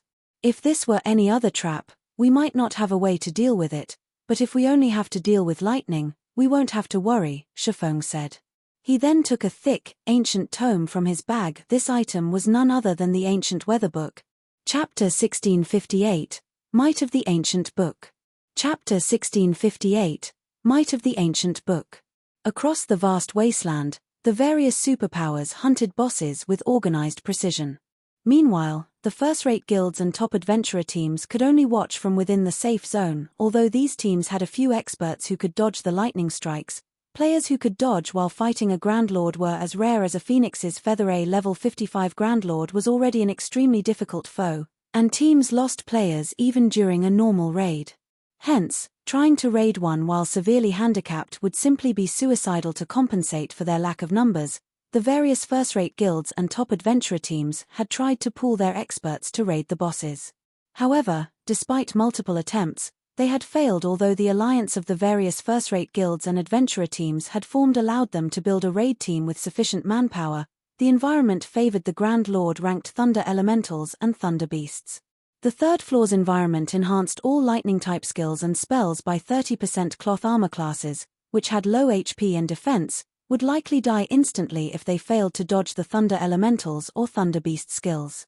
Zero mistakes were allowed in battle. However, players would be hard-pressed to avoid mistakes while constantly bombarded with lightning. In the end, the Alliance team wiped after losing so many members midway through the battle. As the first-rate guilds and top adventurer teams rested, Shifeng led his entire team into the lightning zone.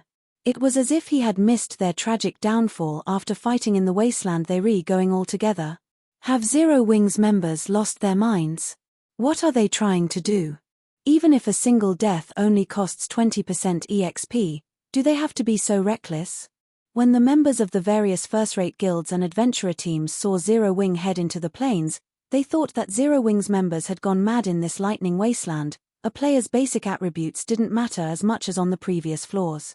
Here, combat standards were far more important. Even if a team charged into the lightning wasteland with 1,000 members, each member would suffer the same number of lightning strikes. In fact, the players would have a higher chance of being struck. This was because players would have less space to maneuver in a larger group. Moreover, if players were not careful when they dodged, they'd likely avoid their own lightning strike only to get hit by their neighbors. The various powers weren't the only ones confused by Shifeng's ludicrous decision. Even Zero Wing's members were confused. They had seen how the experts from the various first-rate guilds and top adventurer teams had ended up after fighting in the wasteland. They also knew that those expert standards were much stronger than theirs.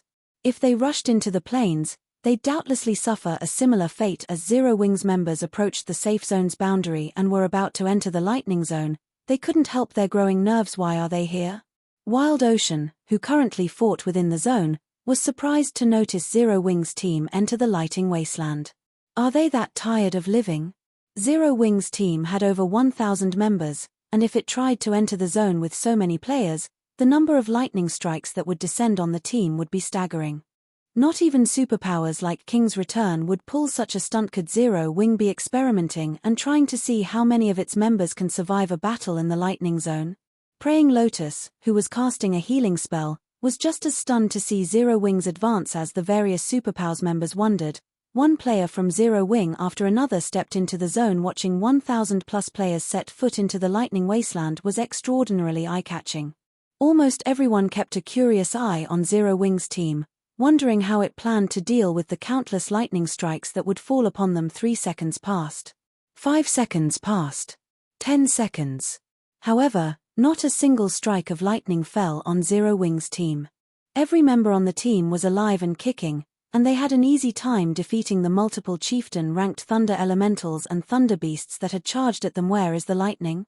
Why do those chieftain-ranked thunder elementals and thunder beasts seem weaker than the ones we're fighting? The watching players were stunned as they sent Zero Wing's team sidelong glances. They could not understand what was going on. Where were the lightning strikes that were supposed to descend? Could the lightning strikes have stopped because they have more people? Purple Jade was greatly confused as she watched Zero Wing's members. The lightning was the most troublesome aspect about the Primordial Divine Ruins' third underground floor. Without the lightning strikes, the third floor's trial would just be a simple series of Grand Lord raids. If that were the case, the various superpowers could easily clear the floor. That's not possible.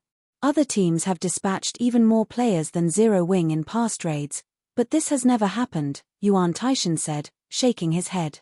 He, too, wore a confused look. Even Zero Wing's players were confused. Only Aqua Rose knew that this was Shifeng's doing. It seems this thing is quite effective. Shifeng smiled at the ancient weather book in his hands. The ancient weather book could change the weather in a 2,000-yard radius for 2 hours. Removing the thunderclouds in a specific area was a small task for the item. Without the lightning strikes, the third floor's trial posed no threat to his team members. Very quickly, Zero Wing's team located a level 55 Grand Lord ranked Thunder Beast. Great Thunder Wolf, Thunder Beast, Grand Lord. Level 55. HP 88 00000088 000000. Now, the boss, which had given the various superpowers painful headaches, was an ordinary Grand Lord to Zero Wing. With Cola, Turtledove, and Yi Wumian taking the lead, and the Magic Light Team's MTS tanking the nearby mobs, the rest of the team could focus on dealing damage. Moreover, without the lightning environment's boost, the Great Thunder Wolf's attacks were little more than tickles to Cola and his fellow MTS. The Grand Lord's normal attacks only dealt around -8,000 damage, while its skill attacks only dealt around -20,000. Even without Turtledove and Yi Wumian's assistance, Cola could easily tank the Great Thunder Wolf. The other players launched frenzied attacks at the Great Thunder Wolf, each dealing several thousand damage. As the team fought, the Grand Lord's HP visibly decreased naturally. This made the various superpowers jealous. The Primordial Divine Ruins bosses weren't like field bosses. Their attributes wouldn't change, regardless of how many players raided them at one time. This meant that the more members a raid team possessed, the greater the team's advantage would be. Zero Wings team had over 1,000 members, which was more than triple what the other teams possessed. Moreover, Zero Wings members did not have to worry about avoiding lightning strikes. In less than 5 minutes, the Great Thunder Wolf fell before Zero Wings members. Everyone on the team also gained a significant amount of EXP.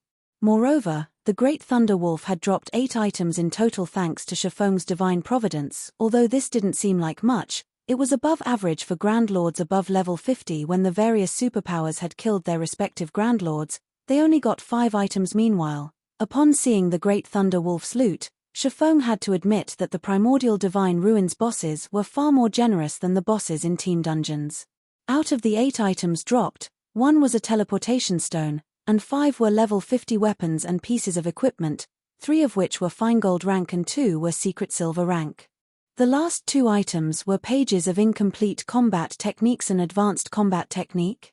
Shifeng was ecstatic the moment he saw the 2 sheets of lambskin parchment. Basic combat techniques would drop as complete items in the Primordial Divine Ruin, but advanced combat techniques and above would appear as pages. Players would have to gather every page to learn the combat technique. Excited, Shifeng immediately inspected the 2 parchment sheets. Chapter 1659, Top-Tier Advanced Combat Technique. Chapter 1659, Top-Tier Advanced Combat Technique. As Shifeng inspected the incomplete pages, his eyes shone with excitement. Lightning Flash. This dilapidated page belongs to a book that depicts a secret attack technique, which has been passed down since ancient times. Only after gathering all incomplete pages can you read the complete book's content. There are a total of 13 pages. This leaflet is the 3rd page. Lightning Flash. This dilapidated page belongs to a book that depicts a secret attack technique, which has been passed down since ancient times. Only after gathering all incomplete pages can you read the complete book's content. There are a total of 13 pages. This leaflet is the 6th page. Most of the combat techniques that dropped in the Primordial Divine Ruin were basic combat techniques, and most of them dropped as the complete versions. Although some basic combat techniques dropped as incomplete pages, those were the extreme minority. Normally, only advanced rank or higher combat techniques would drop as individual pages. However, there were differences between advanced combat techniques and those of other ranks. Not only could players in God's domain improve their foundations by learning combat techniques, but they could also learn ways to exhibit their strength more efficiently, thereby raising their overall combat power. Some combat techniques even granted players the power to challenge foes of higher levels.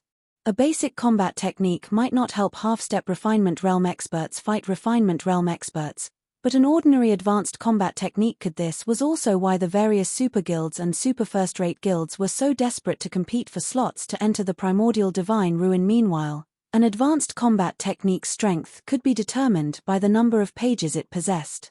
An ordinary advanced combat technique would only include 6 to 8 pages, a first-rate advanced combat technique would possess 9 to 12 pages, and a top-tier advanced combat technique would possess 13 to 15 pages. An ordinary advanced combat technique could only help a half-step Refinement Realm expert qualify to fight a Refinement Realm expert. Meanwhile, a first-rate advanced combat technique allowed Refinement Realm experts to face Flowing Water Realm experts. As for top-tier advanced combat techniques, if Flowing Water Realm experts learned one, they could even pose as a threat to Void Realm experts. Even throughout God's domain, Void Realm experts were extremely rare. Yet, with a top-tier advanced combat technique, a Flowing Water Realm expert could stand against Void Realm experts. One could just imagine how valuable such a combat technique was. There was no doubt that Lightning Flash was a top-tier advanced combat technique. Shifeng had never expected to get lucky enough to find a top-tier advanced combat techniques pages, and moreover, it was an attack-type technique. Zero Wing didn't actually have any of these. If it were possible to collect the complete Lightning Flash secret technique, it would certainly help the guild's experts. Learning the technique would likely offer more benefits than the Conqueror's Armor. The Conqueror's Armor only gave its wearer the power to face Refinement Realm experts temporarily, and after all was said and done, it was only a piece of level 50 equipment. Once players leveled up, the equipment would be useless. It could not truly become part of a player's strength. An advanced combat technique was different. Once players learned it, They could put it to good use regardless of their level. It would also offer significant help when players challenged their promotion quests. Moreover, a complete advanced combat technique was different from secret technique tablets. Although the combat techniques one could learn from a secret technique were more powerful than advanced combat techniques, very few players could learn them. It was impossible to share those techniques with a significant number of players. However, a complete advanced combat technique took the form of a book. He could store the book in the guild warehouse, and guild members could read it as they wished. Setting aside whether or not players could actually learn the technique successfully, at the very least, everyone would have the opportunity to learn. In the past, the reason that experts from the various superpowers had an easier time with their promotion quests, rising through the tiers, than experts from first-rate guilds and below wasn't just better weapons and equipment. Rather, it was because their access to combat techniques was superior in both quantity and quality. Thinking up to this point, Shifeng led his team in search of another boss rather than resting. Their ancient weatherbook only had a 2-hour duration, whereas it had a 10-hour cooldown. He might be able to wait for such a long time, but the Primordial City would not wait for him. Who knew if the Primordial City had an entry limit? If there wasn't one, they might be alright, but if there were, he and Zero Wings members would lose their chance to enter the legendary city if they were too late. Hence, he had to cherish every second and minute of these 2 hours. Zero Wings members continued to hunt one Grand Lord ranked Thunder Elemental or Beast after another. When the team encountered a Grand Lord in the barren wasteland, they'd pounce like a pack of hungry wolves. They behaved nothing like the players from the various superpowers, who returned to rest in the starting area after slaying 1 or 2 bosses. The various superpowers grew envious at seeing this. Without the threat from the lightning strikes, Zero Wing could casually slaughter these ready-made Grand Lords. Not only were the team members able to earn an abundance of EXP, but they also secured plenty of top-tier equipment. The Primordial Divine Ruins' third underground floor had practically become a sacred leveling spot for Zero Wing. How is this possible? King's Return's Wild Ocean was at a loss as he watched the scene before him. He had assumed that Zero Wing would be stuck on the 3rd floor, yet based its pace, it'd likely be the first team to reach the 4th underground floor. Uncle Broken, should we contact them? Praying Lotus whispered to Broken City, who stood beside her. Thus far, the various superpowers had only reached the 4th floor. Not one of their teams had made it to the 5th yet. The 4th floor was simply too difficult, and there was no comparing it with the 3rd floor. With the current strength of King's Return's team, it could not clear the 4th floor alone. If King's Return wished to reach the 5th floor, it would have to ally with another team. However, doing so would leave the team fewer entry slots to the 5th floor. No. It is too soon.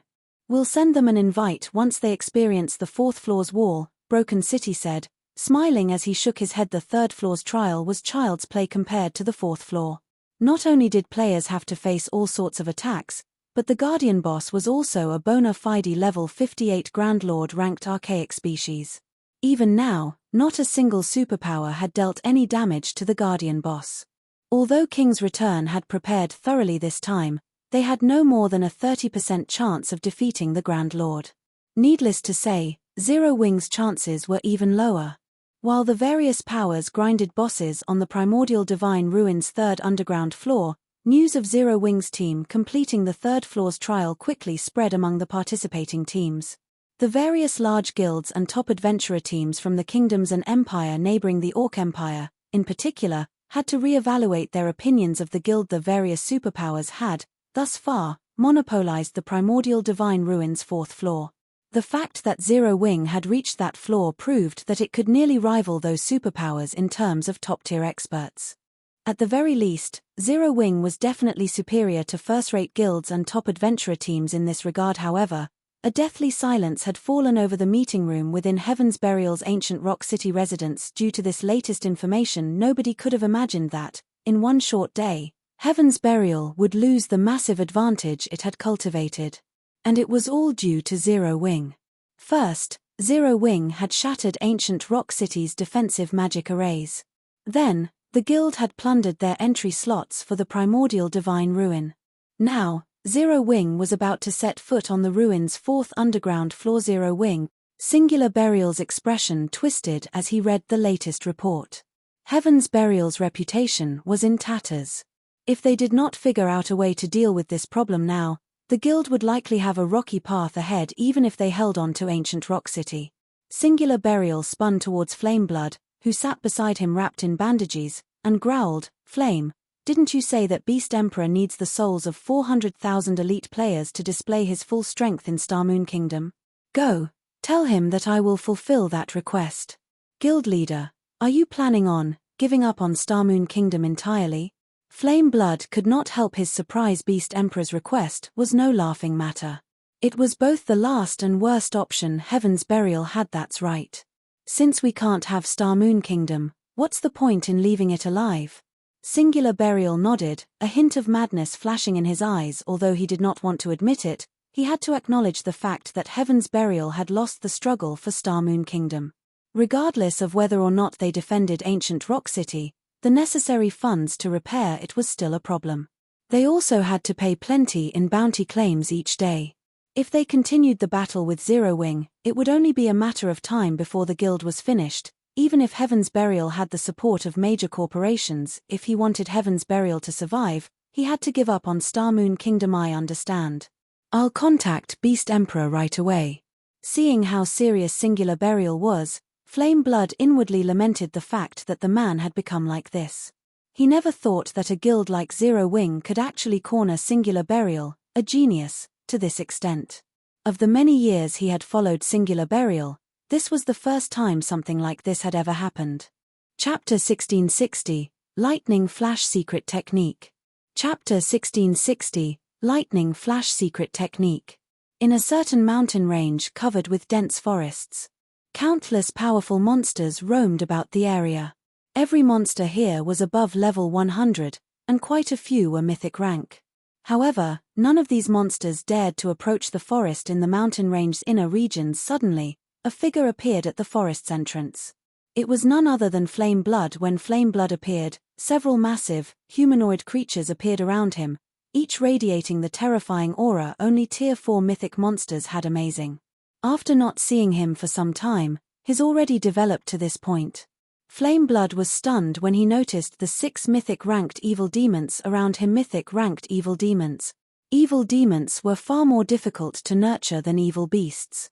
Previously, Beast Emperor had only been able to nurture a Grand Lord-ranked evil demon. Although Grand Lord-ranked evil demons were very powerful, they were not invincible.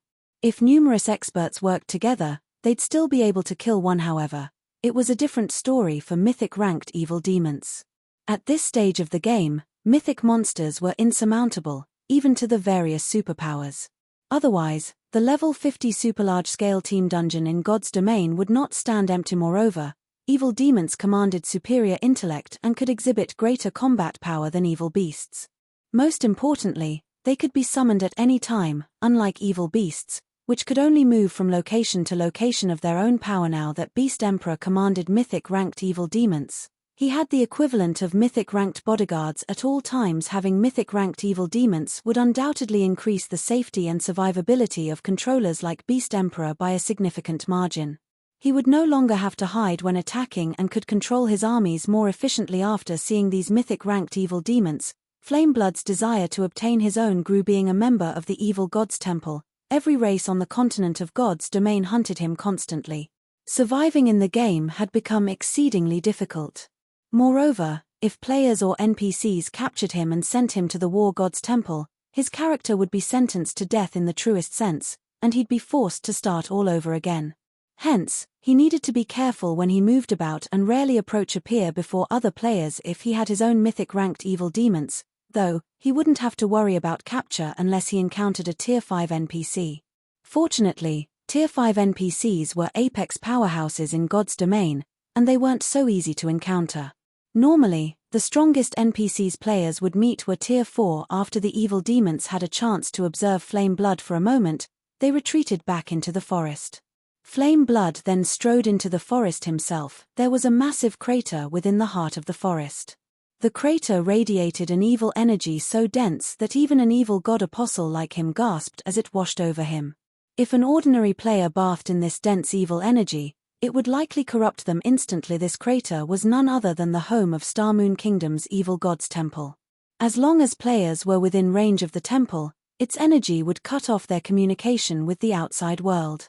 They would not be able to send or receive messages. Flameblood. A middle-aged man covered in pitch-black ruins sat in the severely dilapidated temple. When he noticed Flameblood enter the temple, he sent the cleric a glance and asked, "Why are you here? Weren't you controlling your evil demon army to protect ancient Rock City?" Although the man before Flameblood hadn't expressed any emotion, speaking only in a calm tone, Flameblood's heart palpitated in fear. This wasn't just because Beast Emperor was one of the evil god's temple's evil god envoys, but also because of the horrific evil energy that lingered around him. The man was far more frightening than the last time Flameblood had seen Beast Emperor. The evil energy Beast Emperor radiated was no weaker than the evil energy the temple itself radiated. This man's evil energy would likely kill ordinary players before they could approach him. Moreover, as Flameblood looked at Beast Emperor, he could not help but feel as if he stared at a ferocious beast that had just woken from a long slumber. "My guild leader sent me," Flameblood said after stealing his mind. "Didn't you say that you needed 400,000 souls from elite players? My guild leader says he can give them to you. He's finally made up his mind?" Beast Emperor asked, chuckling. "Then, return and tell him this. The day he has the players ready will be the day Zero Wing perishes." Although he was quite powerful and could easily hunt down players for their souls, the immortal souls he needed had to come from willing players. Unfortunately, he was still short 400,000 elite players even after exhausting his means. Otherwise, he would have handed Starmoon Kingdom to the evil god's temple a while ago. Flameblood nodded in response. He had no doubt regarding Beast Emperor's claim. Others might not know the power Beast Emperor wielded after the evil god's temple had activated, but as a member, Flameblood knew it very well. Meanwhile, back in the Primordial Divine Ruins' third underground floor, quite some time had passed since the various superpowers had departed for the fourth floor. Only the first-rate guilds and top adventurer teams, which couldn't defeat the bosses, and Zero Wings' team, which still hunted Grand Lord-ranked thunderbeasts and elementals, remained on the third floor. Crap. Just how many Grand Lords must Zero Wings members kill before they are satisfied? They might be grinding for level 50 top-tier equipment on this floor. After all, opportunities like this don't come often. With how many Grand Lords they've already killed, they should have more than enough teleportation stones. I wonder if they'd be willing to share some with us? Don't even think about it. First, the Primordial City will definitely have an entry limit. It's only natural to let as few players as possible reach the 4th and 5th floors. Moreover, the teleportation stones are bound to players of the same team and can only be passed around between players on the same team. The stones can also only be used on team members. If the team's member count suddenly increases, the teleportation stones they've collected thus far will become useless. That makes it even less likely that they'd be willing to help us. The various first-rate guilds and top adventurer teams couldn't help but envy Zero Wings' battling members as they searched for treasures on the 3rd floor. When they saw the teleportation stones scattered across the ground, their eyes became bloodshot. Despite all of their effort, they hadn't obtained a single teleportation stone, yet Zero Wings' team didn't even bother to pick up the stones that had dropped. Meanwhile, Shifeng activated Divine Providence as they killed another level 55 Grand Lord-ranked Thunder Beast. After he collected the loot and inspected it, his brows lifted in joyful surprise. "Wonderful. With this, I finally have everything I need." Shifeng could not help his excitement as he gazed at the last page of Lightning Flash. They had raided bosses for nearly 2 hours now. They had even begun to lure 2 or 3 Grand Lords, raiding them at once, midway through their journey. Fortunately, they had collected all 13 unique pages for the Lightning Flash secret technique before the ancient weatherbook's weather control ran out.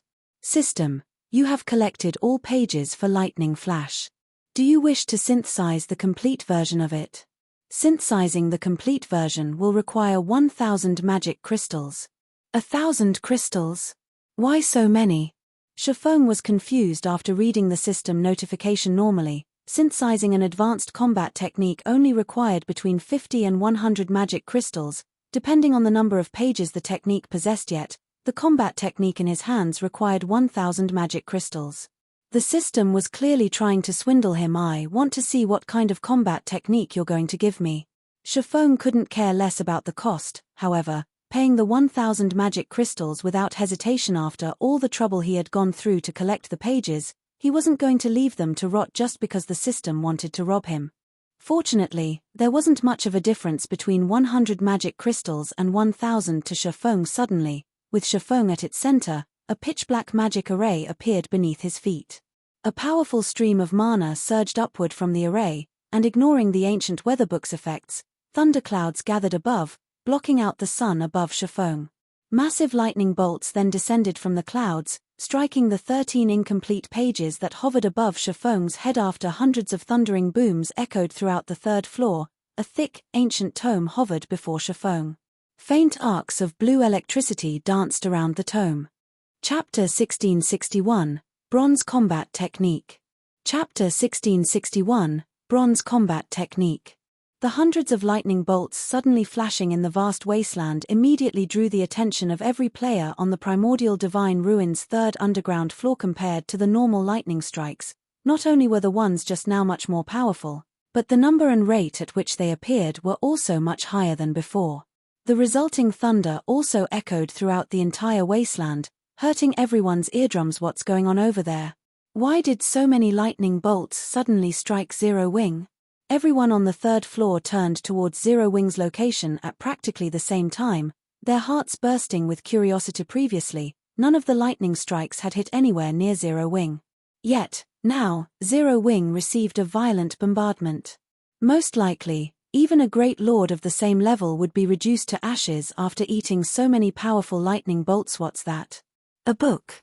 Could some kind of treasure have dropped? Some of the players nearby quickly noticed the ancient tome hovering before Shifeng. Although they could not make out what kind of item the ancient tome was, judging by the huge commotion that heralded its appearance, they could easily guess that it was something extraordinary. The various first-rate guilds and top adventurer teams present revealed looks of envy and greed. As far as they knew, no fine gold or dark gold item would create such a huge commotion when it appeared. Hence, the tome should be epic rank, at the very least an epic item. At this stage of the game, although powerful guilds like first-rate guilds would already have around a dozen or so epic items in their possession, to the masses, epic items were still exceedingly rare. However, everyone also understood that stealing the tome from Zero Wing was impossible. Setting aside how powerful Zero Wing's team was, even reaching Zero Wing's location would be a massive challenge for them. What a powerful aura. Shifeng was indescribably shocked as he looked at the ancient tome in the air before him. He had seen the synthesis of many advanced combat technique tomes before. However, none of them had ever caused such a huge commotion. Moreover, even after the lightning flash tome completed its synthesis, it still radiated a faint aura that attracted mana to it, a situation that Shifeng had never encountered before. For a moment, he found it somewhat incredible that the book before him was a combat technique tome. Guild leader. What is that item? Is it an epic tool? Aqua Rose could not help but ask curiously. The other members of the team also held great curiosity about the lightning flash secret technique. Immediately, they pricked their ears up in hopes of catching wind of the tome's identity. As for the item's attribute panel, they held no expectations of catching a glimpse of it. Nowadays, Zero Wing was rife with spies of other guilds. Meanwhile, in regard to the epic items the guild possessed, they were generally considered a secret. After all, epic items served as the foundation of a guild. If used at a critical moment, they could achieve miraculous effects. Naturally, the guild wouldn't reveal such an important secret unless necessary. Hence, the members of the team did not hope to find out the exact details of the tome. They only wished to know what kind of item it was. No. Shifeng shook his head. Smiling, he said, "This is a combat technique." A combat technique? Aqua Rose could not help but narrow her eyes at Shifeng skeptically. She suspected that Shifeng was simply messing around with her. What kind of combat technique could cause such a huge commotion? Even a secret technique tablet would not create such a commotion. When it dropped, Shifeng's words stunned everyone. Although they refused to believe Shifeng, they all knew what kind of personality he had. He would never lie about something like this. Moreover, if he did not wish for them to know what the tome was, he could simply say that it was a guild secret. In that case, they naturally would not pursue the matter. Yet, everyone also found it unbelievable that a combat technique could cause such a huge commotion. Of course. Moreover, it isn't just any ordinary combat technique, Shifeng said, a hint of excitement in his voice. This is a bronze combat technique with a complete legacy. Advanced combat techniques was something that countless expert players wished to learn. Even the various superpowers only possessed a few in the past. Advanced combat techniques had also been the strongest combat techniques Shifeng knew of. However, after finding out about secret technique tablets, in addition to the relevant information Phoenix Rain had provided him, he discovered the existence of combat techniques that were even stronger than advanced combat techniques, bronze combat techniques. Normally, secret technique tablets were the only source of bronze combat techniques. Meanwhile, the power one could exhibit using such a technique was beyond imagination.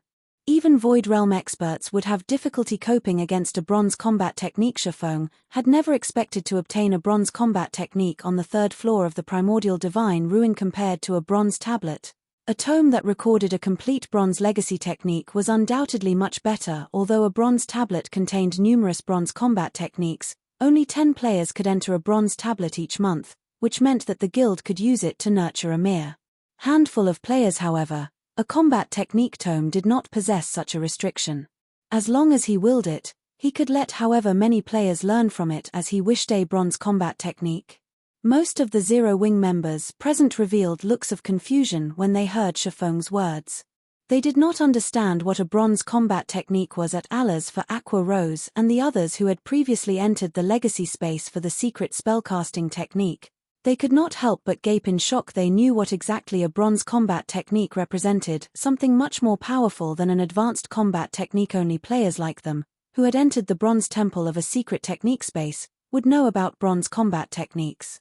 However, back then, they received only one learning opportunity for each floor they ascended in the bronze temple. Moreover, each floor became increasingly difficult to clear as they reached higher floors, which severely limited the number of learning opportunities they had now. However, they had a complete bronze combat technique tome. This meant that they could learn the combat technique recorded on it at any time and without limit. Now that we have achieved our goal here, it's about time we headed down to the 4th floor, Shifeng said, chuckling.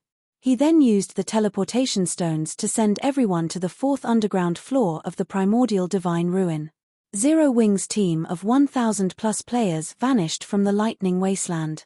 Primordial Divine Ruin's 4th underground floor. The setting here was a quiet valley abounding with lush vegetation. A towering set of doors could be seen situated at the heart of the valley. Even if one stood at the summit of the mountains that formed the valley, one could still see this towering set of doors very clearly. Not only were the doors 100 meters in height, but they also sported plenty of divine runes carved on them. The doors radiated a powerful aura that would probably deter ordinary players from approaching them at this moment. However, a flashy light show could be seen taking place before the massive stone doors. At the same time, sounds of explosions kept echoing throughout the entire valley. In the next moment, a two-headed, three-tailed earth dragon, which stood before the stone doors, could be seen letting out a deafening roar. Meanwhile, encircling this earth dragon was a team of 1,000+ experts. Currently, these expert players were attacking the monster in a frenzy, bombarding the 50-meter-tall earth dragon with one attack after another. However, despite the spectacular phenomena accompanying their attacks, the attacks themselves dealt only around -400 damage. From beginning to end, not a single attack inflicted over -1,000 damage to the monster. What a powerful monster! An archaic species? Or is it a ferocious beast? Zero Wing's members could not help but stare wide-eyed at the monster guarding the massive stone doors, their hearts filled with shock. Chapter 1662, Edgeless Blade and Earth Dragon?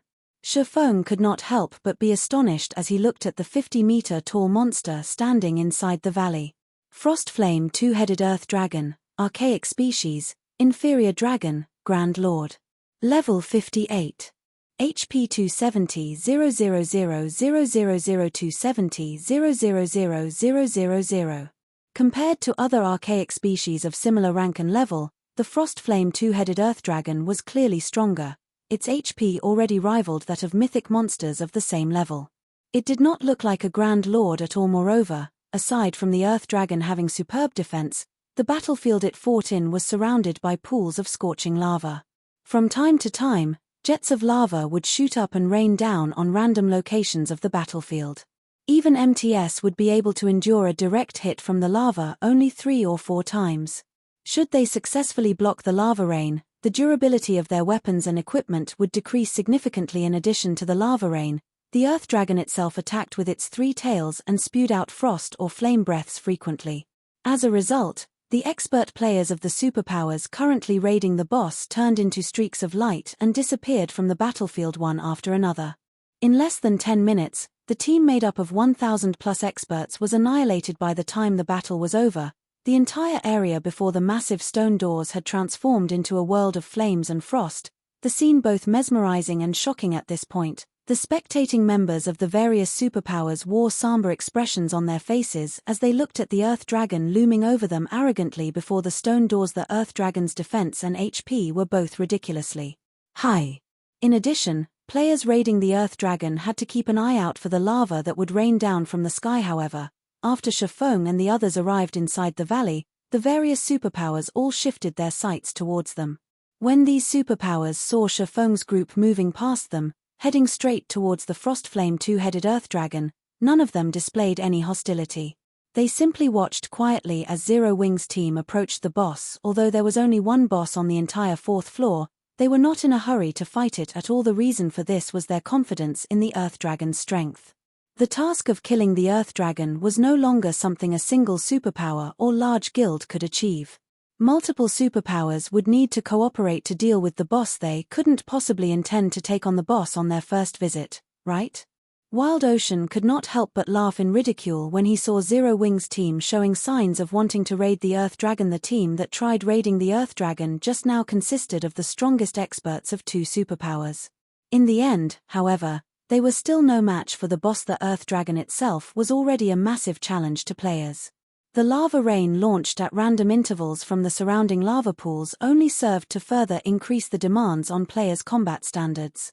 Meanwhile, the standard of Zero Wing's members was significantly inferior to that of the members of the various superpowers. Of course, it would be a different story if Zero Wing could replicate its feat on the 3rd floor and prevent the lava attacks from occurring entirely. However, how could such a thing happen time after time? It's better for us if they try. Once they realize where the difficulties of the raid lie, we'll have an easier time negotiating conditions for cooperation with them later on, Broken City said, chuckling nonchalantly. Though, I do wonder how much of the boss's HP Zero Wing will be able to shave off. Zero Wing was behaving similarly to how the Sacred Temple and Crimson Emperor had before. Although both guilds had known that the boss was not easy to deal with, as this was their first time raiding the Primordial Divine Ruin, they had felt that they should have no problem taking down the boss if they worked together. In the end, however, their combined forces got annihilated before they could even get the boss's HP below the 80% threshold. Now, the upper echelons of both guilds were wearing exceedingly ugly expressions on their faces. Even the combined forces of the Sacred Temple and Crimson Emperor managed to lower the boss's HP only to 81%. I'm guessing Zero Wing will have trouble taking away even 5% of the boss's HP. Just the first 2 lava showers will most likely wipe out over 80% of Zero Wing's members. With the remaining members, they would be fortunate if their overall DPS exceeds the boss's battle recovery, Praying Lotus said, shaking her head in disapproval as she looked at Zero Wing's team. Although Zero Wing's previous performances had indeed exceeded expectations, the guild's deficient foundation would be its downfall on this floor. Meanwhile, the other guilds present were sitting back, eagerly awaiting the start of the upcoming show. After all, as more teams fought the Earth Dragon, spectators like themselves would be able to uncover more of the Earth Dragon's secrets, which would, hopefully, eventually allow them to defeat the boss. Uncle Yuan, how far do you think Zero Wing will be able to go? Purple Jade asked curiously as she looked at Shifeng, who stood in the middle of Zero Wing's team. Other guilds might not have a clear idea of Zero Wing's strength, but the secret pavilion was well informed on matters regarding God's domain. They were quite aware that, when Phoenix Rain's Phoenix Pavilion and Zero Wing obtained the first clear of the Sunset Forest, Zero Wing had played an indispensable role in the raid. I'm not sure. Maybe they'll shave off around 20% of the boss's HP. Hopefully, they can get the boss to enter its second phase. That way, we can get a better understanding of the boss, Yuan Taishan replied, shaking his head. Meanwhile, just as Yuan Taishan and Purple Jade were conversing with each other, Zero Wing's members were also looking at and discussing the Earth Dragon Guild leader. Let's go, Kola urged excitedly as he looked at the distant Earth Dragon. Truthfully, dealing with the bosses on the 3rd floor had not posed a challenge to him whatsoever. He had not been able to fully exhibit the Titan Guard's capabilities when going up against those bosses. Now that the Frostflame two-headed Earth Dragon was before him, he was very eager to use it as a sparring partner to improve himself. Guild leader, why not let me be the lead MT this time? Turtle Dove eagerly recommended herself at this moment. Cola and the other MTS weren't the only ones itching for action. Fire Dance, Shadow Sword, and the other DPS of the team were also bursting with fighting spirit. As long as Shafong gave the command, they would immediately charge at the Earth Dragon without hesitation. Hold on a moment. Shadow, take this weapon and use it for this raid, Shafong said after pondering for some time. He then took out the Tier 3 mana weapon Edgeless blade from his bag and handed it over to Shadow Sword. Initially, Shadow Sword wanted to say that the Crimson Moon greatsword he wielded was already plenty good and that there was no need to switch weapons. However, after he accepted the Edgeless blade, he fell into a daze. Although he had yet to equip the weapon, the instant he took it into his hands, he could feel immense power surging into his body. At the same time, his mind also gained greater clarity. Shadow Sword immediately inspected the attributes of the Edgeless blade. What is this weapon? Shadow Sword muttered blankly as he looked at the Edgeless blade's attribute panel. Crimson Moon was one of Titan City's 31 holy weapons. At this point, he had already upgraded the weapon to Dark Gold rank, and its attributes were significantly superior to even ordinary Dark Gold weapons. In the future, he could even raise it to Epic rank. However, compared to the Edgeless blade he was currently holding, Crimson Moon was no different from an iron rod. He found it truly hard to imagine that such a powerful weapon could exist at this stage of the game. Moreover, even if he eventually upgraded Crimson Moon to Epic rank, he did not think that it would be a match for the Edgeless blade. The reason for this evaluation was the sensation he got when he held the Edgeless blade. It felt as if he had just activated a berserk skill. Just equipping the weapon had increased his strength by 40%. Moreover, the Edgeless blade's attack power was directly correlated to his strength attribute. Overall, the Edgeless blade's attack power was 50% higher than Crimson Moon's. In response to Shadow Sword's reaction, Shafong dispensed with explanations. He commanded through the team chat, "Alright, everyone get ready. Cola, Turtle Dove, and Yi Wumian will be responsible for tanking the boss. Everyone else, pay attention to your positioning. Make sure not to stand near the Earth Dragon's heads and tails if nobody has any problem. Let's begin." As soon as Shafong was done speaking, Zero Wings members charged into the Frostflame two-headed Earth Dragon's sphere of influence like a frenzied mob. Chapter 1663, Tier 3 Power. Chapter 1663, Tier 3 Power. The Frostflame two-headed Earth Dragon laid before the massive stone doors with all of its eyes shut. As the Earth Dragon breathed, the area before its heads turned into a hell of frost and fire. When Cola, Turtle Dove, and Yi Wumian got within 300 yards of the Earth Dragon, it stirred. When its two sets of amber eyes fell on the MT trio, it released a deafening roar that echoed throughout the valley. A horrific pressure washed over Zero Wings' approaching members, instilling a sense of dread and turning their movements sluggish. Ha ha ha. They're really doing it. And they're charging in as one mindlessly instead of sending a few experts to test the waters. What a bunch of brave fools. Wild Ocean laughed when he saw the ugly expressions that Zero Wings members wore. He knew just how powerful the Earth Dragon was. After all, he had already fought the boss more than once. One could only understand the Earth Dragon's strength if they had experienced it personally. From what he had learned, he knew that ordinary Grand Lord ranked archaic species couldn't compare to this Earth Dragon. The boss had even easily overwhelmed a Tier 2 shield warrior like himself. Although the Earth Dragon seemed like a single entity, it should actually be treated as an amalgamation of three. This was because its two heads were capable of acting independently. Although all three tails normally moved in unison, they moved as though they had minds of their own. They could sense and attack targets that the two heads couldn't see. The Earth Dragon also possessed tremendous strength. Even when it was suppressed by a magic array, a single attack forced a Tier 2 metric tons to retreat several steps and take over -20,000 damage. This was after he had executed a technique to deflect most of the attack's power. If he simply blocked the Earth Dragon's attacks normally, he would take over -30,000 damage from its normal attacks. If he were careless for even a moment, the Earth Dragon would kill him instantly. Even without the constant threat of the lava showers, The Earth Dragon was a daunting foe. The Frostflame two-headed Earth Dragon was the absolute gatekeeper for the Primordial Divine Ruins' fifth underground floor. Along with the Earth Dragon's roars, lava began to spew from the ground, creating a wall of lava around the battlefield. The ring of lava that formed sealed off Zero Wing's path of retreat. Now, it wasn't possible for players inside to escape or enter the battlefield. Players wouldn't have any opportunities to attack in rotation.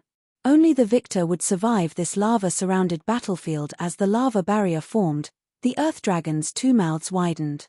The ice and fire-type mana in the environment began to surge towards the beast's maw. Zero Wing really is unlucky. The Earth Dragon is actually using Frostflame breath right off the bat. The battle is likely already over. Praying Lotus sighed, watching the scene from afar. Frostflame breath was one of the Earth Dragon's team wipe moves. Not only did the skill possess a massive AoE, but it had an extremely short channeling time. As a cone attack skill, players normally wouldn't have trouble dodging it if they were within 50 yards of the boss. However, Zero Wing's members were still over 100 yards away from the boss. In this case, they would have to cross greater distances to move out of the skill's AoE, which was impossible with so little time. Praying Lotus wasn't alone in her thinking. Everyone could already imagine the boss wiping out Zero Wing's team before they could land a single attack seal.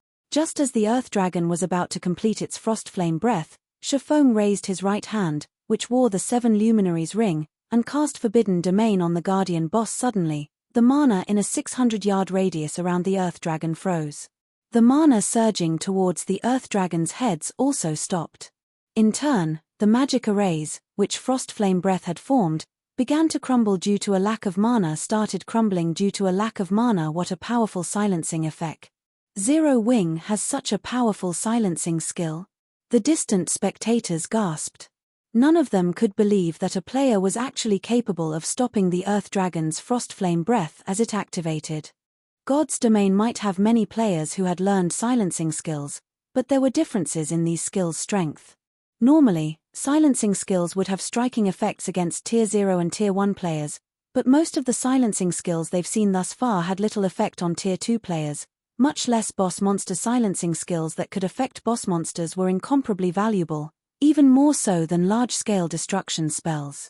Being able to silence a boss even for a moment could save a team from instant annihilation and turn the tide of battle, and most superpowers would offer astronomical prices to purchase such skills. According to their knowledge, aside from Tier 3 silencing magic scrolls, there had yet to be a player that had learned a silencing skill capable of affecting a Grand Lord-ranked boss.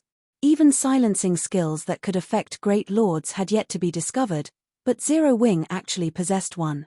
Zero Wing's value rose even higher in the various spectating superpowers' eyes. At the very least, Zero Wing now possessed an advantage none of them had against the Frostflame two-headed Earth Dragon. With this silencing skill, raiding the Earth Dragon would be considerably easier. After being silenced, the Earth Dragon became enraged. Letting out a powerful roar, it charged towards Shifeng. Having expected such a reaction, Shifeng leisurely commanded, "Kola, you three will intercept the boss. Guild leader, leave it to us." Kola and the others smiled as they moved to meet the boss in battle. To the Earth Dragon, the MT trio was little more than a group of ants. The Earth Dragon lifted one of its claws and swept it horizontally at the approaching pests. Seeing the massive claw approach, Kola's lips curled into a grin. He then raised his shield and charged forward. Peng. When the Earth Dragon's massive claw swept across the uneven ground, it removed all obstacles without slowing in the slightest, yet when its claw collided with Kola's Titan Guard, its speed sharply decreased. The claw completely stopped after another 10 yards or so. What strength! Kola was surprised when he blocked the Earth Dragon's claw. This claw swipe had taken nearly 40,000 of his HP. The Earth Dragon's strength was already close to rivaling an ordinary mythic monster of the same level. The onlooking superpowers were even more shocked. If the Earth Dragon were unsuppressed, a single attack would be enough to instant kill a Tier 1 metric ton, while Tier 2 MTS would lose over 50,000 HP. Meanwhile, their Tier 2 MTS only had a little over 60,000 HP. 2 hits would be more than enough to kill a Tier 2 metric tons, yet even after receiving the Earth Dragon's attack head-on, Kola still had over half of his HP remaining. This proved that, at the very least, Kola could tank 3 of the unsuppressed Frostflame two-headed Earth Dragon's hits. This also meant that, Even if the Earth Dragon weren't subjected to any form of suppression, Kola could tank the Earth Dragon head-on if they healed him enough. This, in turn, gave his team the foundation it needed to raid the Earth Dragon with an MT like Kola. Their chances of defeating the Earth Dragon increased by at least 20%. Seeing the ant survive its first attack, the Earth Dragon proceeded to swipe its other claw. This time, Turtledove received the attack peng. Once again, something unbelievable occurred. The boss pushed Turtledove a much shorter distance than Kola. She also only lost a little over 34,000 HP. Likewise, she still had over 50% of her HP. Immediately after the Earth Dragon's 2 consecutive attacks, Shadow Sword, who was only a short distance behind Kola and Turtledove, leaped into the air and slashed at the Earth Dragon's chest. After the flash of silver, the Earth Dragon's head screamed in agony. Shadow Sword's greatsword had actually cut through the Earth Dragon's adamantine-like scales, leaving a bloody gash on the monster's chest. 10,320. An unbelievable number had appeared above the Frostflame two-headed Earth Dragon's heads. Chapter 1664, Frightening Team over 10,000 damage? How is that possible? I'm not seeing things, right? How is his damage so high? Is he wearing a full set of epic equipment? The crowd couldn't tear their eyes off of Shadow Sword, shock and curiosity overwhelming their minds. In fact, many of them wanted to rush over and demand to know what Zero Wing had done to allow a player to deal over -10,000 damage to the Frostflame two-headed Earth Dragon. The majority of their members' attacks had only dealt damage in the hundreds. Only their Tier 2 players had dealt more than that thanks to their superior attributes. Even so, their normal attacks only dealt around -3,000 damage each, yet Shadow Sword had dealt over -10,000 with a normal attack. Even if Shadow Sword were a Tier 2 Berserker, there should be no way his damage should surpass their Tier 2 members by such a large margin. The only reason they could think of was that the Berserker must have a full set of epic equipment, but even then, such a thing was unrealistic. How valuable was epic equipment? Players would need over 10 pieces to be fully geared in epic ranked equipment. Most of God's Domain's large guilds didn't even have that many pieces. Even super guilds could only afford to equip their strongest members with 4 or 5 pieces for maximum efficiency. They refused to believe that Zero Wing had the capability or generosity to gear a single player in 10 or more pieces of epic equipment. Guild leader, what kind of weapon did you give Shadow? Its attack power is amazing. Aqua Rose and Zero Wing's other Tier 2 players could not help but ask Shifeng after seeing Shadow Sword's shocking damage. They knew very clearly what kind of equipment Shadow Sword wore, and they knew that none of them could deal over -10,000 damage to this Guardian boss, especially not with a normal attack. The only explanation for Shadow Sword's unexpected performance had to be the weapon Shifeng had given him before the raid. However, they found it hard to imagine that changing weapons would offer such a massive boost. Even if the Great Sword were an epic weapon, the Berserker shouldn't be capable of so much damage. After all, the various superpowers had armed their Tier 2 DPS experts with epic weapons as well. I never said that I had given Shadow the weapon. I'm only letting him use it. As for what kind of weapon it is, that is a guild secret, Shifeng said, revealing a meaningful smile. If any of you enter the Flowing Water Realm in the future, I can help you obtain this kind of power, too. Truthfully, the Edgeless Blade's performance had even surprised Shifeng. He had never thought that a Tier 3 mana weapon would be so powerful. However, as mana weapons had yet to make their public appearance in God's Domain, he did not want too many people to learn about them. If not for the Earth Dragon's incredibly high defense, he wouldn't have let Shadow Sword use the Edgeless Blade. Seriously, Guild Leader? Flying Shadow and the others' eyes sparkled when they heard Shifeng's offer. They all wanted to wield the power Shadow Sword had just displayed. Of course. When have I ever lied to you? Shifeng said, shrugging. Although Tier 3 mana weapons were extremely rare, even rarer than epic weapons, there were 12 Tier 3 mana weapons sitting in the Lost Town's tower. If he could secure the Lost Town, those weapons would be his for the taking. Hearing Shifeng's assurance, everyone's enthusiasm to improve their combat standards soared. If they raised their combat power to the Flowing Water Realm and obtained a weapon like the Edgeless Blade, they would instantly become apex experts in God's Domain. They wouldn't even have a problem killing a peak expert of the same level.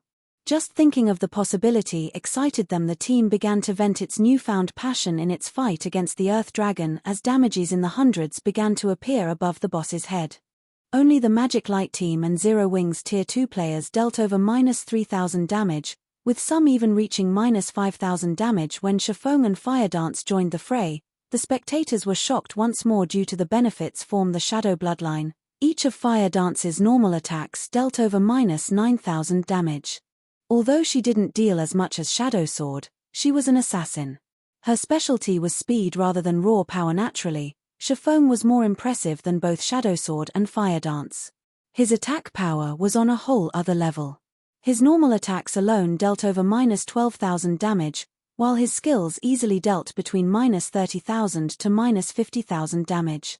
He was practically a humanoid Great Lord as they attacked. Shifeng sent 9 magical class players to approach the Earth Dragon and use the 9-star Polar Domain magic array to suppress the boss. Although the Earth Dragon had extraordinary strength, at the end of the day, it was only a Grand Lord. Its resistance wasn't on par with mythic monsters. Hence, the intermediate magic array still suppressed the Earth Dragon's attributes by 15%.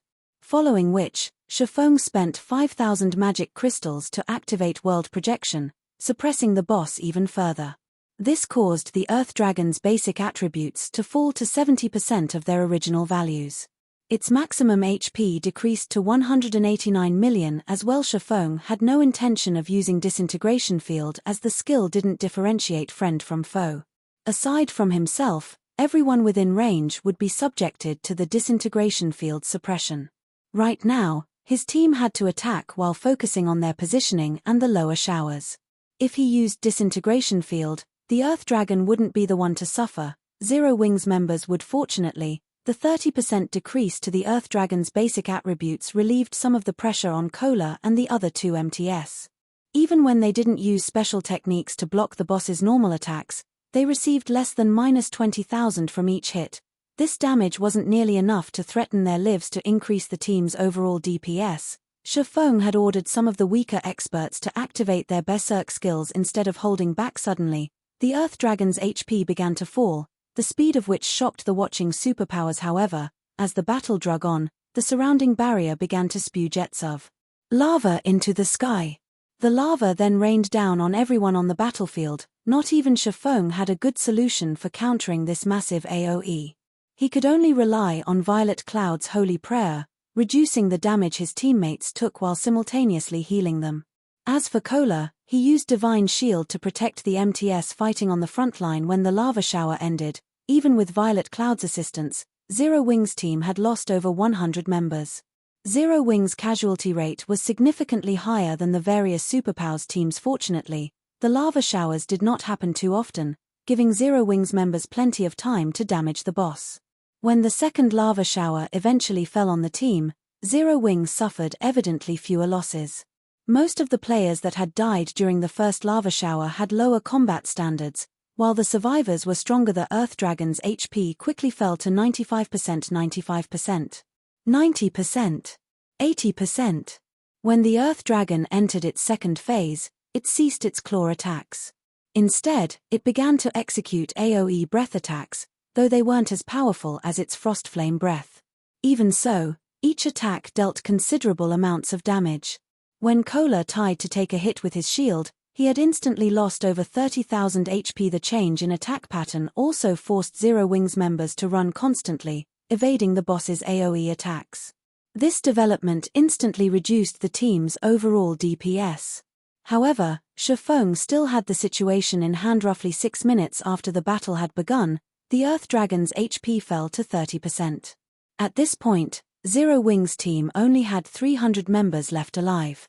Everyone else had either died to the breath attacks or the lava showers. The boss is entering its third phase. Whoever has a Berserk skill, use it now.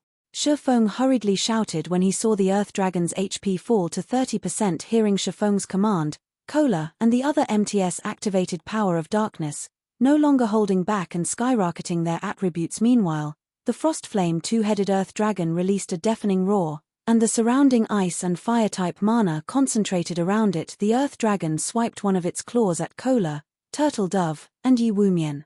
Despite the boost to the MT Trio's basic attributes, the attack shoved them back by over a dozen yards. They had nearly lost their footing from the devastating impact. Each of them had lost over 50,000 HP on the spot. Had they failed to activate their Berserk skills in time, They would have died instantly quick. The boss's defense has weakened. Attack it with everything you've got.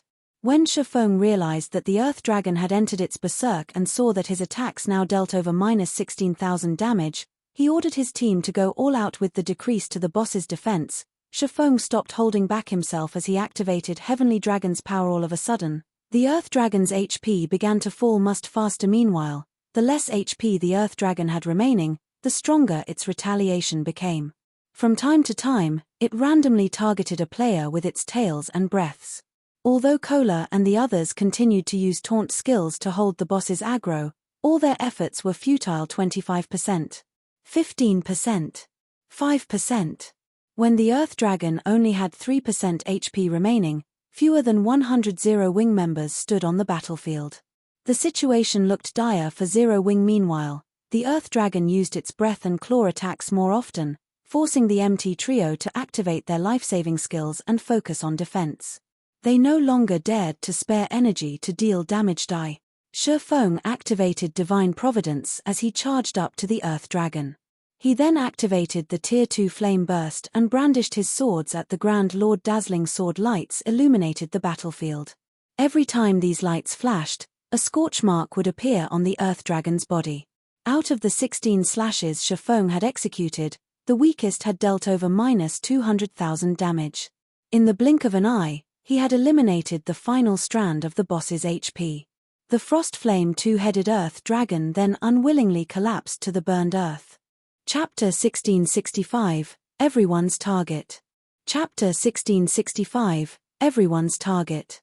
When the Frost Flame two-headed Earth Dragon collapsed, the ground shook under its massive weight, and the 50-plus survivors nearly lost their footing as the earth trembled. Everyone, Zero Wings members and those from the various superpowers behind the lava barrier, fell silent as they turned towards Shifeng, who stood before the Earth Dragon's corpse. The Grand Lord's blood had dyed Shifeng's armor, which was damaged in multiple places. The swordsman was visibly exhausted, yet despite that, he seemed massive in the spectators' eyes. Every player watching felt as if they gazed upon a hero of legend. It's dead. Zero Wing actually slew the Earth Dragon. This is a trick, right? They actually managed to defeat the boss. No one could bring themselves to believe their eyes. Even the superpowers had been utterly helpless against the Earth Dragon on their own. They likely would have had to pool their forces to defeat the boss, yet Zero Wing's team had accomplished the feat on its own immediately. The sound of a system notification reached everyone's ears. System, congratulations to Team Zero Wing for being the first to kill the Frostflame two-headed Earth Dragon. Rewarding 3 fifth-floor teleportation stones and 10 humanity reputation points. With this system notification, even those who refused to believe that Zero Wing had succeeded had no choice but to accept it as fact. Is this why Phoenix Rain has such great faith in Zero Wing? Yuan Taishan fell into deep thought as he stared at Shifeng's back. Zero Wing, huh? King's Return's Broken City could not help but watch Shifeng closely as well. The guild is actually far more powerful than the rumors made it out to be. It seems that our subordinates will have to pay much closer attention to the guild. Suddenly, the various superpowers' attitudes towards Zero Wing changed. Now, rather than treat Zero Wing like some insignificant power, they had to view the guild as a competitor. Meanwhile, Shifeng remained ignorant of the attention he received from the various superpowers.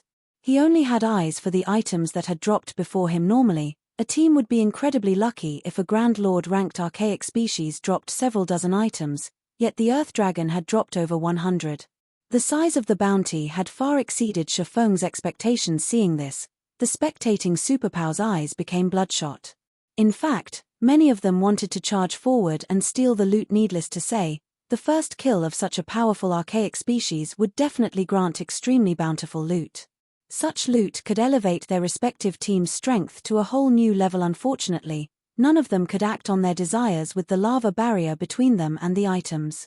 They could only watch helplessly as Shifeng collected one item after another. Meanwhile, Shifeng went into a frenzy, snatching up every item. At the same time, he instructed the team's healers to resurrect their dead. Although the lava barrier stood between them and the various superpowers, it had begun to fade after the Earth Dragon's death. At the rate it disappeared, the barrier would only last a few more minutes. Meanwhile, the rule for boss loot in the outside world also applied in the Primordial Divine Ruin. Even if players successfully killed a boss and obtained its loot, the items would drop if other players killed them within the first 2 hours. There were multiple teams from the various superpowers waiting outside of the lava barrier, and their experts weren't ordinary. If all of these experts attacked, they could very easily annihilate Zero Wing's players. Hence, he needed to collect the loot and leave before the barrier vanished. Zero Wing's members quickly realized their situation, and the team's healers rushed to resurrect their fallen companions. Sure enough, the lava barrier completely disappeared around 4 minutes after the Earth Dragon's death, but before the various superpowers could take action, Shifeng used the 8 teleportation stones, 5 from the boss and 3 from the system reward. Instantly, Zero Wing's 800 living members transformed into streaks of light that faded into the massive stone doors. They sure ran quickly. Wild Ocean was slightly disappointed to see Zero Wing's members vanish. A colossal fortune had just disappeared before his very eyes.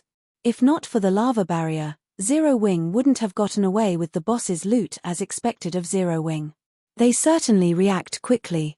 Yuan Taishin chuckled. Everyone dreamed of obtaining items that could improve players' strength, and superpowers were no exception. Even though Zero Wing had proven to them all that its combat power and growth potential was extraordinary, that would do little to deter them from attacking Uncle Yuan. What should we do? With the boss dead, we won't be able to move on to the 5th floor, Purple Jade said. She felt a slight headache brew as she gazed at the empty battlefield. Although the 4th underground floor had plenty of monsters, only the Frostflame 2-headed Earth Dragon dropped teleportation stones. Since the only Earth Dragon on the 4th floor had just died, other players had no way of proceeding to the next floor. Don't worry. The Earth Dragon is both the Guardian boss and the only monster that drops the teleportation stones. It should respawn shortly. However, even if we kill it, we won't get as much loot as Zero Wing, Yuan Taishin said, a hint of envy flashing in his eyes as he stared at the massive set of stone doors, which Zero Wing's members had disappeared into. News that Zero Wing had secured the first kill of the 4th floor's Guardian boss quickly spread past the Primordial Divine Ruin, causing a commotion among the powers interested in the Orc Empire. Nobody had expected that the first guild to set foot on the Primordial Divine Ruins. 5th underground floor would neither be a super first-rate guild or a super guild, but an up-and-coming guild like Zero Wing. For a time, a significant number of guilds and adventurer teams became interested in cooperating with the guild, although they weren't strong enough to reach the 5th floor and subsequently, Primordial City on their own. They could hire Zero Wing to carry some of their members. They might be able to learn all sorts of combat techniques from the guild, as well as for purchasing these services from the various superpowers. They had no hope of such a thing. They had nothing the various superpowers wanted, but Zero Wing was a different story. Zero Wing was a guild with very shallow foundations. It lacked both manpower and resources. Moreover, as a developing guild, Zero Wing definitely needed a large amount of funds and resources, which their guilds and adventurer teams could provide. With this, they would have the basis for cooperation. Meanwhile, on the Primordial Divine Ruins' 5th underground floor, after leaving the 4th floor, Shifeng's group was transported to a quiet lakeside surrounded by forest. So, this is the 5th floor? Everyone turned as they observed their surroundings. Unlike on the previous floors, they didn't feel danger from the area around them. On the contrary, they felt comfortable and at peace. Everyone, rest up. We'll search for the path to Primordial City later, Shifeng instructed as he noticed his recently resurrected team members' exhaustion. Every 5th floor in the Primordial Divine Ruin was a milestone. The 1st floor would test players, while the 5th would allow them to rest. The 5th floor's mana density was so high that players could swiftly recover their stamina and concentration even as they moved about. The recovery effects on this floor were no weaker than those in NPC cities' hotels in the past. Some guilds had even established temporary towns on the Primordial Divine Ruins rest floors. These temporary towns had provided a safe haven from other players and a place for players to trade and replenish their supplies. Unfortunately, the services these towns had provided had been exceedingly expensive, but that couldn't be helped. Once players left the Primordial Divine Ruin, not only would they have to start over with the 1st floor's raid, but they'd also have to wait a full day before entering again. Just re-entering the ruin would be a problem. If a team wanted to resupply inside the ruin, they had to accept the atrocious prices. Hence, the temporary guild towns on the ruin's rest floors generated considerable profit each day. Moreover, The services would become more expensive as the floor numbers increased. However, only superpowers were generally capable of establishing towns on lower floors. Ordinary large guilds could only make a profit by doing so on the 5th floor only. Shifeng currently had no such plans. Locating the path towards Primordial City was far more important right now. While everyone rested, Shifeng opened his bag and looked through the items the Frostflame two-headed Earth Dragon had dropped. Since he had been in too much of a rush earlier, he hadn't had the time to inspect the boss's loot. But even if the other guilds wanted to chase his team to the 5th floor, they'd have to wait until a new Earth Dragon spawned on the 4th to do so. Chapter 1666, Insane Loot. Chapter 1666, Insane Loot. The Frostflame two-headed Earth Dragon had dropped over 100 items.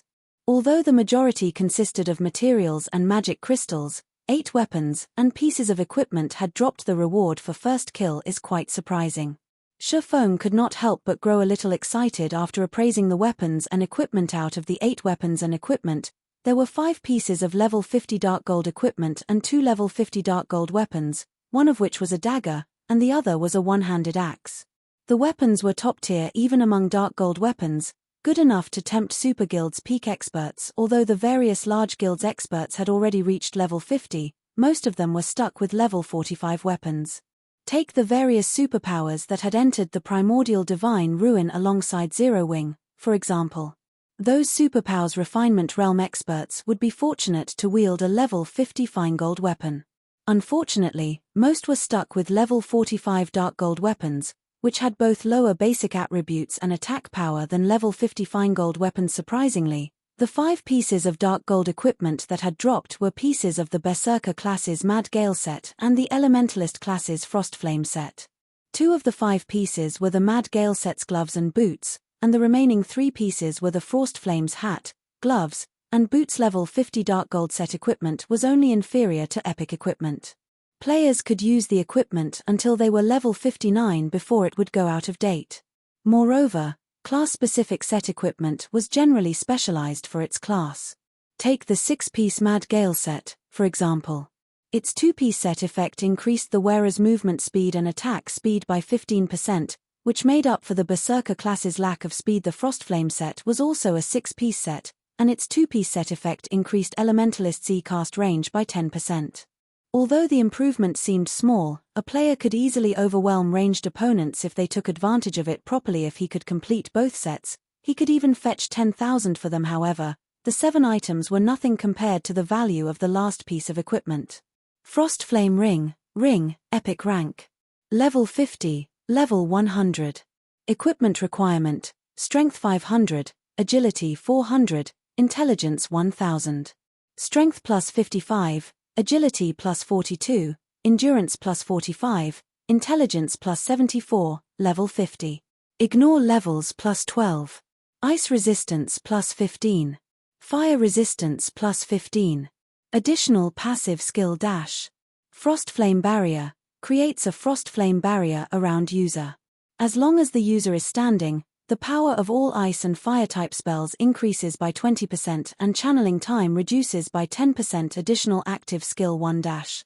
Frostflame's Descent, manipulate ice and fire-type mana to deal 700% fire damage to targets in a 40-yard cone. Targets hit will have their movement speed reduced by 70% for 6 seconds cooldown, 3 minutes. Additional active skill 2 dash. Frostflame Shield, creates a protective shield that covers an area with a 15-yard radius. The Frostflame Shield is immune to all ice and fire-type damage. The Frostflame Shield lasts 20 seconds and can absorb damage equivalent to 300% of user's maximum mana cooldown, 10 minutes.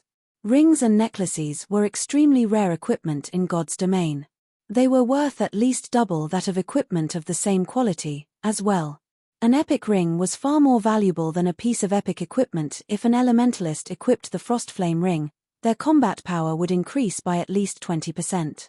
Moreover, the Frostflame ring offered skills that covered both AoE offense and defense. It was a treasure worth tens of thousands of gold. Guild leader, what did the boss drop? Blackie could not help but ask curiously as he watched Shifeng inspect the Earth Dragon's loot. At Blackie's question, the rest of the team members perked up, Curious about the loot as well, take a look for yourselves, Shifeng said. He then shared the 8 weapons and pieces of equipment's attribute panels in the team chat, allowing everyone to see the items. I've also listed the GCPs needed to purchase them. If you're interested in any of them, come to me. Although epic items were precious in God's domain, they were no longer unattainable. Hence, it didn't particularly matter if he revealed the Frostflame ring. At most, the various major powers would envy Zero Wing when they found out about it. They would not go as far as to wage war over the item. Moreover, by sharing the attribute panels with the team, he could improve the team's morale. These level 50 dark gold weapons and equipment pieces are amazing. The boss's loot is insane. It actually dropped level 50 dark gold set equipment. This ring is godlike. Its attributes alone can rival the attributes on my level 50 fine gold glove. Screw the basic attributes. Look at the ring's additional skills. Those effects are amazing. If I had this ring, my DPS would increase by at least 30%. Everyone drooled over the 8 items. Any one of these items would easily rank among a super guild's most precious treasures. Not even super guild's upper echelons wielded such items, yet Shifeng had made them available for purchase in the Zero Wing. The only problem was the items' price tags. Each one of the 2 level 50 dark gold weapons cost 500,000 GCP, which was the equivalent of 1,000 gold outside of the guild. Although it was incredibly cheap if purchased with coins, it was a different story if players purchased them with GCPs. GCPs were, after all, far more difficult to acquire. The Frostflame ring, however, cost 4 million GCPs, the equivalent of 8,000 gold. At this point, no one in the guild had that many GCPs. However, since Shifeng didn't want the ring to go to waste, he lent it to Alluring Summer, who was a Tier 2 elementalist. I am definitely not going to face Summer in PvP. The Frostflame ring skills are game-breaking, Kola said as he watched Alluring Summer equip the Frostflame ring. As a Tier 2 elementalist, Alluring Summer was already a mobile defense turret. If she focused on a single target, even a Tier 2 metric tons of the same level would fall quickly under her attacks. With the assistance of the Frostflame ring, Alluring Summer's firepower would rise to a whole new level. If she activated Frostflame Shield, she would be able to cast her spells without worrying about incoming attacks for a short time.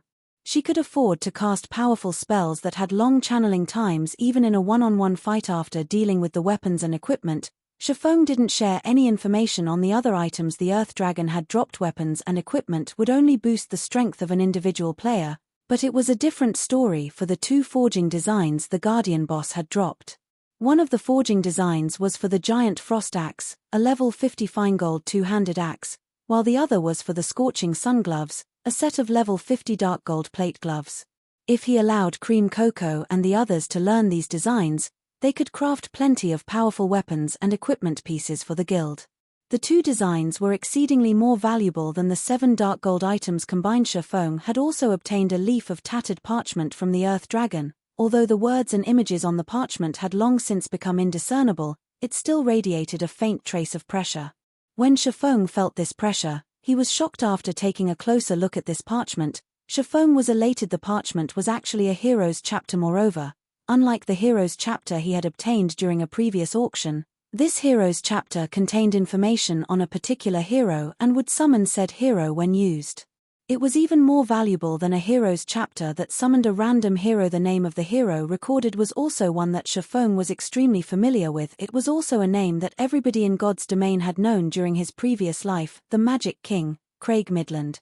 Chapter 1667, Magic King. The fact that the Earth Dragon had dropped a hero's chapter, let alone a hero chapter for Craig Midlands, had truly surprised Shifeng. In God's domain, there were 32 heroes that could only be summoned with specific heroes chapters. They were also the strongest heroes players could summon using the heroes chapters. In the past, these 32 heroes had been known as the 32 Pillars.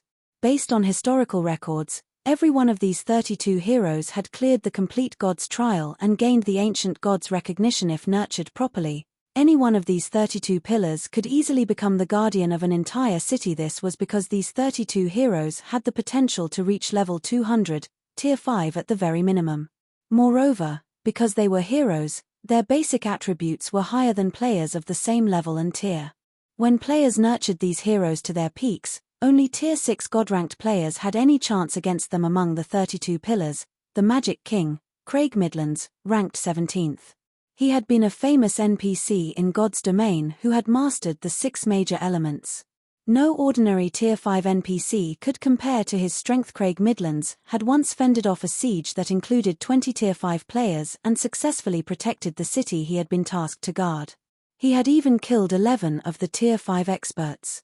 The hero's display had been so impressive that it had even stupefied the guild that had nurtured and summoned him. Nobody had expected the Magic King to be that powerful normally. Even a Tier 5 NPC would fall if 20 Tier 5 players ganged up on him, yet the Magic King had resisted and won. However, Craig's victory over the team of Tier 5 players was not what that shocked the world the most.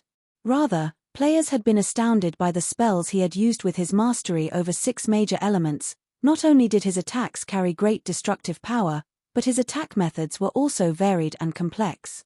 His attacks had basically no weaknesses.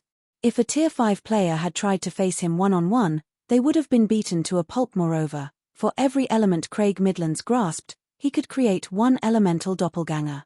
Although each doppelganger only had 80% of Craig's attributes, they were far stronger than players of the same level and tier. In other words, trying to fight Craig Midlands was on par with fighting 7 Tier 5 NPCs. With this, I'll have a capable protector for Zero Wing City. Shifeng clearly remembered that the guild that had acquired the Magic King, Craig Midlands, in his previous life had only been a first-rate guild. Naturally, the guild had used Craig to protect its main city, and due to the NPC's presence, not even super first-rate and super guilds had dared to strike that city. If he used Craig to protect Zero Wing City, the city's defensibility would rise to an entirely new level. Shortly after Shifeng and the other Zero Wing members began their rest on the 5th floor, Melancholic Smile contacted him. Guild leader, what did you do in the Primordial Divine Ruin? Many large guilds have come to Candlelight to negotiate cooperation, Melancholic Smile asked inquisitively. As many as 8 first-rate guilds had approached Candlelight, seeking cooperation, not to mention the second and third-rate guilds. Watching these guilds' upper echelons enter White River City's Candlelight trading firm with their entourages has been spectacular. The scene had also caused a huge commotion throughout the city. For a moment, she had even thought that these guilds had intended to attack the trading firm. It's nothing. We just got to the ruins' 5th floor before the other guilds, Shifeng said, chuckling. What kind of cooperation are they looking for? They're asking to purchase some of our guild's basic combat techniques and opportunities to learn advanced combat techniques. Though, slots to enter Primordial City are their main goal. They are willing to pay with magic crystals and top-tier weapons and equipment. Melancholic Smile said the bounty war between Zero Wing and Heaven's Burial was still in full swing. As a result, Zero Wing burned through funds, weapons, and equipment each day. If Zero Wing could sell the services these large guilds requested for top-tier weapons and equipment, it would help the guild out a great deal. Unfortunately, this matter would have a massive impact on the guild, and she couldn't make the decision by herself. Their ideas sound quite solid. Shifeng began to ruminate on the matter. A moment later, he said, all right, we will agree to their conditions. However, they can only offer payment with magic crystals. Moreover, we will only sell the opportunity to learn basic combat techniques. Each learning opportunity will cost 1,000 magic crystals. This condition isn't limited to these guilds, either, it will stand for all players. As for the guild's other requests, refuse them. Due to the appearance of the Primordial Divine Ruin, basic combat techniques had become more commonplace in God's domain. Even so, pitifully few first-rate guilds had secured any techniques from the ruin. The other guilds couldn't even make it inside. However, as players unlocked more of the Primordial Divine Ruin, the number of players allowed inside would increase. Moreover, as players continued to grow stronger, it would only be a matter of time before more guilds secured basic combat techniques. Rather than wait for such a future, it'd be better if Zero Wing took advantage of the current situation and sold learning opportunities, making a fortune. In fact, many large guilds had openly sold learning opportunities for basic combat techniques in the past. He simply executed this business strategy ahead of time. In any case, he had obtained 3 basic combat techniques on his way to the 5th underground floor, with 2 from the Earth Dragon. As for the advanced combat techniques, there was no way he'd sell them. Both in his previous life and in this one, Advanced combat techniques were a guild's core secret. While basic combat techniques helped players build a solid foundation, they did very little to improve players' combat standards. Only advanced combat techniques had a considerable effect on players' combat standards. 1,000 crystals per chance. Isn't that price a little too high? Melancholic Smile asked awkwardly. Currently, magic crystals sold for 30 silver each on the market. Thus, 1,000 magic crystals were worth 300 gold. However, while the various guilds might accept a price of 300 gold, that wouldn't necessarily be the case for 1,000 magic crystals. Every large guild desperately needed magic crystals right now, and players wouldn't necessarily learn a combat technique in its entirety on the first attempt. It's fine. Just tell them. Whether or not they accept our price is up to them. Nobody's forcing them to learn our combat techniques, Shifeng said, chuckling. Although basic combat techniques were the weakest of the bunch, they weren't easily found. Players could not obtain one just because they wanted to. Despite the Primordial Divine Ruin activating some time ago, only a small number of basic combat techniques had dropped thus far. Moreover, different basic combat techniques offered different kinds of benefits, some improved attack methods, some improved footwork, and so on. Just because a player had learned a basic combat technique, that did not mean that other techniques would be useless. On the contrary, the more basic combat techniques a player learned, the sturdier their foundation would become. With a strong foundation, players would have a much easier time learning advanced combat techniques. In fact, players may even be able to create their own basic or advanced combat technique. I'll relay the message to these guilds and announce it to the public, then, Melancholic Smile said. After giving the matter some thought, she saw the logic in Shifeng's decision. Other guilds still treated their basic combat techniques like family heirlooms. Even core members had to pay a significant amount of GCPs to learn the techniques. Since they had approached Zero Wing to purchase its family heirlooms, it was only natural that the guild demand a higher price. Moreover, there were many wealthy individuals among God's Domain's adventurer teams and independent experts. Generally, adventurer teams and independent experts had no opportunity to learn basic combat techniques, so they'd be more than willing to pay the price. After disconnecting his call with Melancholic Smile, Shifeng sent out a few scouts to explore the 5th floor. In less than 10 minutes, Shifeng received a report from one of the scouts. Guild leader, I found a gigantic magic array in the forest. There's also an NPC in the center of the array, a scouting assassin reported. An NPC? Send me your coordinates. Shifeng was instantly ecstatic. As far as he knew, there shouldn't be an NPCs on the Primordial Divine Ruins rest floors. Since one of his scouts had found one, that NPC must be related to Primordial City. Chapter 1668, Primordial City's Entrance Test.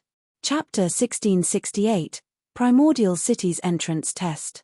Shifeng moved through the tranquil forest and proceeded towards the coordinates the scouting assassin sent him. Very quickly, he came across a clearing that was abounding with mana, so much that it had even condensed into a white mist that enveloped the area. What amazing mana! Shifeng was startled as he moved through the white mist. While he stood within the white mist, not only did his mind become much clearer than before, but even his stamina and concentration recovery rates skyrocketed. The recovery rates were at least 4 times higher than what one would experience inside hotels of NPC cities. If players were to practice combat in such an environment, the results would be wondrous. Training here would be particularly effective. In his previous life, while part of the reason why players loved places with high mana density was the ease in exhibiting their combat standards there, a more important reason was the much greater efficiency in practicing and learning combat techniques. Although combat techniques did not consume mana, they did take a toll on the user's stamina and concentration. Meanwhile, unlike basic attributes, hidden attributes like stamina and concentration were not displayed using numerical values. Players could only rely on their own senses to determine how much stamina and concentration they had remaining. If players fought normally inside major NPC cities, their stamina and concentration consumption would be roughly equal to their regeneration rates. Hence, players could fight in arenas to their heart's content without worrying about becoming exhausted. However, it was a different story if players started incorporating combat techniques in battle. Combat techniques placed a significant burden on stamina and concentration. Executing a basic combat technique would cost roughly 4 to 5 times more stamina and concentration than executing a simple attack. Hence, if players continuously executed basic combat techniques, even when fighting or practicing inside a city, they would very quickly exhaust their stamina and concentration. Needless to say, the depletion rate for executing advanced combat techniques was even more severe. Hence, high mana density locations were extremely popular among experts of God's Domain during Shifeng's previous life. In the current God's Domain, combat techniques had yet to be popularized. If they had, though, Zero Wing City's player population would have long since shot past 10,000,000. This was also one of the reasons behind Shifeng's decision to sell basic combat techniques to the public right now. If only a small number of people are allowed to enter Primordial City, it won't be a bad idea to have the ones left out remain here to practice combat techniques. Taking a look at the mist-covered clearing, Shifeng figured that there was more than enough space for 1,000 players to practice combat techniques here. Places with high mana density were extremely rare in God's Domain, not to mention places with mana so dense that it formed a mist. This small area was definitely a sacred training ground. Any superpower that discovered such a location would definitely do everything they could to monopolize it to nurture their own experts. Guild leader, the NPC is over there. After Shifeng arrived at the designated coordinates, a blue-clad assassin approached him. The assassin then pointed at the old man standing inside a magic array a short distance away. The elder wore a set of white robes and held a golden staff in his right hand. Looking at this elder, Shifeng found that the old man did not exude any kind of powerful aura and looked very ordinary. However, when Shifeng tried inspecting him, he failed to get any information about the elder, not even the old man's name. Everything was displayed in question marks, following which, Shifeng used omniscient eyes to observe the old man. Tyrol, Primordial City's protector, hero, divine mage, level HP. A hero? Shifeng could not help but be stunned. He had never imagined that he would actually meet a living, breathing hero in God's Domain. Heroes had long since vanished into legend.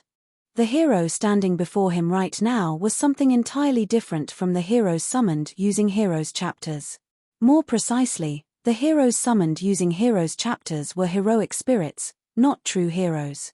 Even so, they were still incomparably powerful and more than capable of safeguarding an entire town or city by themselves. However, a true hero was on an entirely different level compared to a heroic spirit.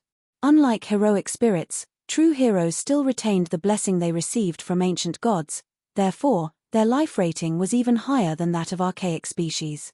Moreover, heroes possessed extraordinary combat standards. Hence, if one did not utilize any special techniques, even 100 Tier 5 players would not be enough to take down a living hero at their peak. A hero was an existence that was truly capable of turning the tide of battle with their strength alone. Although seeing a living hero excited Shifeng greatly, when he noticed the hero's identity as Primordial City's protector, he quickly suppressed his excitement and approached the elder. The moment Shifeng set foot into the magic array, Tyrol opened his eyes abruptly and disappeared from where he stood. In the next moment, he appeared before Shifeng and quietly scrutinized the youth before him. When Shifeng felt Tyrol's gaze on him, he felt as if his entire existence was under examination. However, he was not particularly surprised by this situation. Primordial City was a blessing of the ancient gods. Players belonging to forces deemed hostile by the ancient gods, such as the forces of darkness, should not even think of setting foot into Primordial City. If any of these players were discovered, they would be eliminated immediately. Young man, you've done well to reach this place. I am Tyrol, a protector of Primordial City, Tyrol said, revealing a faint smile and giving Shifeng a nod of approval. If you wish to enter Primordial City, you have to pass the entrance test. Moreover, you have only 3 chances to challenge it.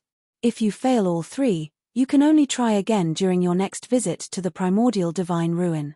Lord Protector, may I know the contents of the test? Shifeng asked respectfully. It's a simple test. All you need to do is defeat yourself, Tyrol replied, smiling.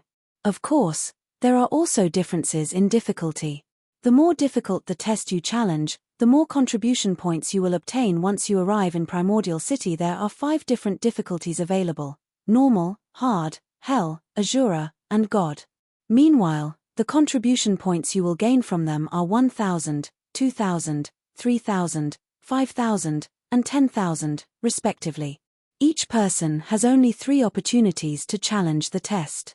You must cherish them.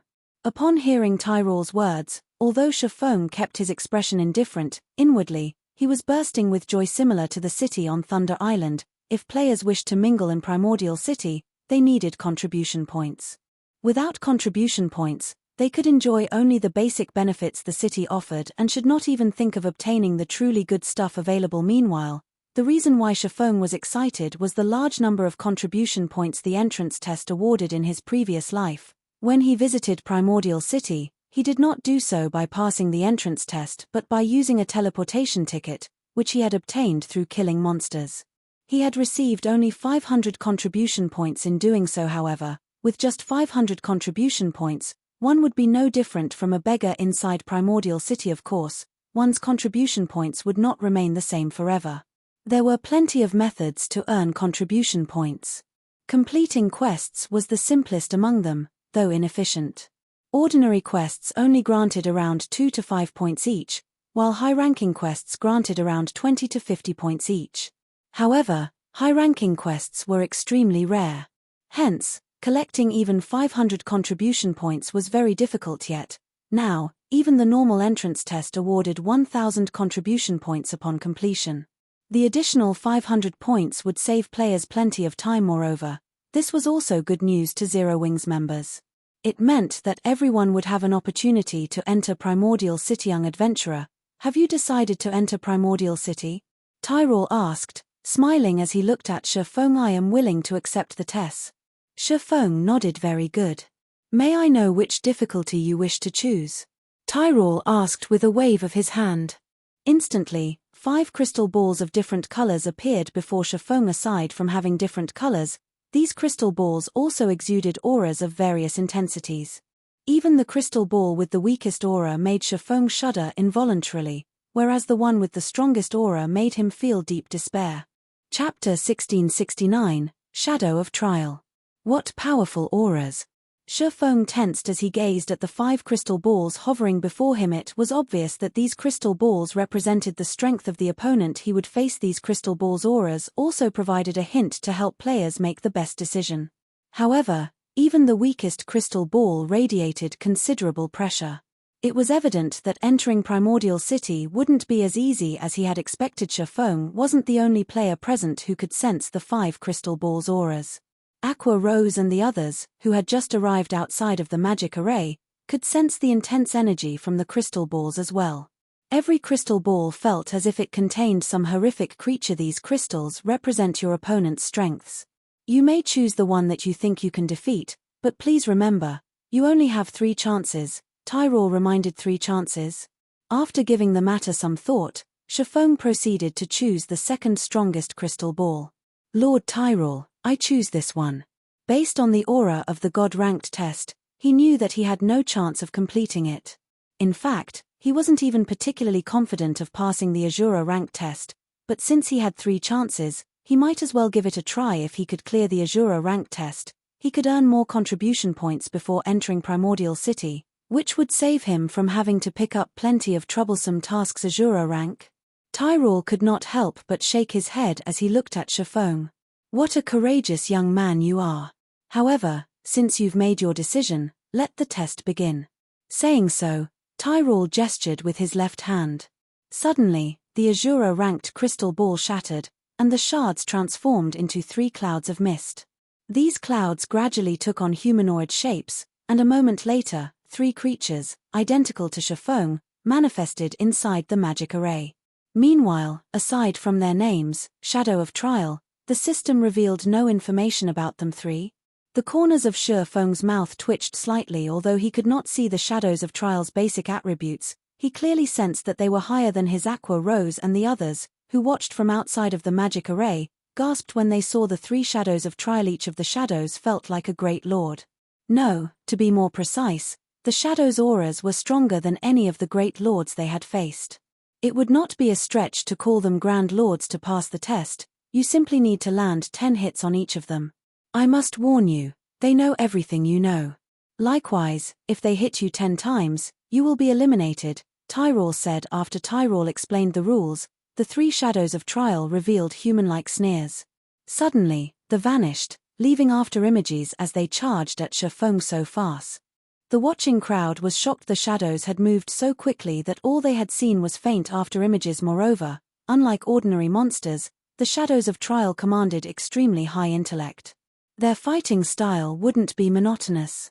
Moreover, all three shadows coordinated perfectly, each striking at Shifeng from different directions. As soon as the shadows appeared around Shifeng, each launched a different attack. Illusory Shadow, Purgatory Pentaslash, Shadow Blade. The shadows of trial's attacks sealed off Shifeng's escape paths. To make matters worse, the illusory shadow attacks couldn't be blocked. Crap. Shifeng paled as he realized his situation. Not even he dared to receive all three skill attacks head-on. If he tried to, he would undoubtedly end up dead in the blink of an eye. Just before the attacks landed, Shifeng activated Divine Steps, and 10 doppelgangers split from his body. He immediately switched positions with a nearby doppelganger and used Shadow Blade against the nearest shadow of trial. However, before the shadow blades could reach the shadow of trial, 10 doppelgangers split from its body. Shifeng's 10 shadow blades then pierced through the shadow of trial's form. However, it was evident that he had nearly struck a doppelganger. How is this possible? They have my weapons and equipment skills, as well? Shifeng was shocked when the shadow also used Divine Steps. However, before Shifeng could regain his senses, all three shadows of trial activated Heavenly Dragon's power, their attributes soaring. They slashed their blades at their target, the intensity of their strength creating powerful gales. With no better plan, Shifeng continued to switch positions with his doppelgangers to avoid the incoming attacks. Although Heavenly Dragon's power was strong, it was a berserk skill that focused on boosting strength. Its buff to speed was only subpar. For a time, Shifeng was at a complete disadvantage as the three shadows of trial chased him relentlessly. The spectating players outside of the magic array were flabbergasted. They were literally watching three doppelgangers gang up on their guild leader. Moreover, the doppelgangers' basic attributes were even higher than Shifeng's. If they had to face three of those doppelgangers at once, they'd likely die in an instant. However, Divine Steps had a limited duration. The instant those allied doppelgangers vanished, Shifeng gritted his teeth as he also activated Heavenly Dragon's power. Upon activating the Berserk skill, he darted for one of the three shadow swords' orbit. Suddenly, brilliant stars bombarded the shadow of trial, one after another. However, before the hits landed, they abruptly halted before a protective barrier. Absolute Domain.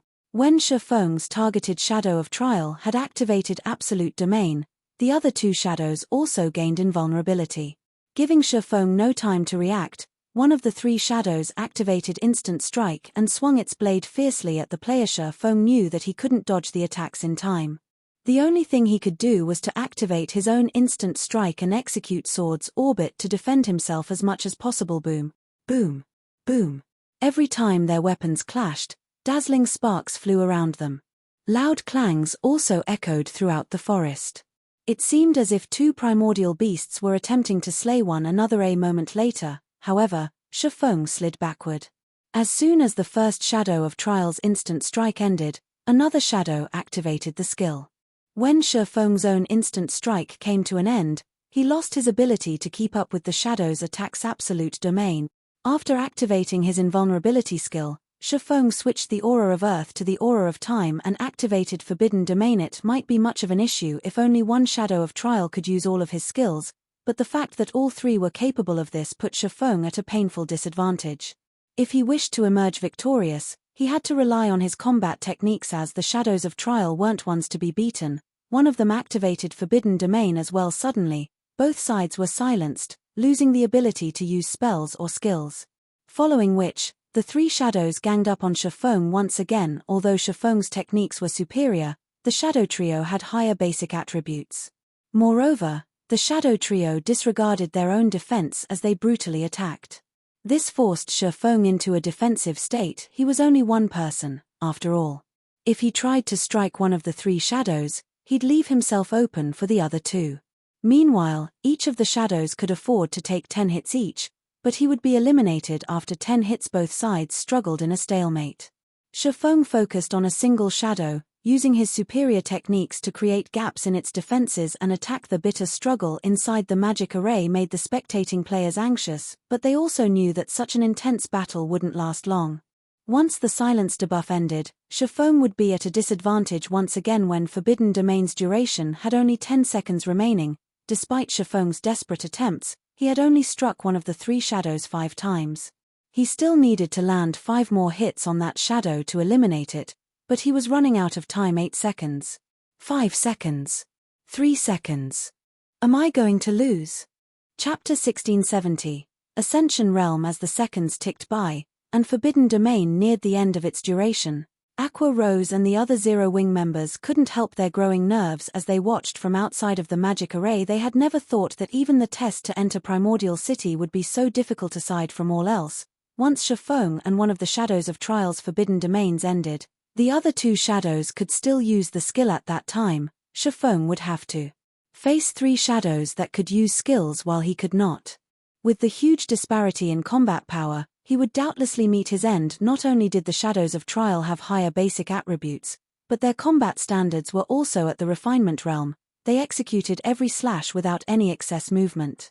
When the 3 shadows cooperated, they could even make up for the weaknesses in each other's defenses and elevate their combat power further. I have no choice but to gamble everything on one attack.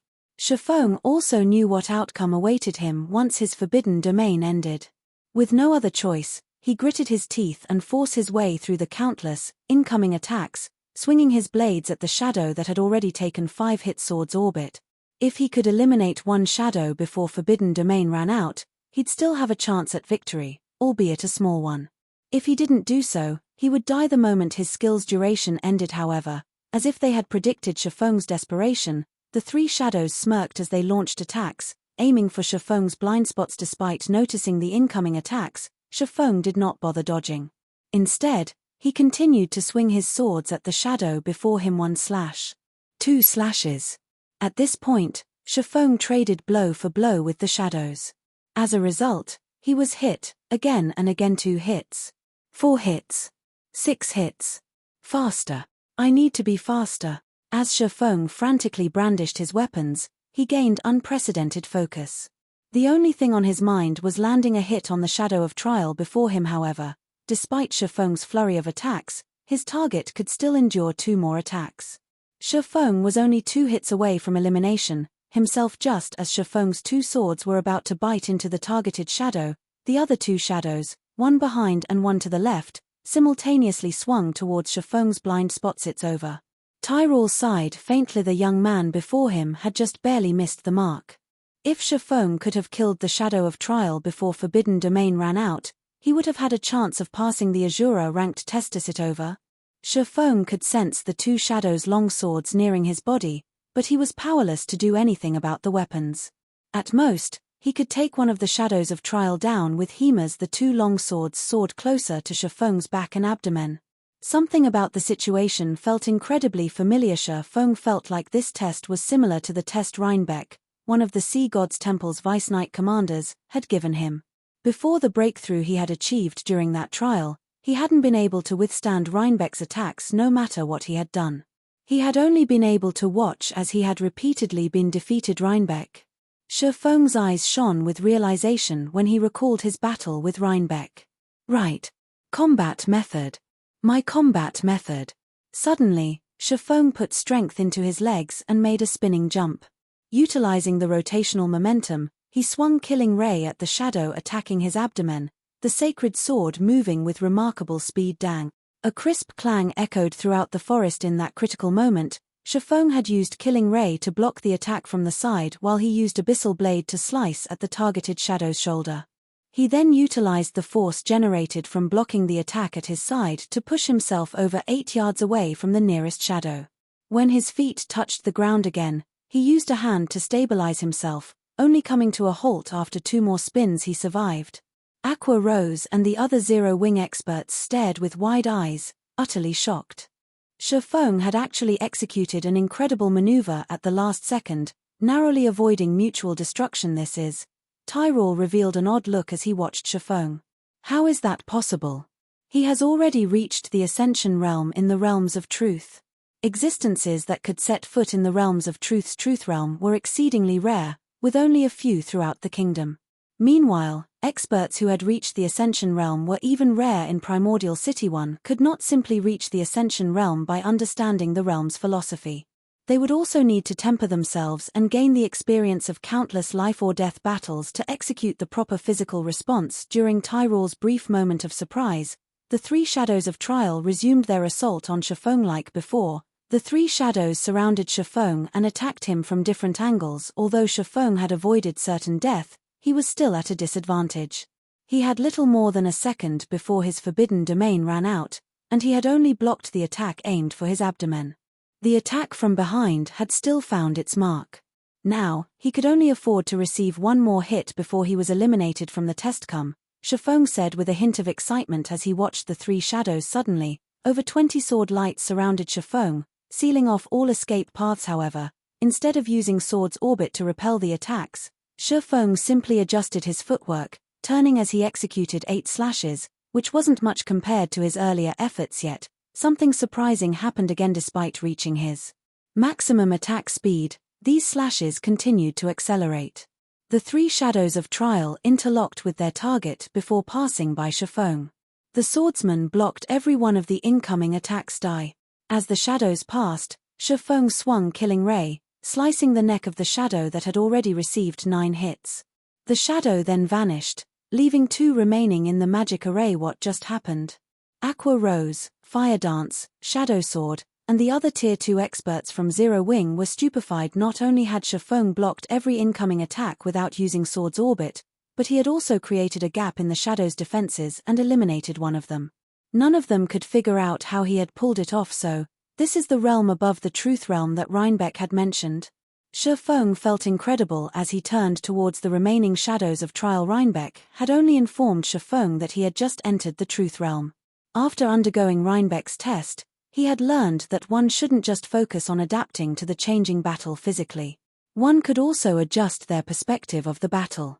In other words, aside from using his environment to his advantage, he could use his opponent's attacks as well. Unlike the realms of refinement, which focused on sharpening one's senses, the realms of truth focused on improving one's utilization of their body and the environment only. Shifeng had never realized that the realms of truth's principles could help increase his combat power by such a large margin, allowing him to overcome his enemy's attributes and overwhelm the three shadows of trial. However, Shifeng's forbidden domain had ended after he had killed the one shadow without hesitation. The 2 remaining shadows activated Blade Liberation before one activated Forbidden Domain twofold Berserk. Shifeng could not help but grin as he noticed the shadow's auras strengthen. Before the enemy's Forbidden Domain reached him, he activated Blade Liberation as well. Fortunately, his skill's cooldowns had reset when he had first entered the magic array. So, the Berserk skills he had exhausted during his battle with the 4th floor's Earth Dragon were ready for him. After activating Blade Liberation, Shifeng executed Void Steps and disappeared. Seeing this, one of the 2 shadows activated Skywheel Sword, while the other activated Lightning Edge, both of which were AoEs. However, neither of the shadow's attacks had forced Shifeng out of his concealment. For a time, the shadows attacked their surroundings randomly in confusion, yet even after dozens of seconds, Shifeng remained hidden. He only revealed himself after both shadows had used up their forbidden domains, and when he did, he already stood beside the illusory shadow. Suddenly, 5 crisscrossed slashes bombarded one of the shadows. Although the targeted shadow responded quickly and tried to dodge, it still received 3 hits. Realizing the danger they were in, the 2 shadows decided to end the fight quickly, both activating Chilling Field. The domain skill covered a 50-yard radius and was capable of both offense and defense. The skill's movement speed reduction effect also prevented Shifeng from moving about freely. Seeing this, Shifeng responded in kind, activating his own Chilling Field. Suddenly, 27 icicles covered the battlefield, 9 belonging to Shifeng and 18 from the shadows of trial. Following which, the 27 icicles danced and clashed repeatedly and rapidly. Yet, despite outnumbering their target, the 2 shadows failed to land a single hit on Shifeng. In fact, Shifeng only needed 6 of his icicles to defend himself, attacking with the remaining 2 hits. 3 hits. 5 hits. The 2 shadows rapidly accumulated hits, and eventually, Shifeng landed the 10th strike on both shadows of trial, killing them. Chapter 1671, City Rookie. He won? Our guild leader is amazing. As the Zero-Wing team watched the shadows of trial in the magic array gradually fade, they couldn't believe their eyes. The battle that had just occurred had overwhelmed them mentally. If they had been distracted for a split second, they would have missed the instant Shifeng and the shadows had clashed. Both sides' basic attributes were ridiculously high, and they could clash multiple times in the instant it took to blink. The several dozen White Tiger Dojo disciples that had joined the team on the 5th floor were utterly dumbfounded. They had witnessed many expert battles in the past and had even fought experts in the battle arena, but if they had to rank the experts they've seen thus far, the player before them would doubtlessly rank at the very top. It's finally over. Shifeng breathed a deep sigh of relief once the battle had ended. He hadn't expected the Azura ranked test to be so difficult. If not for the epiphany regarding the realms of truth, which had allowed him greater use of his own body and everything around him, including his opponents, the shadows of trial would have defeated him. However, this experience had taught Shifeng one thing aside from improving in the realms of refinement, which focused on one's senses and physical control. It was very important that players climb the realms of truth. The realms of refinement were akin to the body. As one became physically stronger, they'd be able to exert more strength. However, the realms of truth were like a weapon. Although an individual could rely on physical strength to pose a threat, there was a limit to how much of a threat they'd become, but if that person were given a weapon to complement their strength, they could pose an even greater threat. Naturally, the better the weapon one wielded, the more power they could exhibit. This also why experts who had yet to reach the refinement realm were sometimes capable of defeating refinement realm experts with their combat techniques. Combat techniques made use of the realms of truth's principles. It seems that we'll need to increase everyone's familiarity with the realms of truth in the future. Shifeng thought to himself. There was a limit to how fast one could reach higher realms of refinement, and reaching higher realms of truth wouldn't conflict with a player's growth in the realms of refinement. In fact, the two realms would even complement each other, helping one improve their combat power far faster. Only introducing everyone to the realms of truth wouldn't be easy. First, he needed a proper training ground. It was obvious that neither the battle arena nor the Divine Colosseum could offer similar benefits as Rhinebeck's test. Without such a training ground, players wouldn't be able to comprehend the realms of truth's principles regardless of how many times he explained them. Moreover, understanding theory and putting said theory into practice were two different things. Wait, that's not right. There is one. Suddenly, Shifeng recalled the White Tower within the Lost Town. While the White Tower seemed like a device designed to help players improve their combat standards and gain a better feel for the refinement realm, it actually operated very much like Rhinebeck's test. Hence, Shifeng should be able to use the tower to help his players comprehend the realms of truth. Furthermore, God's Domain's law never mentioned the realms of refinement, only the realms of truth. The more Shifeng thought about it, the more he felt that the White Tower was a suitable training device to help players grasp the realms of truth. A sacred land to train in the realms of truth, huh? Shifeng had begun to give up on the Lost Town, preparing to accept the system's penalty, but now, his desire to secure the town had reignited. It's no wonder why the quest to obtain the Lost Town is so difficult. So, this is why training one's grasp of the realms of refinement had long since become common in the virtual gaming world. The various super guilds already had complete training systems for just that, while super first-rate guilds had partial systems. However, not one of these guilds had a training system for the realms of truth. They most likely didn't even know how to train players' grasp of the realms of truth. If he could secure the Lost Town, he'd have a sacred land for players to focus on the realms of truth. With the help of the White Tower, players would not have to waste time poking around in the dark like the Freedom Alliance's Silent Entropy and could grasp the realms of truth with much greater efficiency. With the Boneless Land's Lost Town housing such a sacred tool, it was only natural that the quest to obtain it would be insanely difficult. As Shifeng tried to figure out how to complete the Demon's Nest quest, he heard the sound of a system notification. System, congratulations. You are the first player to complete the Azura rank entrance test. Rewarding 3,000 Primordial City contribution points and 1 Primordial City's City Rookie emblem. Young adventurer, congratulations on passing the test. As the first heaven-blessed individual to pass the Azura ranked test, this City Rookie emblem belongs to you. Make good use of it. Who knows? It might even help you improve further within Primordial City, Tyrell said after appearing before Shifeng. He then took out a silver emblem in the shape of a crescent moon encompassing a sun and passed it to Shifeng. The instant the emblem appeared, the surrounding mana gravitated towards and circled the emblem city rookie emblem.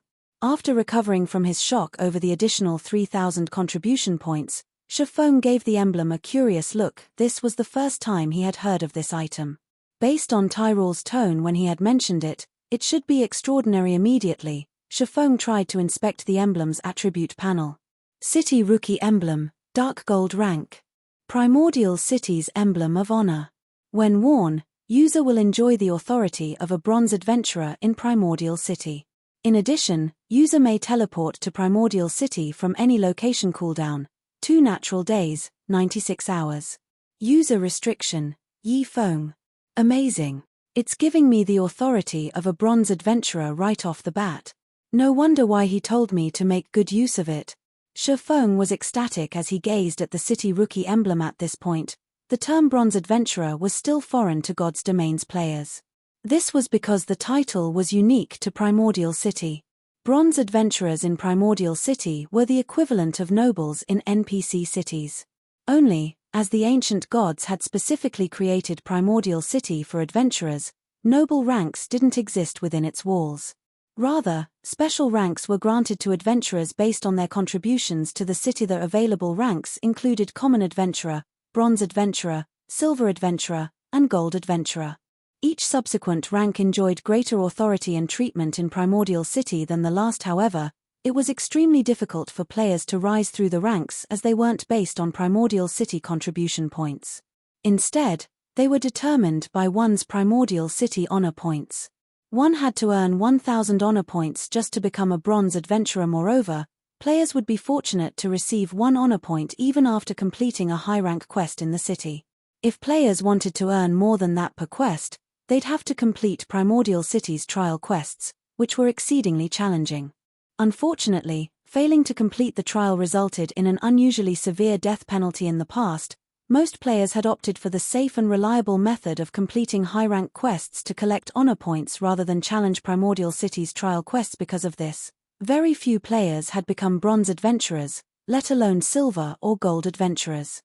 Even after 10 years in God's Domain, Shifeng had never heard of someone becoming a Gold Adventurer. Meanwhile, not only would Bronze Adventurers enjoy a 10% discount on all expenditures that required Primordial City contribution points, but they'd also get to enjoy other benefits that common adventures had no access to. Such example was the planar teleportation function, which allowed players to travel to the various higher planes.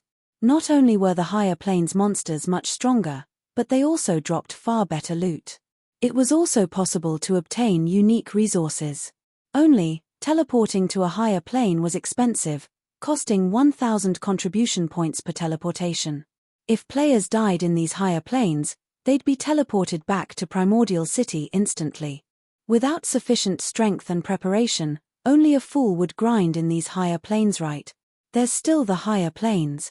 Shifeng's eyes suddenly sparkled. Other players might not know where to secure a large number of darkness stones, but he did. However, he hadn't had the means to reach these locations, but now, he did. Shifeng immediately instructed his team to challenge the entrance test and told them what to do once they entered Primordial City. Meanwhile, he made his way, with Tyrole's help, to the city. When Shifeng arrived in Primordial City, every player within the Primordial Divine Ruin received a system notification about it. Chapter 1672, 7 Luminaries Temple. Many players were still fighting in the Primordial Divine Ruin, and the various superpowers on the 4th floor were preparing to raid the recently respawned Frostflame 2-headed Earth Dragon. However, before they could begin, they heard the crisp voice of the system. Primordial Divine Ruin Region System Announcement. A player has successfully entered Primordial City. From now onward, after 500 players have entered Primordial City, the entrance test's difficulty will increase by 30%. After 1,000 players have entered Primordial City, the difficulty will increase by 50%. Count resets once per day. The system announcement repeated 3 times, its message becoming ingrained in everyone's minds. How did Zero Wing get into Primordial City so quickly? After the 500th player, the difficulty to enter Primordial City will increase. The upper echelons of the various superpowers stuck on the fourth floor revealed somber expressions upon listening to the system notification. Based on the system notification, they discovered that Primordial City did not have an entry limit. Players only needed to pass a test to enter the legendary city. However, as many as 800 Zero-Wing members had proceeded to the Primordial Divine Ruins 5th floor. If the entrance test were not particularly difficult, then Zero-Wing would claim the first 500 slots. This meant that the tests the various superpowers would have to pass to enter would become far more difficult. Due to the increased difficulty, players who would have been capable of passing the test might fail. This, in turn, would decrease the number of players the various superpowers could send into the city. Now that they had a clearer understanding of the situation, these superpowers became even more desperate to reach the 5th floor as soon as possible. Meanwhile, news of Zero-Wing entering Primordial City quickly spread outside of the ruin. What? Zero-Wing is the first guild to send players into Primordial City. Doesn't that mean Zero-Wing will be the first to pioneer and explore the city? I'm afraid that it's not that simple.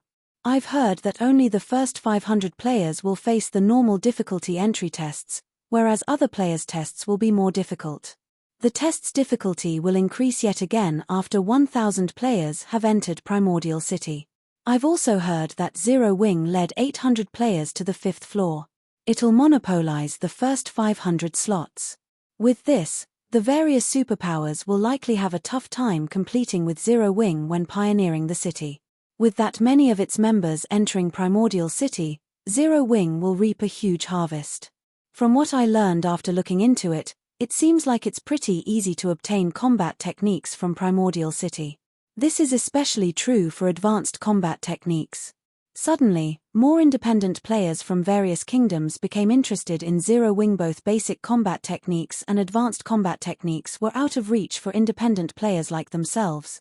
The various large guilds treated these combat techniques like family heirlooms, and they had strict requirements for anyone who wanted to learn their combat techniques, such as becoming a core member and signing a restrictive contract with the guild. However, Zero-Wing could procure a large number of combat techniques from Primordial City, and if that was the case, Zero-Wing may have looser conditions for learning the techniques it collected.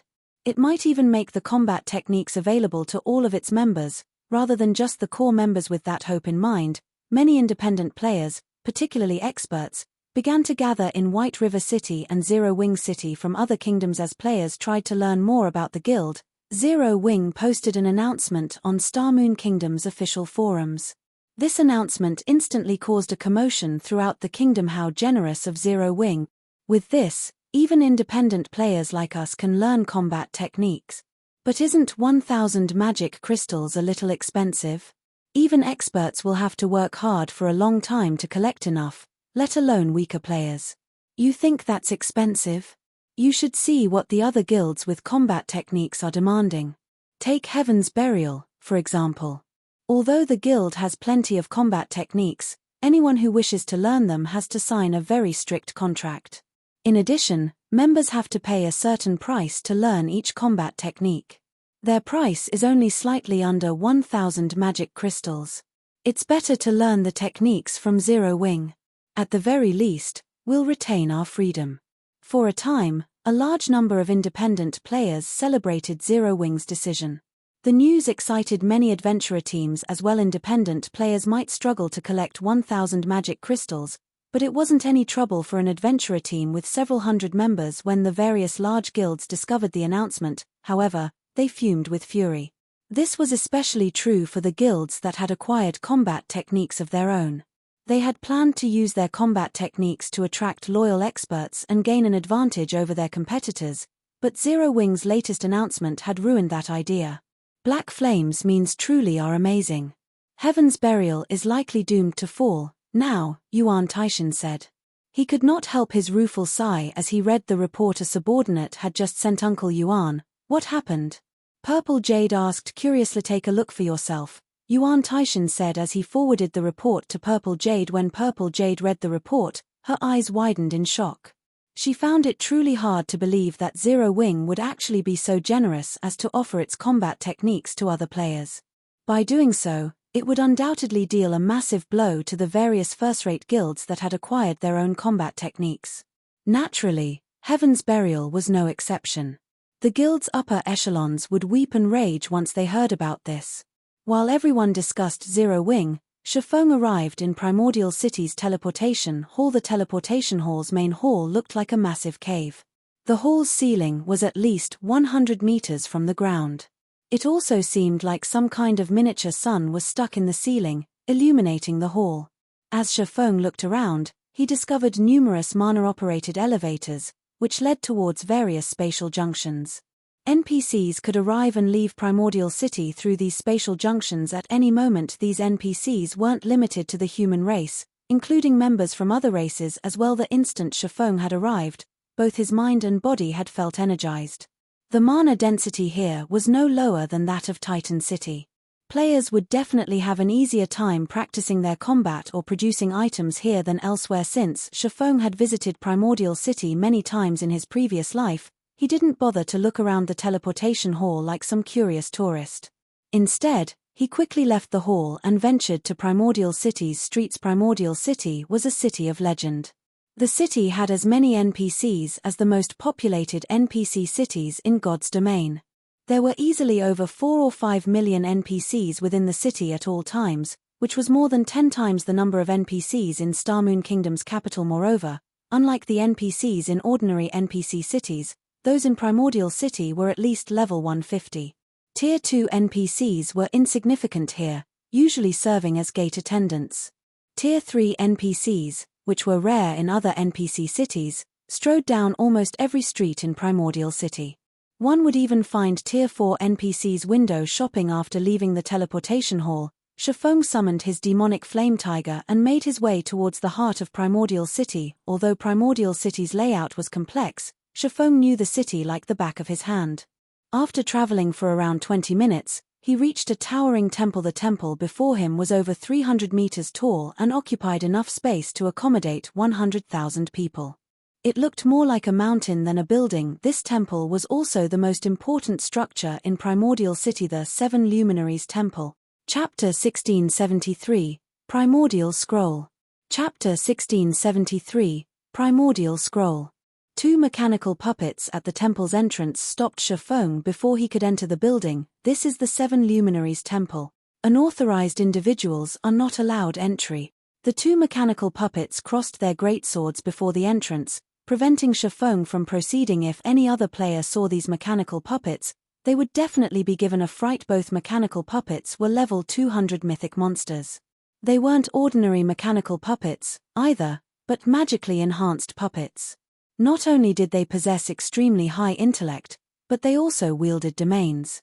In other words, they were Tier 4 mythic monsters with domain skills. Even Tier 4 NPCs with domains would not be a match for these magically enhanced puppets. Furthermore, these magically enhanced puppets were only the 7 Luminaries Temple's gate attendants. There were much stronger guards within the temple itself. Based on Shifeng's knowledge, not even Tier 6 God-ranked players would dare to act presumptuously in the 7 Luminaries Temple without losing their lives. Primordial City was one of the safest cities throughout God's domain. Neither monsters nor players dared to cause trouble here, and those who did were killed without question. Meanwhile, Shifeng wasn't surprised to find these magically enhanced puppets barring his path. The 7 Luminaries Temple was one of Primordial City's core buildings. It was also where players could exchange their contribution points for items. But only players who had become adventurers within the city were allowed inside. Everyone else would be stopped at the door. If players wanted to become adventurers here, they had to pick up an adventurer quest from Primordial City's Adventurers Association. After completing their adventurer quest, players would be granted a Primordial City Adventurer emblem. Players would only be considered a common adventurer in the city once they had this emblem, and it would allow them to enjoy some of the benefits the city offered. However, since Shifeng was in a hurry, he hadn't stopped by the Adventurers Association to pick up the adventurer's quest. In response to the crossed greatswords before him, Shifeng took out his city rookie emblem and showed it to the guards, asking, "Can I enter now?" The city rookie emblem granted him the status of a bronze adventurer in Primordial City. Although the status couldn't be upgraded, it was enough for now. If he had free time in the future, he could simply pick up the adventurer quest and obtain the real adventurer emblem. City rookie emblem confirmed. Identity confirmed. You may enter. After the 2 puppets inspected the city rookie emblem, They relaxed into their original stances and turned their attention away from Shifeng.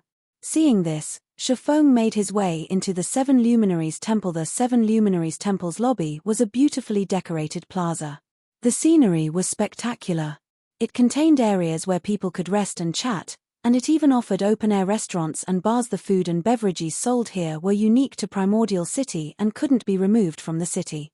But the taste of these items was simply unforgettable. Even players who enjoyed delicious delicacies every day longed to dine here, but very few players could afford to do so. Every item in the Seven Luminaries Temple cost Primordial City contribution points. Neither coins nor magic crystals were accepted as currency.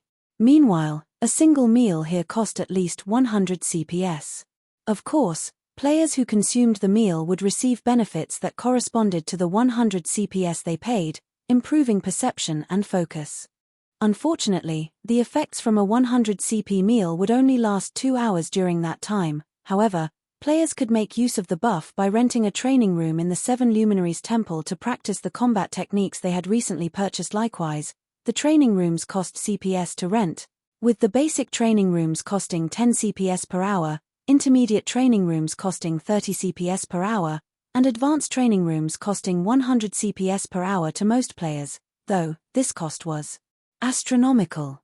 The system only granted free CPS on players' first visit to Primordial City, rewarding nothing for subsequent entries. Hence, it was very important that players carefully decide how to enter the Primordial City for their first visit. Aside from the first entry bonus, players could only obtain more contribution points by completing quests and through achievements in Primordial City. Shifeng didn't bother to look around after entering the Seven Luminaries Temple as he made his way for the exchange counter. Sir, may I know what item you wish to purchase? An elven beauty behind the counter asked with a smile. Although the female elf looked like a simple administrator for the exchange department, if one paid close attention, they'd discover that she was actually a level 150, Tier 3 Great Mage. Moreover, as a member of the elven race, her innate affinity with mana was incredibly high, making her slightly stronger than ordinary Tier 3 Great Mags of the same level. Inside a minor NPC city, this female elf could easily serve as the city's magistrate. If this elven woman decided to attack Shifeng now, he'd die instantly unless he activated an invulnerability skill in time. I wish to purchase Primordial Souls. Shifeng said Primordial Souls are extremely rare, so each will cost you 200 contribution points. We also have a daily exchange limit on Primordial Souls. Only 100 Primordial Souls are made available each day, the elf explained. May I know how many Primordial Souls you wish to purchase, sir? 20. Shifeng stated Primordial Souls were rare tools that could help players when they challenged their promotion quests. They were also unique to Primordial City.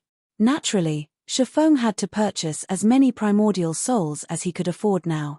Meanwhile, aside from the 5,000 CPS he had gained for clearing the Azura ranked entrance test, he had received a bonus of 3,000 CPS from the system, giving him a total of 8,000 CPS, so spending 4,000 on Primordial Souls wouldn't put him in the red.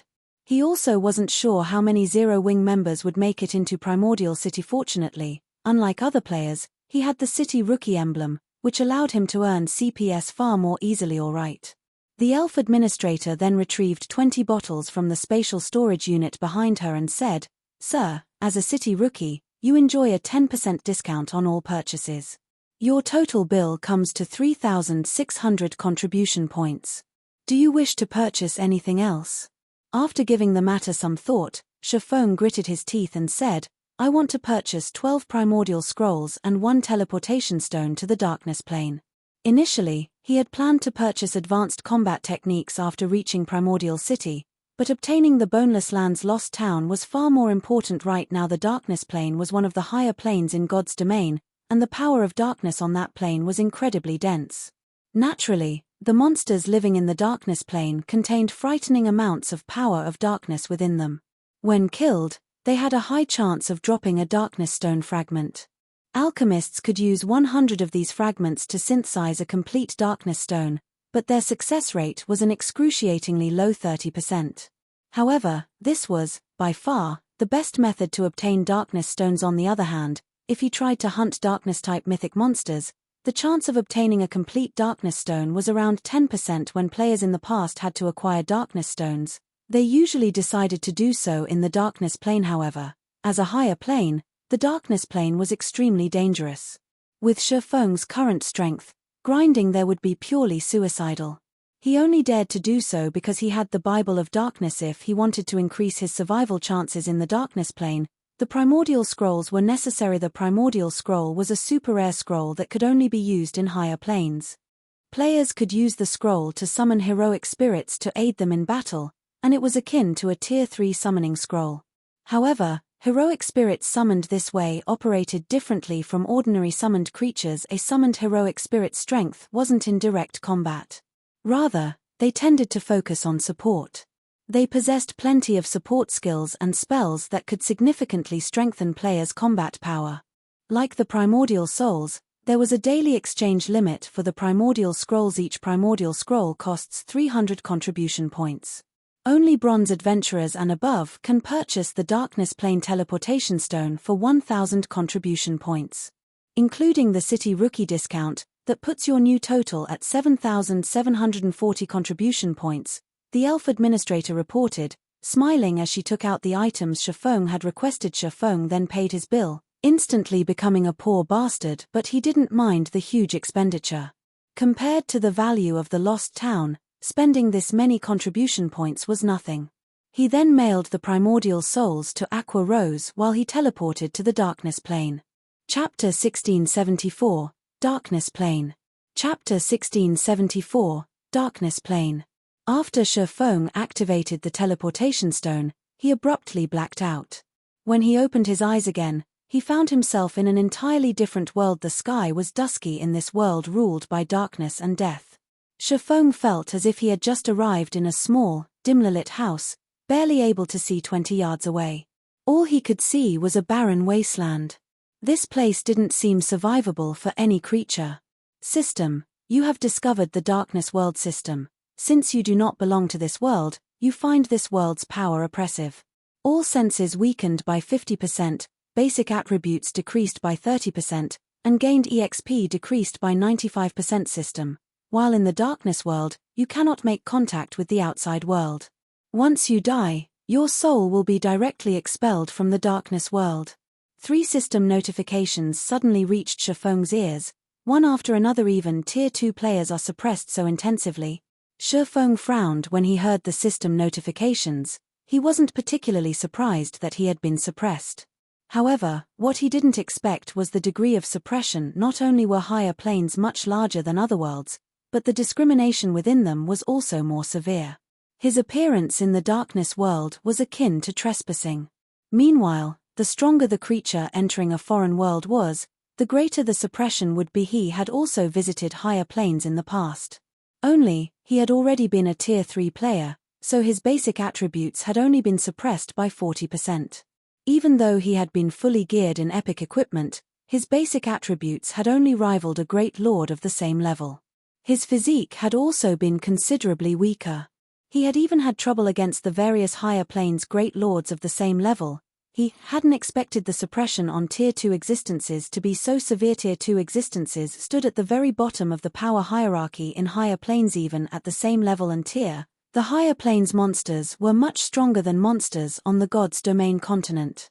This was because their life ratings were much higher than ordinary monsters, as were their combat standards. On the continent of God's Domain, dragons were creatures of legend, but in the higher planes, monsters with life ratings to rival dragons were everywhere. Hence, before reaching a certain strength, players had an exceedingly low survival chance in a higher plane.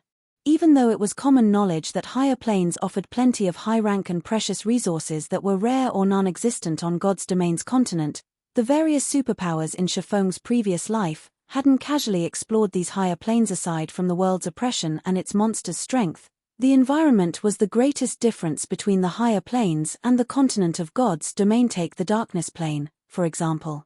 Upon arriving in this world, Shifeng had felt his body become considerably heavier than before. It felt as if the area's gravitational force had increased by 3 or 4 times. Moreover, the environment's power of darkness continuously corroded his body. Without extremely high darkness resistance, The ambient power of darkness would slay players even if they stood in place and did nothing, not daring to waste time. Shafong took out the Bible of Darkness and summoned a Tier 3 demon in response. A demon in crimson scale armor, wielding a greatsword, appeared before its summoner. Blood Demon, demonic creature, Tier 3 demon. Level 80. HP 34 000 000 34 000. Demons were considered dark creatures in God's domain, so in the darkness world, they wouldn't be oppressed.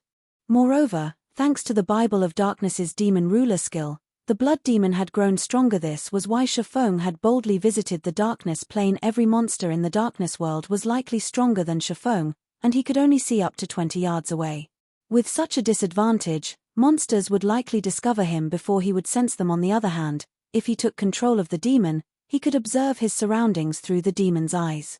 After giving it a try, he noticed the massive improvement to his range of vision. By seeing through the demon's eyes, Shafong could see up to 500 yards away. He discovered that he currently stood in a gravel ridge, and a group of 10 4-meter-tall dark scorpions roamed roughly 300 yards away. 9 of the 10 dark scorpions had 3 tails, and the last had 5. Moreover, the 5-tailed scorpion radiated a light purple glow. Dark Scorpion, Dark Creature, Lord.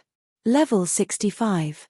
HP 18 000 000 18 000 000. Mutated Dark Scorpion, Dark Creature, Great Lord. Level 68. HP 43 000 000 43 000. Had Shafong not come prepared, he would have likely ventured into the Dark Scorpion's detection range. If the 9 lords and their great lord leader had ambushed him while he had been so powerfully suppressed, he would have died very quickly. Fortunately, the teleportation stones that transferred players to the higher planes generally sent said players to level-appropriate areas. Even so, if he sent the blood demon to attack the group of dark scorpions by itself, the demon would definitely lose that battle. The mutated dark scorpion's strength alone could rival the blood demon's. As a higher plane creature, the mutated dark scorpion had a considerably higher life rating, after all. Furthermore, it had the support of 9 Lord-ranked dark scorpions to surround and annihilate the blood demon. However, Shafong had no intentions of circling past the group. He then took out a primordial scroll and activated it. As the primordial scroll activated, a 4-meter-tall elderly man appeared before him. The old man was semi-transparent and wielded a cane. Not bad. I actually got a great druid. Shafong was quite satisfied when he saw the old man. Primordial Heroic Spirit, Hero, Great Druid. Level 75. HP 15 000 000 15 000.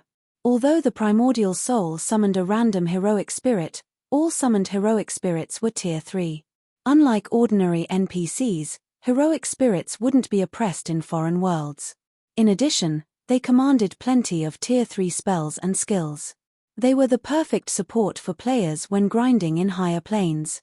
Any team that intended to grind in a higher plane would always purchase primordial scrolls before doing so. After summoning the heroic spirit, Shafong had the Great Druid cast a series of Tier 3 support spells. Tier 3 Spell Forest's Protection increases the defense and basic attributes of all allies by 20% for 30 minutes.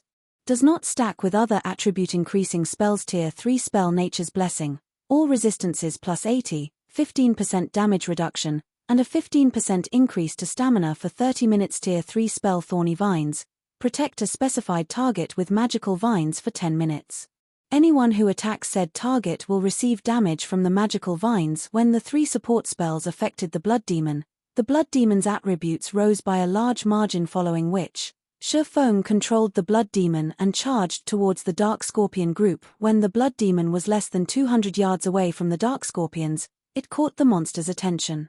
Responding, the dark scorpions lashed their tails and hissed threateningly. Not waiting for the dark scorpions to attack, Shafong used the Tier 3 spell, Blood Sanction. Immediately, 50+ blades of blood flew at the 10 dark scorpions with lightning speed. Even if Shafong were at his peak and activated a berserk skill, he would have trouble blocking all 50+ blood blades. He would have to dodge or activate a life-saving skill to avoid taking a hit. As the blood blades were about to reach the dark scorpions, the latter's tails blurred. Dang. Dang. Dang. A series of dazzling sparks lit up the gloomy environment. The 9 Lord-ranked Dark Scorpions had successfully struck down over 80% of the Bloodblades, while the weapons that had found their mark had only dealt a little over -30,000 damage. The mutated Dark Scorpion, however, struck down all 9 incoming blades, emerging from the exchange unharmed. What high magic resistance. The outcome surprised Shifeng a little. A Tier 3 Demon's Tier 3 spell carried immense power. Just one of those Bloodblades could rival a Great Lord's attack of the same level, yet they had only dealt a little over -30,000 damage after landing a direct hit. To the Dark Scorpions, who had 18 million HP each, the damage wasn't significant. During the brief moment Shifeng had been surprised, the mutated Dark Scorpion screeched as its tails began to glow dark green as they lashed out at the Blood Demon. The tails had moved so quickly that Shifeng hadn't been able to react in time. He had only managed to tilt the Blood Demon's body, evading 3 of the 5 attacks. When the mutated Dark Scorpion's 2 remaining tails struck the Blood Demon, its stingers slid through the demon's armor like a knife through paper, each dealing over -400,000 damage. Chapter 1675. Mutated Darkness Energy Crystal. After getting struck by the mutated Dark Scorpion's glowing stingers, the Blood Demon immediately gained a debuff 22,347. When the debuff took effect, Shifeng suddenly found it much more difficult to control the Blood Demon, the demon's movements becoming sluggish. What a powerful poison. Shifeng was slightly surprised when he checked the debuff. Paralyzing Venom. Inflicts 30,000 damage every 0.8 second for 12 seconds. While the venom is still in effect, decreases reaction speed by 40%, attack speed by 30%, and movement speed by 30%. Effects can be stacked up to 10 times. The majority of toxins in God's domain only caused victims to lose HP over time. Very few could inflict a paralysis effect, much less be stackable. Although the Blood Demon possessed high magic resistance and could mitigate a portion of the damage it received, if the toxin was stacked 10 times, even the Blood Demon would fall in no time. Moreover, the toxin being stacked boosted not only the dot but also the speed reduction debuff. If that happened, the Blood Demon would have an increasingly difficult time blocking the attacks of the Dark Scorpions, which possessed considerably high combat standards. The mutated Dark Scorpion's combat standard was even at the level of an ordinary expert player. In the next moment, the Dark Scorpions launched another wave of attacks at the Blood Demon. Due to the venom, the Blood Demon had great difficulty defending itself. A series of damages ranging from several tens of thousands to several 100,000 appeared above the Blood Demon's head, its HP plummeting. The number of paralyzing venom stacks also increased from 1 to 4 now. The Blood Demon was taking -120,000 damage from the venom every 0.8 second. Its reaction speed had also decreased by 60%, and its attack and movement speed by 50%. Even though the Blood Demon was higher leveled, it would not last very long against the Dark Scorpions at this rate. Thank goodness I prepared Primordial Scrolls. Glancing at the mutated Dark Scorpion, Shifeng then commanded the heroic spirit to cast the Tier 2 spell Healing Wind. A light green gale immediately enveloped the Blood Demon. In the next moment, not only did the paralyzing venom debuff disappear altogether, but the Blood Demon also rapidly recovered the 10% or so HP it lost. In the blink of an eye, it was already back to full HP. Once Healing Wind ended, Shifeng had the heroic spirit cast the Tier 3 spell Earthen Vine. Suddenly, vines sprouted beneath the Dark Scorpion's legs and bound the monsters completely. Although the Dark Scorpions managed to cut and snap the vines in their struggles, new vines would always replace the broken ones, greatly restricting the mobility of the Dark Scorpions. Moreover, the Earthen Vines also dealt -50,000 damage every second to the Dark Scorpions, and the skill lasted for a full 20 seconds. This skill was perfect against monsters without control removal skills. After the Dark Scorpions were restricted, the Blood Demon brandished its great sword and began exterminating the Dark Scorpions. Each of its normal attacks caused around -40,000 damage, while its skills dealt over -100,000 damage each. Meanwhile, Shifeng also cast Flame Domain on the group of monsters. Although Shifeng was suppressed by the world and his basic attributes had decreased significantly, the sacred sword he wielded doubled the damage he dealt dark creatures, following which, damages over -200,000 appeared above the Dark Scorpions' heads. Moreover, the damage Flame Domain dealt also increased by 20% with every passing second. By the time Flame Domain ended, The Lord-ranked Dark Scorpions had lost nearly one-third of their maximum HP. Shifeng then executed Lightning Edge and dealt each of the Dark Scorpions over -200,000 damage per second for 5 seconds. At this time, the heroic spirit standing beside Shifeng finished casting the Tier 3 Curse Star Fury. Suddenly, streaks of starlight started raining down from the sky and bombarding the Dark Scorpions. The might of the AoE spell was stronger than even Shifeng's Flame Domain, each wave of attacks dealing over -600,000 damage to the Dark Scorpions. Moreover, unlike normal AoE spells, Star Fury aimed only at enemies within range. Hence, the curse did not do any damage to the Blood Demon. In total, 7 waves of starlight descended on the Dark Scorpions. By the time Star Fury ended, not only had the Dark Scorpions lost a significant amount of their HPs, but they also fell into a heavily injured state, their basic attributes, defense, and combat power decreasing to a certain extent. This turn of events allowed the Blood Demon to deal even more damage. Now, even its normal attacks inflicted around -80,000 damage on its tough opponents. Very quickly, the first Dark Scorpion fell to Shifeng's group. Afterward, even after Earthen Vine's duration ended, the heavily injured Dark Scorpions didn't pose much of a threat. To make the battle more efficient, Shifeng decided to have the Blood Demon focus on only dodging the mutated Dark Scorpion's attacks while maintaining its assault on the other Dark Scorpions. This strategy rendered the mutated Dark Scorpion useless in the battle. The Great Lord could only watch as its subordinates got picked off one after another. Only after the disposal of all the Lord-ranked monsters did Shifeng have the Blood Demon trade blow for blow with the Great Lord, foregoing all forms of evasion and defense. Although the Blood Demon would get poisoned and receive significant amounts of damage from doing so, there was the healing provided by the heroic spirit. Due to the Blood Demon's all-out offensive, the mutated Dark Scorpion lost HP rapidly: 72%, 70%, 65%. After roughly 10 minutes had passed since the battle began, Shifeng activated Divine Providence and landed the last hit on the mutated Dark Scorpion, following which, the mutated Dark Scorpion let out an agonized screech as it collapsed before Shifeng's feet. At the same time, the Great Lord also dropped 8 items around its corpse. The monsters here are really tough. Shifeng breathed out a sigh of relief when he saw that the mutated Dark Scorpion was finally dead. Although Shifeng had long since known that the monsters in higher planes were powerful, he had never imagined that the monsters of the Darkness world would be this powerful. Just dealing with a level 68 Great Lord had already taken him so much effort. If not for him having summoned a healing-type heroic spirit, he could have come out the loser in this battle. With how powerful the monsters in the Darkness world were, if he came across a Grand Lord, he would most likely have no choice but to run away. However, while dealing with the Dark Scorpions was indeed very difficult, the loot they dropped pleased Shifeng greatly. The 9 Lord-ranked Dark Scorpions had dropped a total of 37 items. Among them, 15 were level 60 mysterious iron equipment and 8 were level 60 bronze equipment. The drop rate here was considerably better than on the continent of God's Domain, where Lord-ranked monsters past level 50 dropped only bronze equipment, while mysterious iron equipment was dropped by only High Lords and Great Lords, and generally just 1 or 2 pieces of equipment at that. Aside from weapons, equipment, and materials, the 9 Dark Scorpions also dropped 3 Darkness Stone fragments.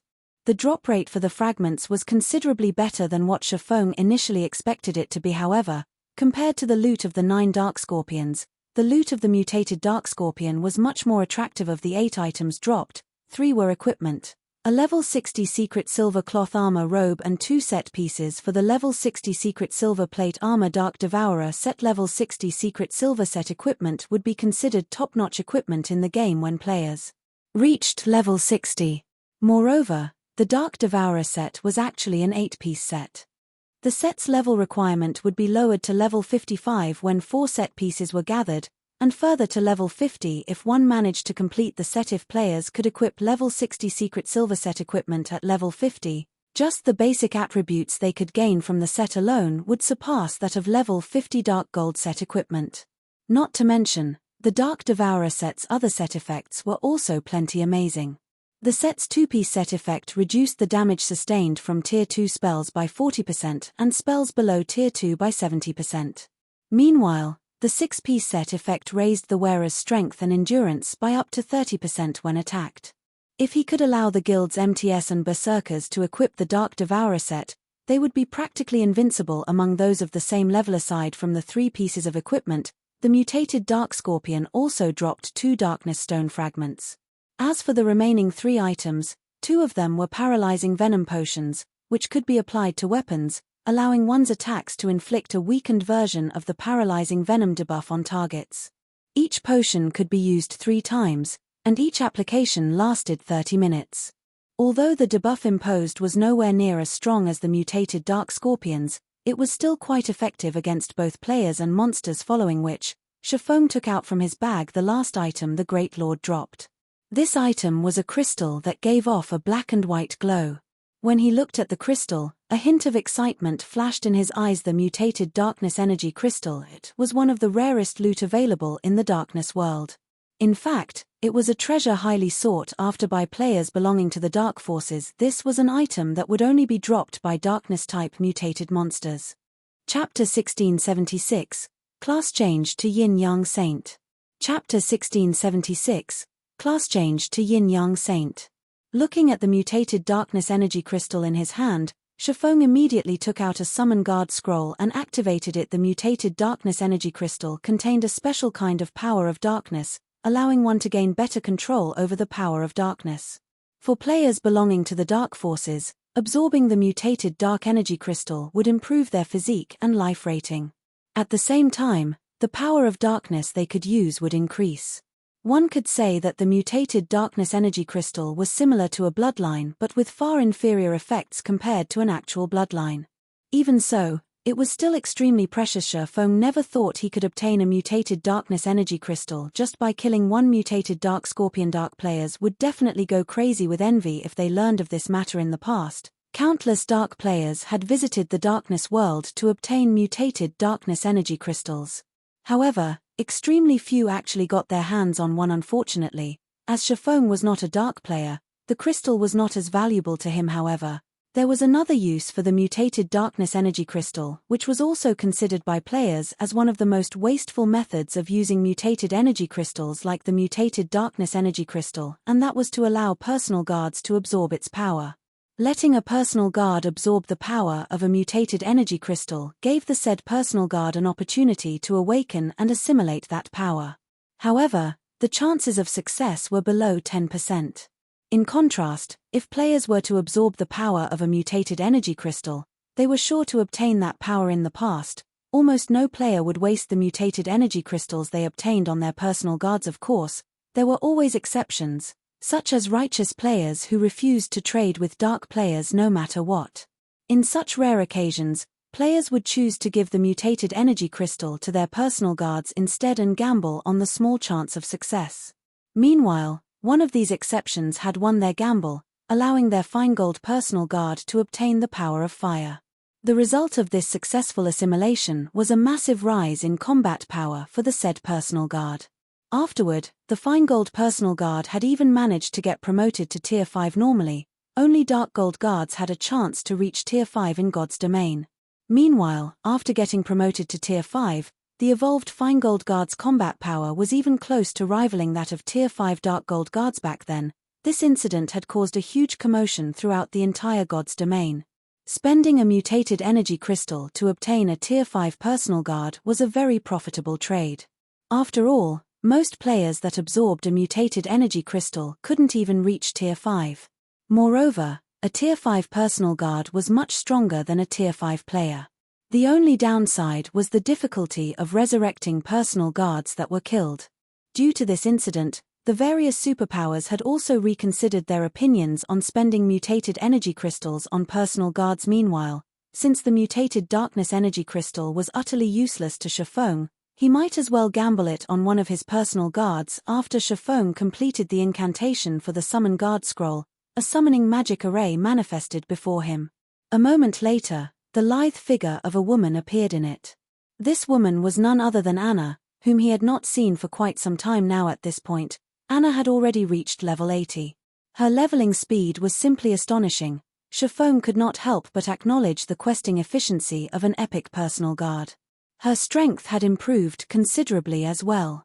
Right now, even the level 80, Tier 3 Blood Demon was most likely no match for her. However, as this place was the Darkness world, As soon as Anna appeared, a powerful force started suppressing her, causing her basic attributes to plummet. When her basic attributes settled, her overall combat power was no longer a match for the Tier 3 Blood Demon. Not wanting to waste time, Shifeng immediately passed the mutated darkness energy crystal to Anna.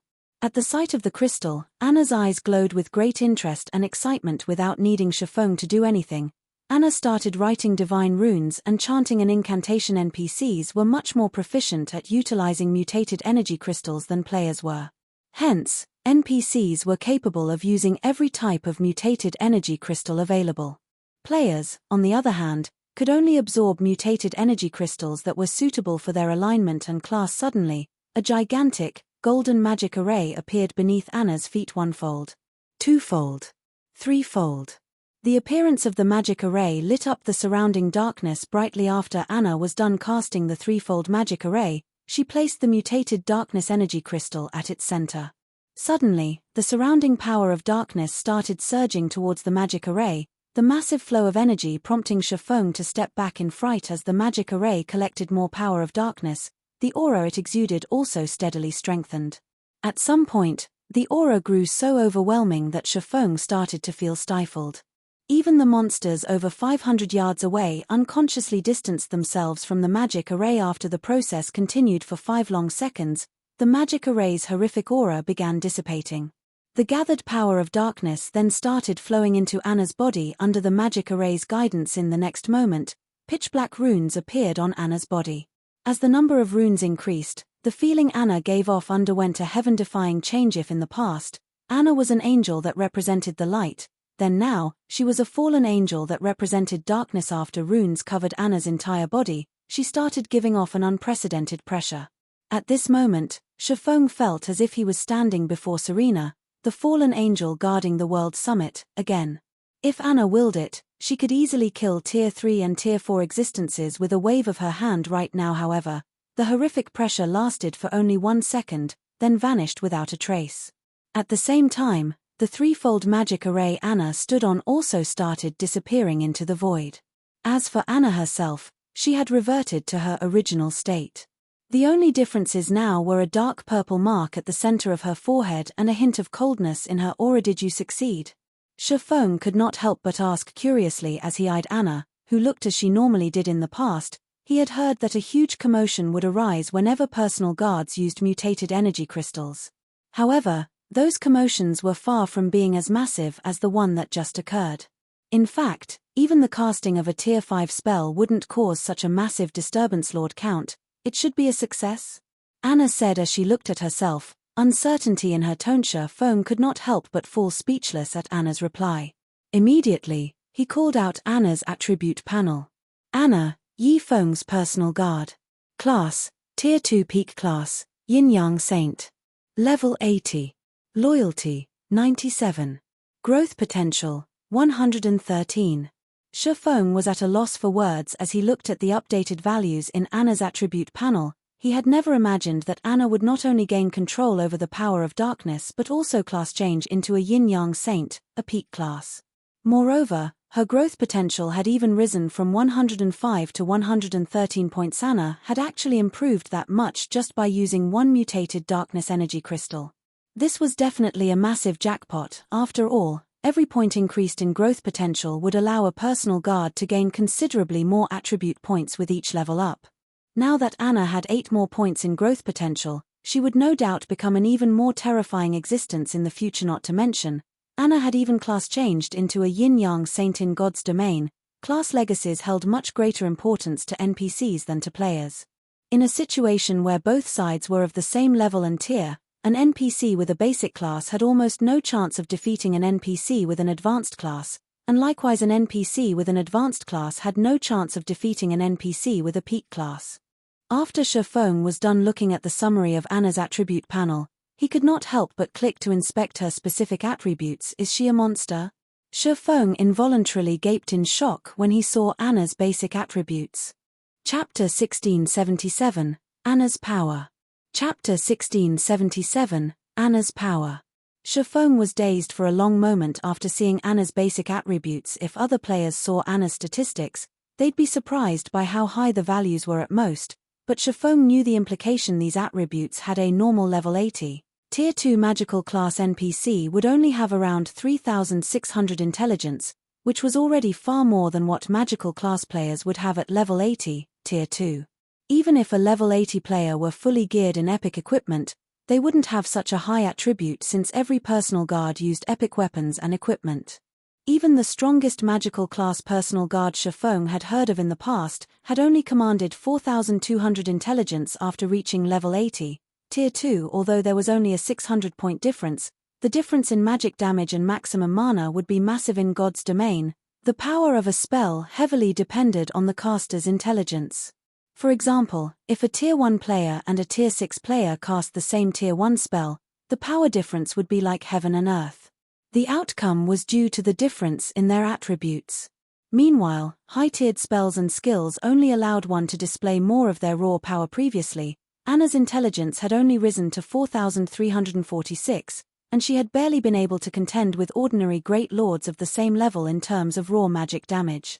However, if she used the powerful skills in her arsenal, she could have easily overwhelmed a great lord of the same level. Now, Anna's intelligence had risen to 5,031 points.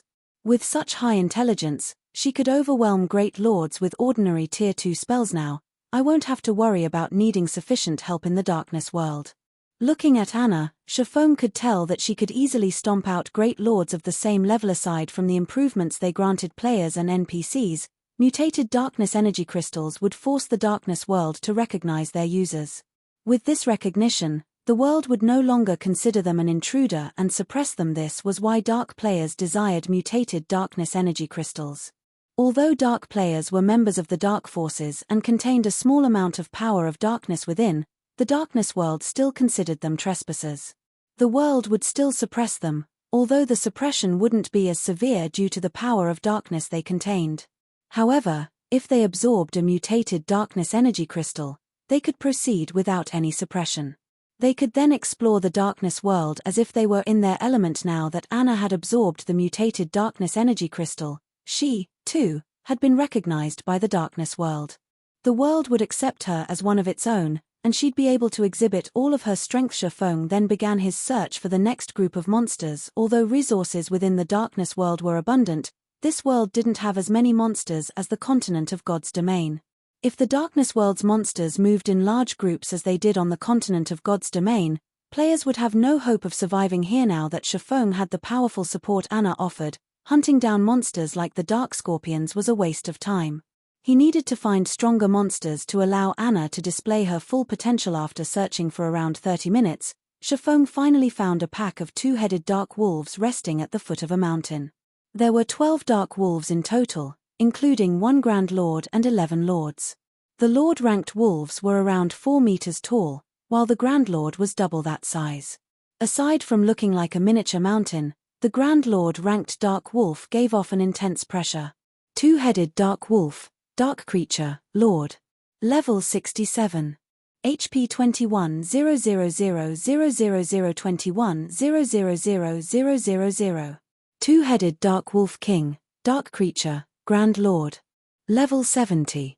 HP 95 0000095 000000. Challenging a Grand Lord in the darkness world was very dangerous, but even if Shifeng weren't a match for the monster, he was confident that he could retreat safely if needed. If he weren't, and he settled for weaker monsters, he wouldn't be able to acquire then 100 darkness stones he needed even after 10 solid days of grinding. The darkness world's Grand Lords had a chance of dropping complete darkness stones. On the other hand, only mythic rank or above darkness-type monsters would drop the stones on the God's Domain continent. That being said, Grand Lords in this world had a slightly lower chance of dropping them. However, he could use Icarus's heart to compensate for the low drop rate. As long as the Grand Lords had a chance of dropping the stones, it was worth a try. Shifeng had only planned to challenge Grand Lords after he could summon 3 demons with the Bible of Darkness. He'd also be able to use another Primordial scroll in 2 hours. With 5 Tier 3 monsters and a healer, he had a considerably good chance of defeating the Grand Lords. At worst, he could always suppress his opponents with the Ring of Gospel, but now that he had a monster of a personal guard like Anna, there was no need to wait. Alright, let's begin. Shifeng commanded. Once everyone was in position, Anna instantly began to write divine runes, chanting an incantation at the same time. A short moment later, 10 level 80 Lord-ranked rock guardians formed before Anna. A level 80 Great Lord-ranked golden giant had joined them. Due to the significant boost to Anna's intelligence, her summoned creatures had also received a boost to their attributes. The summoned creatures were 15% stronger than they had been previously, but Anna wasn't done yet. Following which, she cast Magic Strengthening, further increasing the Rock Guardians and Golden Giant's basic attributes in the blink of an eye. Shifeng had a powerful monster army. As the 11 summoned creatures prepared to charge, the old man beside Shifeng cast enhancement buffs on them as well, strengthening the summoned creatures even further. Go! Shifeng commanded. Once the preparations were complete, the Golden Giant and Blood Demon led the charge with the 10 Rock Guardians closely behind them. When the group of summoned creatures came within 200 yards of the Dark Wolf pack, the Dark Wolves howled with anger. The two-headed Dark Wolf King stood and glared at the Golden Giant and Blood Demon. Emanating a low growl, it pushed its paws against the ground and shot forward. The Dark Wolf King was as fast as lightning, leaving a trail of afterimages and powerful gales of wind. The Dark Wolf King arrived before the Golden Giant almost instantly, smacking the Great Lord with one of its front paws. Peng. Under Anna's control, the Golden Giant raised its arms to protect itself. When the Dark Wolf King's paw collided with the Golden Giant's arms, the ground beneath the summoned Great Lord cracked and shattered, and the Golden Giant sunk into the ground. The Dark Wolf King's strength was higher than Shifeng had expected, and despite blocking the attack, the Golden Giant had lost over 100,000 HP. Realizing that its first attack had failed to get rid of its target, the Dark Wolf King turned and swiped its tail at the Golden Giant. As the Wolf King's bushy tail moved, power of darkness gathered around it, turning the harmless-looking tail into a sharp blade that sliced at the Golden Giant. Tier 2 skill, Darkness Blade. When the attack landed, the impact sent the Golden Giant flying over 20 yards back, following which, a damage of over -2,300,000 appeared above the Golden Giant's head. The Dark Wolf King's strength was on an entirely different level than the Grand Lord's on God's Domain's continent. Fortunately, although the two attacks dealt a lot of damage, the Golden Giant had 55 million HP. Losing a little over 2 million HP was nothing. With the Primordial Heroic Spirit healing it from a safe distance, the Golden Giant could definitely withstand the Dark Wolf King's attacks. In contrast, the Blood Demon and 10 Rock Giants completely overwhelmed the 11 two-headed Dark Wolves that had followed their alpha. Even without any healing, the Rock Giants could dominate the Dark Wolves in a one-on-one fight. Furthermore, they had the help of the Tier 3 Blood Demon. Naturally, Anna didn't sit idle. After becoming a yin-yang saint, she had gained more than just summoning skills. She now had powerful attack spells in her arsenal. Anna cast Holy Light Spear, a Tier 2 light-type spell, launching 18 holy spears at the Dark Wolf pack. Each spear carried nearly as much strength as a Tier 3 Great Lord of the same level. Moreover, the holy spears dealt an additional 50% damage to dark creatures. When the holy spears found their marks, the Dark Wolves cried in agony as damages of over -400,000 appeared above their heads. In less than 10 minutes, Shifeng's team had wiped out the 11 Lord-ranked two-headed Dark Wolves, the creatures decorating the ground with loot upon their deaths. Now, only the two-headed Dark Wolf King remained, still fighting the Golden Giant. However, the Golden Giant looked miserable. Despite the heroic spirit's constant healing, the Great Lord's HP continued to decrease.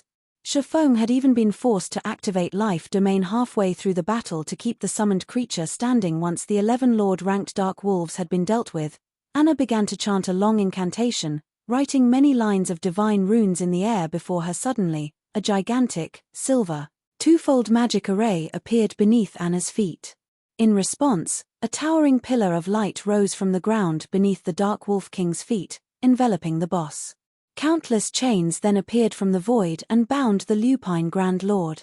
Despite the Dark Wolf King's desperate struggle, it couldn't break free. A moment later, the Dark Wolf King released a pained wail as its massive body began to shrink. Tier 3 spell, Chains of Light. Chapter 1678, Power to Transcend Tears. Chapter 1678, Power to Transcend Tears. She's capable of using spells higher than her tier. Shifeng was at a loss as he stared at the towering light pillar. Is this the power of a peak class? In God's domain, whether they be players, NPCs, or monsters, all existences could generally only learn and use skills or spells at their tier or lower. The strongest skills and spells they could use were taboo skills and curses, yet Anna had just cast a bona fide tier 3 spell despite only being tier 2 herself.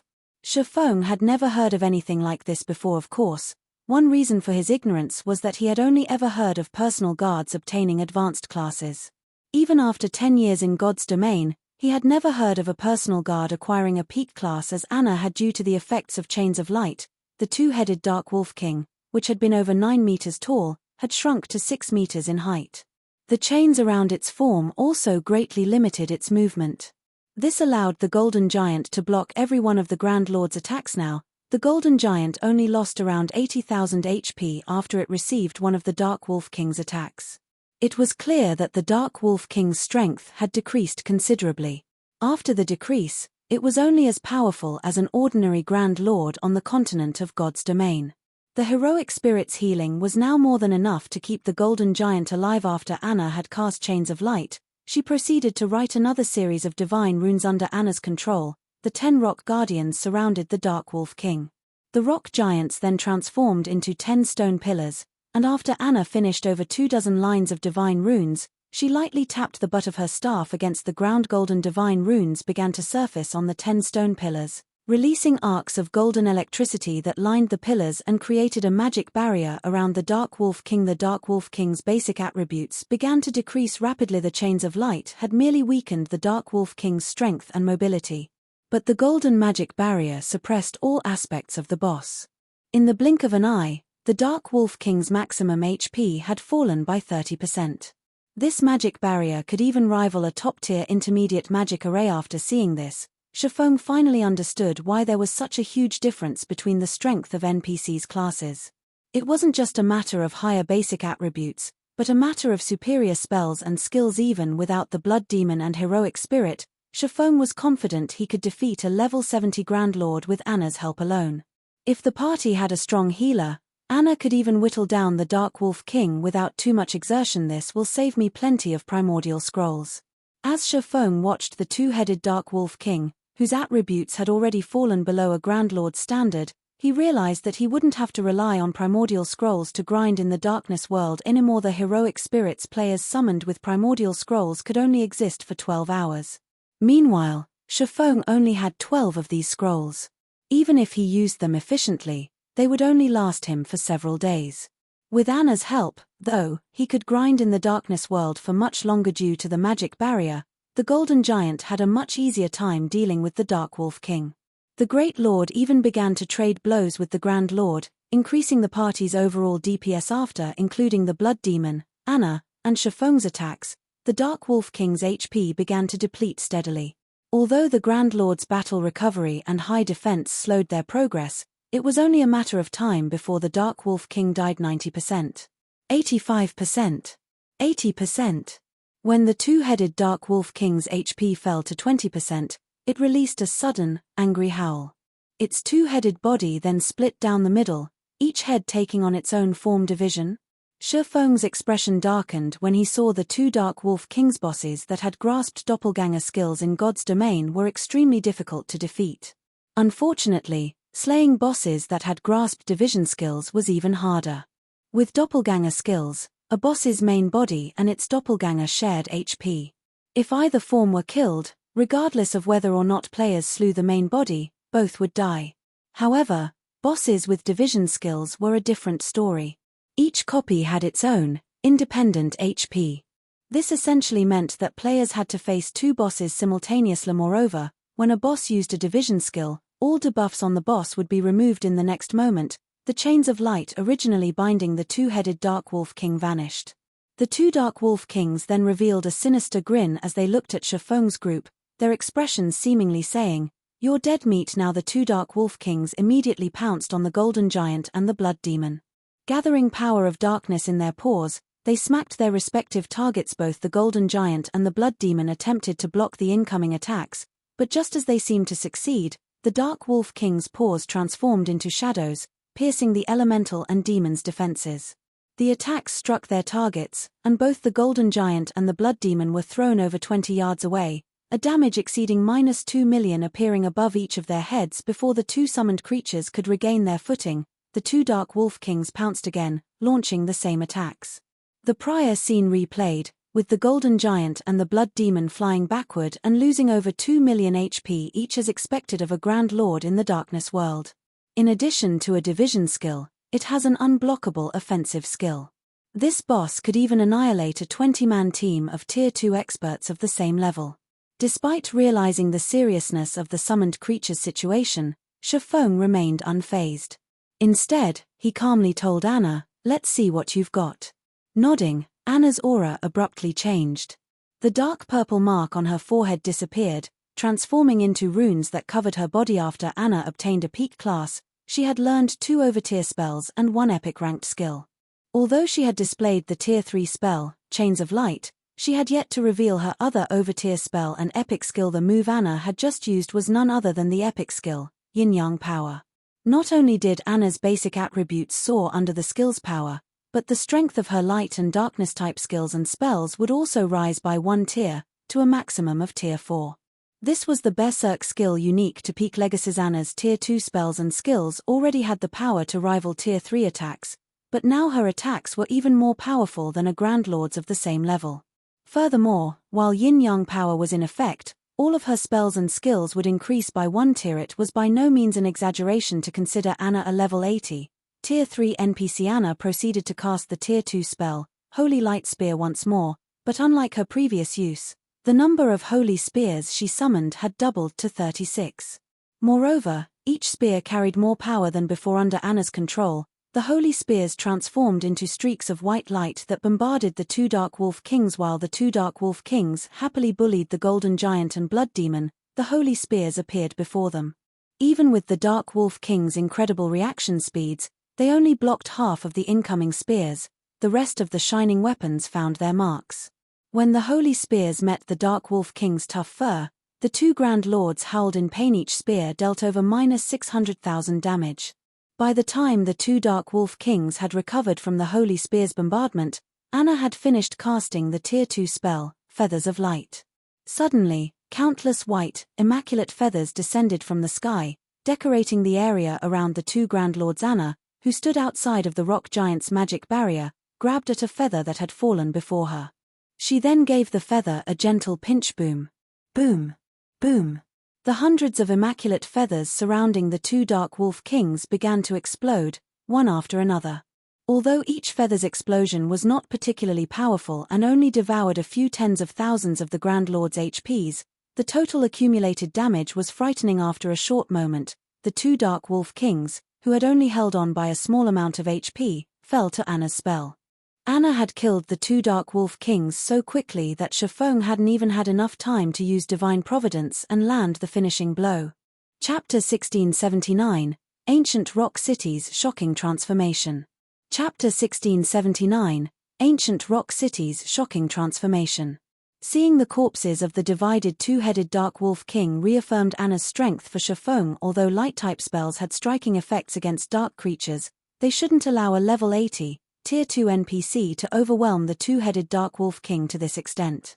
Not even ordinary Tier 3 NPCs of the same level were capable of such a feat. The only downside to Anna's Yin-Yang Power was its 100-second duration and a long 6-hour cooldown.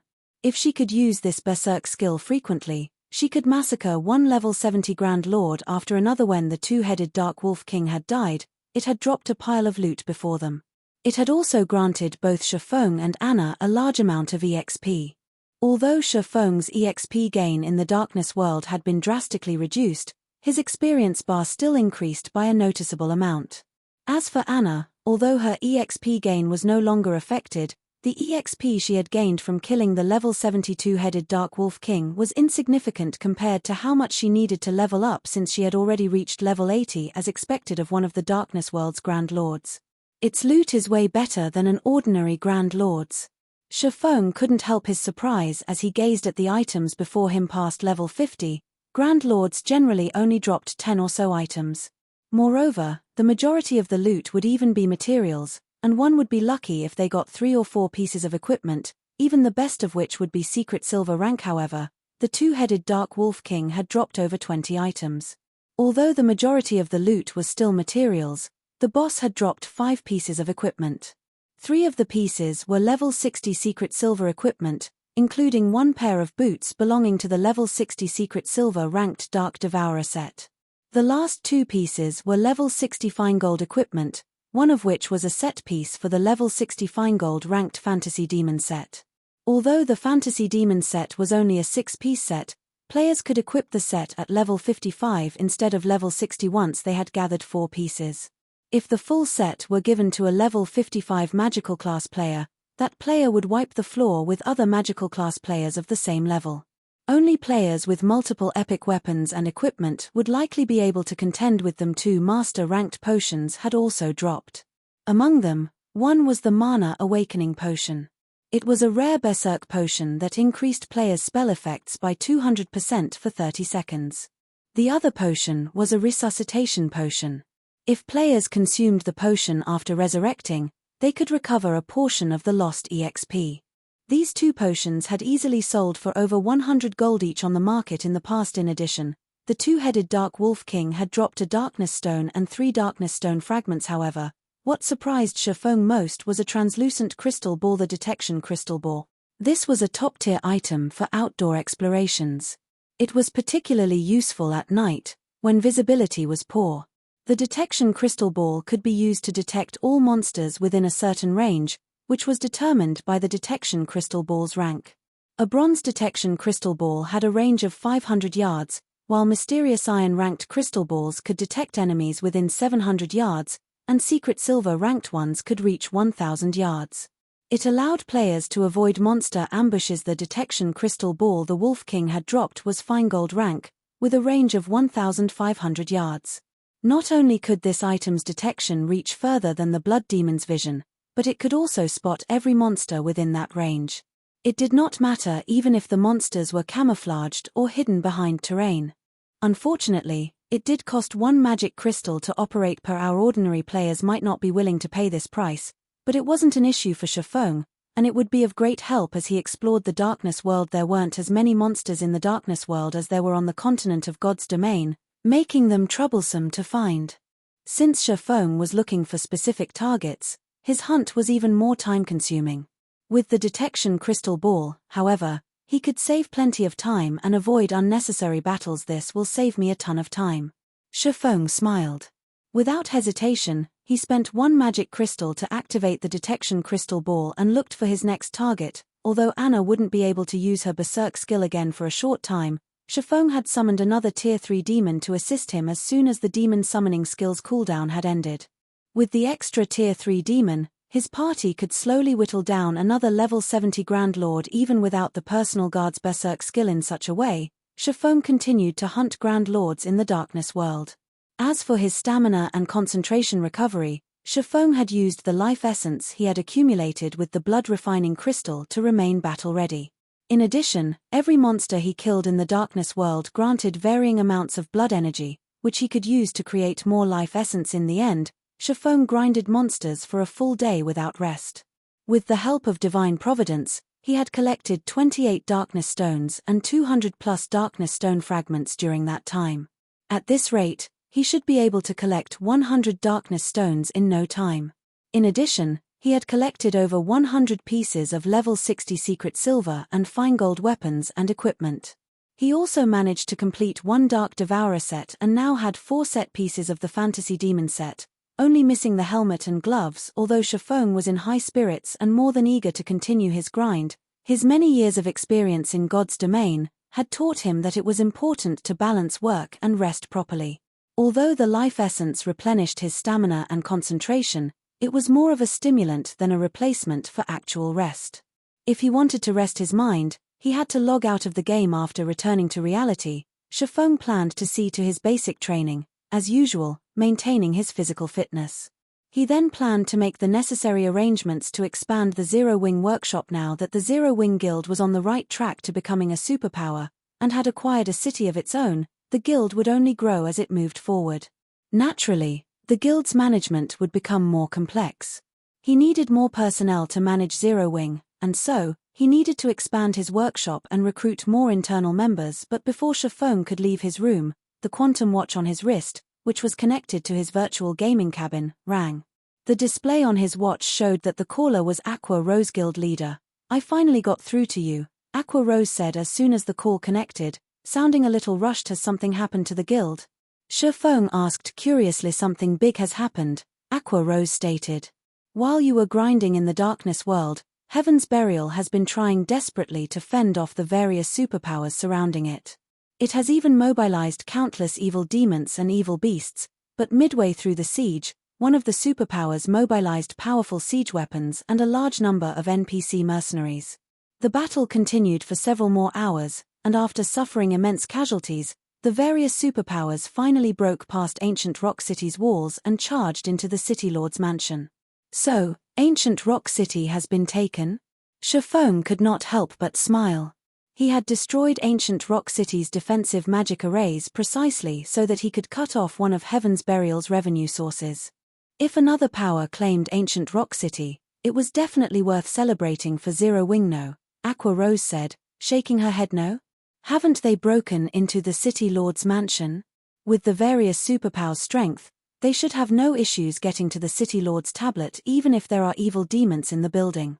Aqua Rose's reply left Shifeng slightly confused. The various superpowers were recognized as such due to the large number of experts they employed.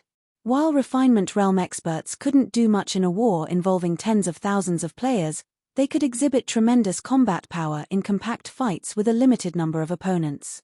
Even if level 100 NPC soldiers were stationed inside the City Lord's mansion, those NPCs wouldn't be able to stop every Refinement Realm expert from reaching the City Lord's tablet. The various superpowers have stormed the City Lord's mansion, but some Tier 4 NPC appeared suddenly and transformed Ancient Rock City into an evil demon nest. Not only has the city become a forbidden land for players, but the evil beasts and demons are also expanding their influence and capturing areas around Ancient Rock City. More evil demons and evil beasts are joining the force by the minute.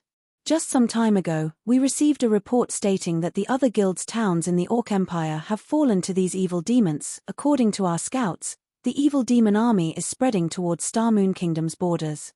By the looks of it, Zero Wing City is the army's target. Chapter 1680, Evil Gods Branch Temple. Chapter 1680, Evil Gods Branch Temple. A Tier 4 NPC appeared in Ancient Rock City, and the NPC transformed the city into an evil demon nest.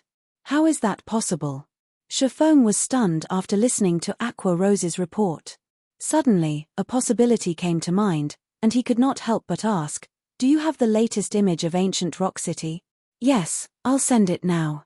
Aqua Rose nodded. The fact that Ancient Rock City had become an evil demon nest had frustrated the various superpowers. Hence, they had sent plenty of scouts to investigate Ancient Rock City's current state in the hopes of wresting back control of the city.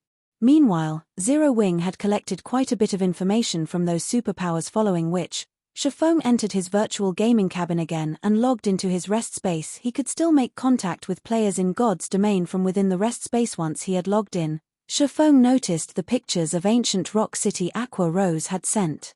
In addition to that, she had sent video recordings and statistics reports about the current forces inside the city. What a terrifying number. Shifeng was shocked as he watched the videos. Evil demons and evil beasts crowded Ancient Rock City, both on its walls and inside the city itself. Several million monsters had taken control of the city, far more than any single player could control. Based on the information the various superpowers had gathered, there should be roughly 3 million evil demons and evil beasts defending Ancient Rock City. Moreover, this number continued to grow as time passed. However, the number of monsters within the city wasn't the most important aspect. It was these monsters' levels. The lowest leveled monster present in the city was level 50, while the higher leveled ones had reached level 80. Moreover, there were mythic ranked evil beasts and evil demons outside of the city. Based on current reports, there should be more than 10 mythic ranked evil beasts and evil demons protecting Ancient Rock City. There was also a level 80, Tier 4 NPC stationed in the city. This NPC was the true Grim Reaper to players due to its Tier 4 domain skill. Based on the reports, hostile players that tried to approach this Tier 4 NPC would be transformed into evil demons before they could get near the NPC. Sure enough. Shifeng frowned as he gazed at the towering temple in the heart of ancient Rock City. They sure are ruthless. They actually built a branch of the evil god's temple in ancient Rock City. The only way to transform a city into an evil demon nest was to create an evil god's temple branch temple in the city. If a branch temple descended, one could instantly teleport all of the evil beasts and demons under their command to the temple, essentially fortifying the city with an army. However, it was extremely difficult to get a branch temple to descend. First, the descent's target must not have any defensive magic arrays, and second, one would need a large number of precious materials and souls. Once a branch temple descended, the occupied city would crumble. Although it was only a branch temple, the density of the evil energy it exuded would be horrific. This evil energy would corrupt the land the branch temple occupied, and only a Tier 5 high priest or above would be able to cleanse the corrupted land. If the land remained corrupt, ordinary players wouldn't be able to survive there. Now that a branch temple had descended, ancient Rock City had been undoubtedly crippled. The city's fate as an evil demon nest was sealed. Becoming a guild city again was practically impossible. Guild leader, what should we do?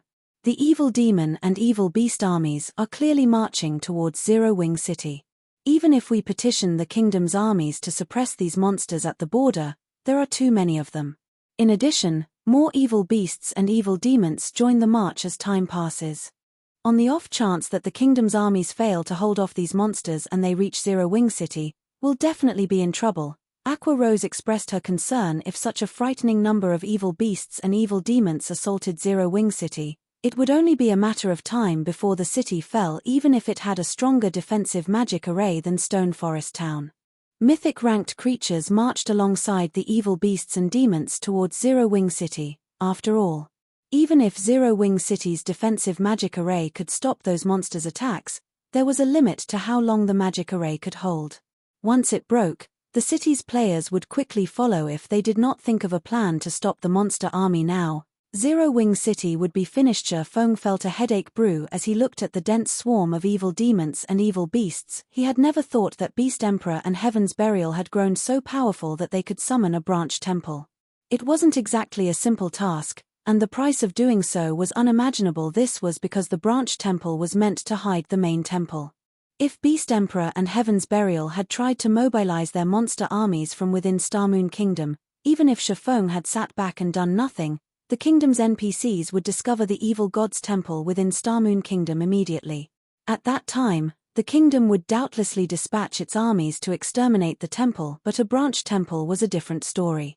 Since Beast Emperor and Heaven's Burial teleported their monsters from the main temple to the branch temple, it was impossible to track down the main temple before these armies mobilized within the kingdom. Meanwhile, even if the branch temple were destroyed, the evil demon and evil beast armies were already outside of Starmoon Kingdom. They would not teleport back to the main temple due to the branch temple's destruction. Notify Snow and have her organize the guild's experts to coordinate with the kingdom's armies immediately. We need to stop as much of that monster army as possible. Also, figure out a way to collect as many magic crystals as possible.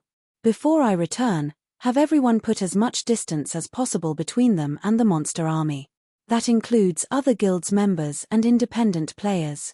Make sure they don't become sacrifices for that army, Shifeng ordered after giving the matter some thought. The evil god's temple had been a constant thorn in the side for God's Domain's various major powers in the past. The main reason for this, the temple members' ability to create evil beasts and demons through their defeated opponents. If a force weren't strong enough and tried to challenge the evil beasts and evil demons, they'd only become food for those monsters. There were two methods to keep its forces from spreading when the evil god's temple plagued a country. The first was to exterminate every evil beast and demon found with overwhelming strength, while the second was to destroy the main temple. In reality, the evil god's temples across the continent of God's Domain served as evil energy transfer devices. When activated, the evil god's temples would send evil energy throughout the continent, creating a suitable environment for its evil beasts and demons. As long as one destroyed the activated evil god's temple, they could stop the transfer of evil energy. After losing its source, the evil energy that had spread would gradually thin until the environment became hostile for evil beasts and demons once again. Some of the weaker monsters might even die as a result, while the stronger monsters would grow weaker and become easier to defeat. However, The whereabouts of Starmoon Kingdom's evil god's temple remained unknown, and destroying the heavily guarded branch temple in the Orc Empire was impossible. The only hope of fending off the monster army that marched towards Zero Wing City was to send expert players to work alongside the NPC armies, whittling away as many of the evil beasts and demons as possible. The monster army could only grow if it had sacrifices. It couldn't bolster its numbers without a cost understood. I'll notify Snow right away. Aqua Rose nodded before disconnecting the call, not daring to waste time. Shifeng immediately logged back into God's domain and continued to grind for darkness stones. Meanwhile, over 500,000 players had gathered in a forest at the border of Stone Forest Town's map. Among them, over 100,000 wore Heaven's Burial's guild emblem. Every one of these players was level 47 and above, and they were all very well equipped. However, every one of these players wore tense expressions. Beast Emperor, I've prepared the 400,000 players you've asked for.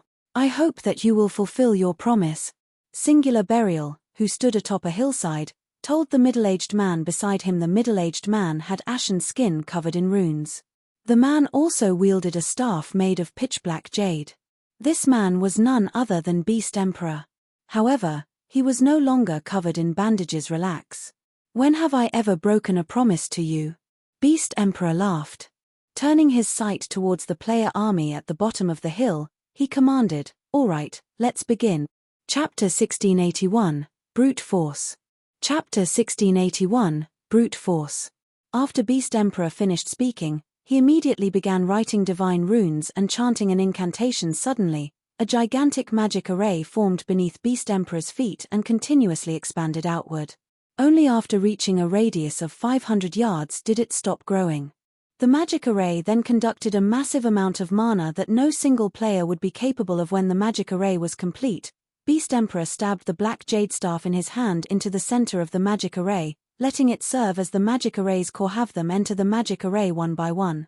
Make sure not to enter it too quickly. If they're too quick, the magic array won't be able to absorb their immortal souls, and they will end up hurt for nothing, Beast Emperor said as he looked at Singular Burial. Also, during this period, no harm must come to the magic array's core. Otherwise, everything will be for naught. Rest assured. I've summoned plenty of my guild's experts here.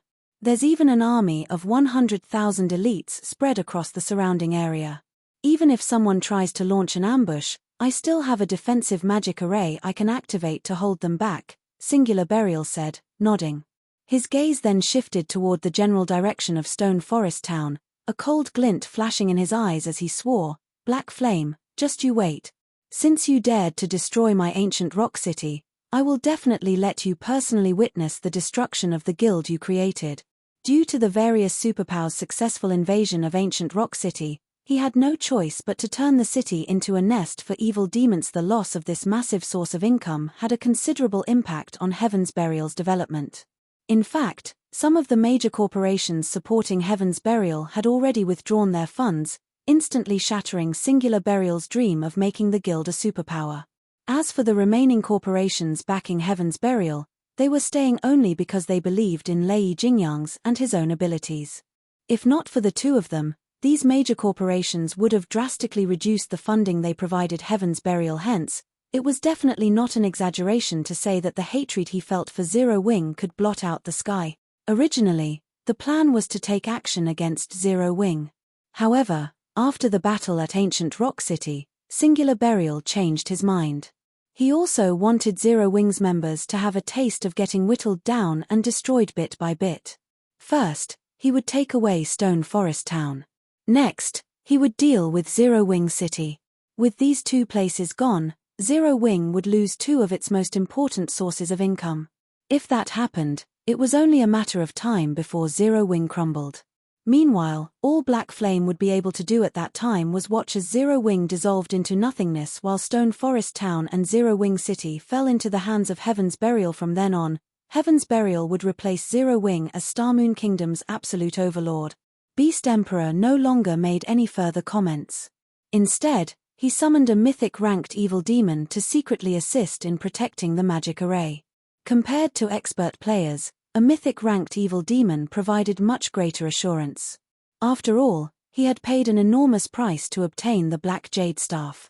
Acquiring another one to hold another sacrificial ceremony would be extremely difficult. After Beast Emperor was done dealing with the matters here, he took out a teleportation scroll and left the area. All he needed to do now was wait for the magic array to collect a sufficient number of immortal souls. Meanwhile, such a large commotion naturally could not escape the eyes of Starmoon Kingdom's various major powers. What's Heaven's Burial trying to do by gathering so many players over at Stone Forest Town? Could it be preparing to vent its anger on Zero Wing's Stone Forest Town now that its ancient rock city has been destroyed? That shouldn't be the case, right? That Stone Forest Town we're talking about. It's not as if we've never seen how strong the town's defenses are. It is even more fortified than NPC towns. Moreover, I heard that the number of Tier 2 NPC soldiers defending Stone Forest Town has already exceeded 400. The town won't be so easy to take down. Hasn't Heaven's Burial learned its lesson from its previous failure? Maybe Heaven's Burial has some trump card to rely on. When the various major powers discovered Heaven's Burial's actions, they could not help but discuss it curiously. They all wondered what Heaven's Burial was trying to do. Vice Guild Leader, Heaven's Burial seems to be trying to take action against Stone Forest Town. What should we do? The Zero Wing members garrisoning Stone Forest Town were greatly concerned over this matter. Based on Heaven's Burial's actions, that guild was obviously planning on starting a guild war, only it had yet to make all the necessary preparations. Once it was ready, however, it would definitely launch an attack. Everyone in the guild is to avoid casually going out during this period, to avoid getting ambushed by Heaven's Burial's evil demons. At the same time, keep a close eye on Heaven's Burial's status and report back any findings immediately. Aqua Rose fired off commands through the guild chat. She also had Melancholic Smile strengthen the defenses of Stone Forest Town, building more defense turrets and moving more miniature ballistas to Stone Forest Town as a precaution. Currently, Heaven's Burial's monster army was already approaching Starmoon Kingdom's border. If Zero Wing did not send experts to help the NPC armies exterminate some of the monsters, the monster army's advance into Starmoon Kingdom would definitely accelerate. Hence, they could not afford to pull away those experts to deal with Heaven's Burial's player armor. The only thing they could do right now was slow the advance of the monster army while strengthening the defenses of Stone Forest Town. Not to mention, the odds were that Heaven's Burial's player army was capable of summoning a large number of evil demons to aid the army in battle. If Zero Wing launched a half-hearted attack on Heaven's Burial's player army, Zero Wing's members would definitely be beaten black and blue. After all, without the help of static defenses and NPC soldiers, players couldn't contend against the powerful evil demons. For a time, the atmosphere in Starmoon Kingdom turned awkward. Aside from Zero Wing, the other guilds in the kingdom were also making their own preparations for war. After all, nobody knew for sure what Heaven's Burial was actually trying to do. There was always a chance that the guild would go crazy and start attacking every guild town in sight, although the NPCs of Starmoon Kingdom had already tightened its security measures against evil beasts and evil demons. If players wanted to have the kingdom's armies mobilized to assist them in dealing with these monsters, they needed to provide concrete proof that these monsters had actually appeared. Only then would the kingdom's armies move out. Moreover, the kingdom's armies would need some time to get to the battlefield. If their guild towns failed to hold out until the kingdom's armies arrived, then there would be no point in notifying the kingdom. Hence, the various large guilds had all started building up the defenses of their respective towns. Meanwhile, back at the Darkness World, Shifeng had also started grinding Grand Lords with greater urgency. Now, he had 2 heroic spirits participating in the battle simultaneously. With the help of Anna and 3 Tier 3 demons, killing level 70 or so Grand Lords became significantly easier. However, Grand Lords still weren't available in great abundance. After half a day or so of wanton slaughter, Shifeng had basically killed every Grand Lord present on the map he was currently in. Now, Shifeng had a total of 52 Darkness Stones and 386 Darkness Stone fragments, which was still some distance away from his target. Meanwhile, if he wished to find and kill more Grand Lords, he had only 2 options to do so. The first option was to wait for the Grand Lords he killed to respawn. However, Grand Lords generally took 2 or 3 natural days to respawn. Killing the Grand Lords too quickly had left him with no Grand Lords to grind. However, Shifeng couldn't do anything about this situation. Anna was simply too strong. The second option was to head to other maps. The Grand Lords of other maps remained untouched. They were all alive and kicking. The only problem was getting to other maps. The Darkness world was different from the continent of God's domain. On the continent of God's domain, players faced no hindrance when moving between maps. In the Darkness world, however, the maps had strict level restrictions preventing players from going wherever they wished. In a sense, the Darkness world was similar to the Ice Crystal world. Players needed to defeat the designated Guardian boss in order to proceed to other maps. Otherwise, they would be stuck in the same map forever. Generally, players that arrived at the Darkness world using the teleportation stones exchanged at the 7 Luminaries temple would not think of heading to other maps, because the map they were teleported to was suitable for their level, and just surviving in the said map was already plenty difficult. They would not even have time to think about heading to other maps. Shifeng was definitely a unique case. It seems I have no choice but to force my way through, Shifeng thought as he looked at the 30-meter-tall monster sleeping inside the canyon ahead of him. He then advanced towards the monster together with Anna. Now that the evil demon and evil beast armies were invading Star Moon Kingdom, he naturally could not waste time waiting for the Grand Lords he had killed to respawn. His only choice was to head to another map and hunt the Grand Lords there.